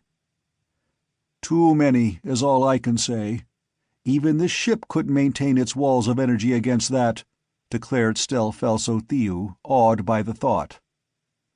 But that same power would be backing this ship and helping it to support its wall. We would operate from 500,000 miles. We will. If we are destroyed, so is Thet, and all the worlds of Thet. Let that flood of energy get loose, and everything within a dozen light-years will be destroyed. We will have to warn the Venonians that their people on nearby worlds may escape in the time before the energy reaches them, said Arcot slowly. The thought started toward one of the nearer suns, and as it went, Arcot and Morey were busy with the calculators. They finished their work and started back from that world, having given their message of warning with the artificial matter constructors. When they reached Thet, less than a quarter of an hour of Thessian time had passed. But before they reached Thet, Arcot's viewplates were blinded for an instant as a terrific flood of energy struck the artificial matter protectors and caused them to flame into defense. That satellite was sending out its message of instantaneous destruction. That terrific ray had reached it, touched it, and left it a shattered, glowing ball of hydrogen. There won't be even that left when we get through with Thet, said Arcot grimly. The apparatus was finished, and once more they were over the now fiery red lava sea that had been mountains. The fort was still in action. Arcot had cut a sheet of sheer energy now, and as the triple ray struck it, he knew what would happen. It did. The triple ray shunted off at an angle of 45 degrees in the energy field, and spread instantly to a diffused beam of blackness. Arcot's molecular reached out. The lava was instantly black, and mountains of ice were forming over the struggling defenses of the fort. The molecular screen was working. "I'd like to know how they make tubes that'll stand that, Morey," said Arcot, pointing to an instrument that read .01 millisols. "They have tubes now that would have wiped us out in 10 minutes, seconds before this." The triple ray snapped off. They were realigning it to hit the ship now, correcting for the shield. Arcot threw out his protonic shield and retreated to 500,000 miles, as he had said. "Here goes." But before even his thoughts could send that to radiation, the entire side of the planet blazed suddenly incandescent. Thet was learning what had happened when their ray had wounded the thought. And then, in the barest instant of time, there was no Thet. There was an instant of intolerable radiation, then momentary blackness, and then the stars were shining where Thet had been. Thet was utterly gone. But Arcot did not see this. About him there was a tremendous roar, titanic generator converters that had not so much as hummed under the impact of Thet's greatest weapons, whined and shuddered now. The two enormous generators, the blackness of the protonic shield and the great artificial matter generator, throwing an inner shield impervious to the cosmics that gave off as it vanished, both were whining. And the 6 smaller machines, which Arcot had succeeded in interconnecting with the protonic generator, were whining too. Space was weirdly distorted, glowing gray about them, the great generator struggling to maintain the various walls of protecting power against the surge of energy as Thet, a world of matter, disintegrated. But the very energy that fought to destroy those walls was absorbed in defending it, and by that much the attacking energy was lessened. Still, it seemed hours, days, that the battle of forces continued. Then it was over, and the skies were clear once more as Arcot lowered the protonic screen silently. The white sky of Thet was gone, and only the black starriness of space remained. "It's gone!" gasped Torlos. He had been expecting it, still, the disappearance of a world. "We will have to do no more. No ships had time to escape, and the risk we run is too great," said Morey slowly. "The escaping energy from that world will destroy the others of this system as completely, and it will probably cause the sun itself to blow up, perhaps to form new planets, and so the process repeats itself. But Vino knows better now, and their criminals will not populate more worlds. And we can go home, to our little dust specks. But they're wonderfully welcome dust specks, and utterly important to us, Earthman," reminded Zesdan Afthan. "Let us go, then," said Arcot. It was dusk, and the rose tints of the recently set sun still hung on the clouds that floated like white bits of cotton in the darkening blue sky. The dark waters of the little lake and the shadowy tree-clad hills seemed very beautiful. And there was a little group of buildings down there, and a broad cleared field. On the field rested a shining, slim shape, 75 feet long, 10 feet in diameter. But all, the lake, the mountains even, were dwarfed by the silent, glistening ruby of a gigantic machine that settled very, very slowly and very, very gently downward. It touched the rippled surface of the lake with scarcely a splash, then hung, a quarter submerged in that lake. Lights were showing in the few windows the huge bulk had, and light showed now in the buildings on the shore. Through an open door, light was streaming, casting silhouettes of 2 men. And now a tiny door opened in the enormous bulk that occupied the lake, and from it came 5 figures, that floated up and away toward the cottage. "Hello, son. You have been gone long," said Arcot Sr. gravely, as his son landed lightly before him. "I thought so. Earth has moved in her orbit. More than 6 months?"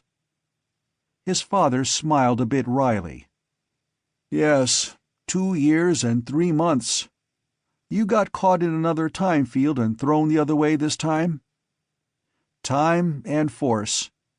Do you know the story yet?" "Part of it.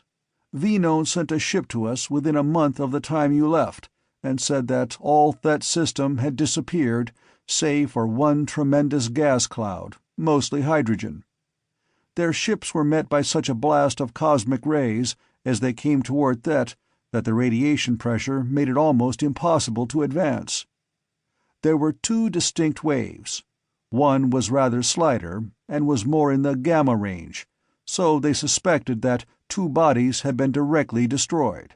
One small one and one large one were reduced completely to cosmics. Your warning to Sentfen was taken seriously, and they have vacated all planets near. It was the force field created when you destroyed Thet that threw you forward?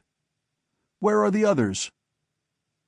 "Zesdan Afthan and Zesdan Inthel we took home, and dropped in their power suits without landing. Stelfelso Theo as well. We will visit them later." Have you eaten? Then let us eat, and after supper we'll tell you what little there is to tell." "But Arcot," said Morey slowly, "I understand that Dad will be here soon, so let us wait. And I have something of which I have not spoken to you as yet. Worked it out and made it on the back trip. Installed in the Thought with the Banderlog's controls. It is— well, will you look? Fuller, come and see the new toy you designers are going to have to work on." They had all been depressed by the thought of their long absence, by the scenes of destruction they had witnessed so recently. They were beginning to feel better. "Watch." Morey's thoughts concentrated. The Thought outside had been left on locked controls, but the apparatus Morey had installed responded to his thoughts from this distance. Before them in the room appeared a cube that was obviously copper. It stayed there but a moment, beaming brightly, then there was a snapping of energies about them, and it dropped to the floor and rang with the impact. "It was not created from the air," said Morey simply. "And now," said Arcot, looking at it, "man can do what never before was possible. From the nothingness of space, he can make anything. Man alone in this space is creator and destroyer. It is a high place. May he henceforth live up to it." And he looked out toward the mighty star-lit hull that had destroyed a solar system and could create another.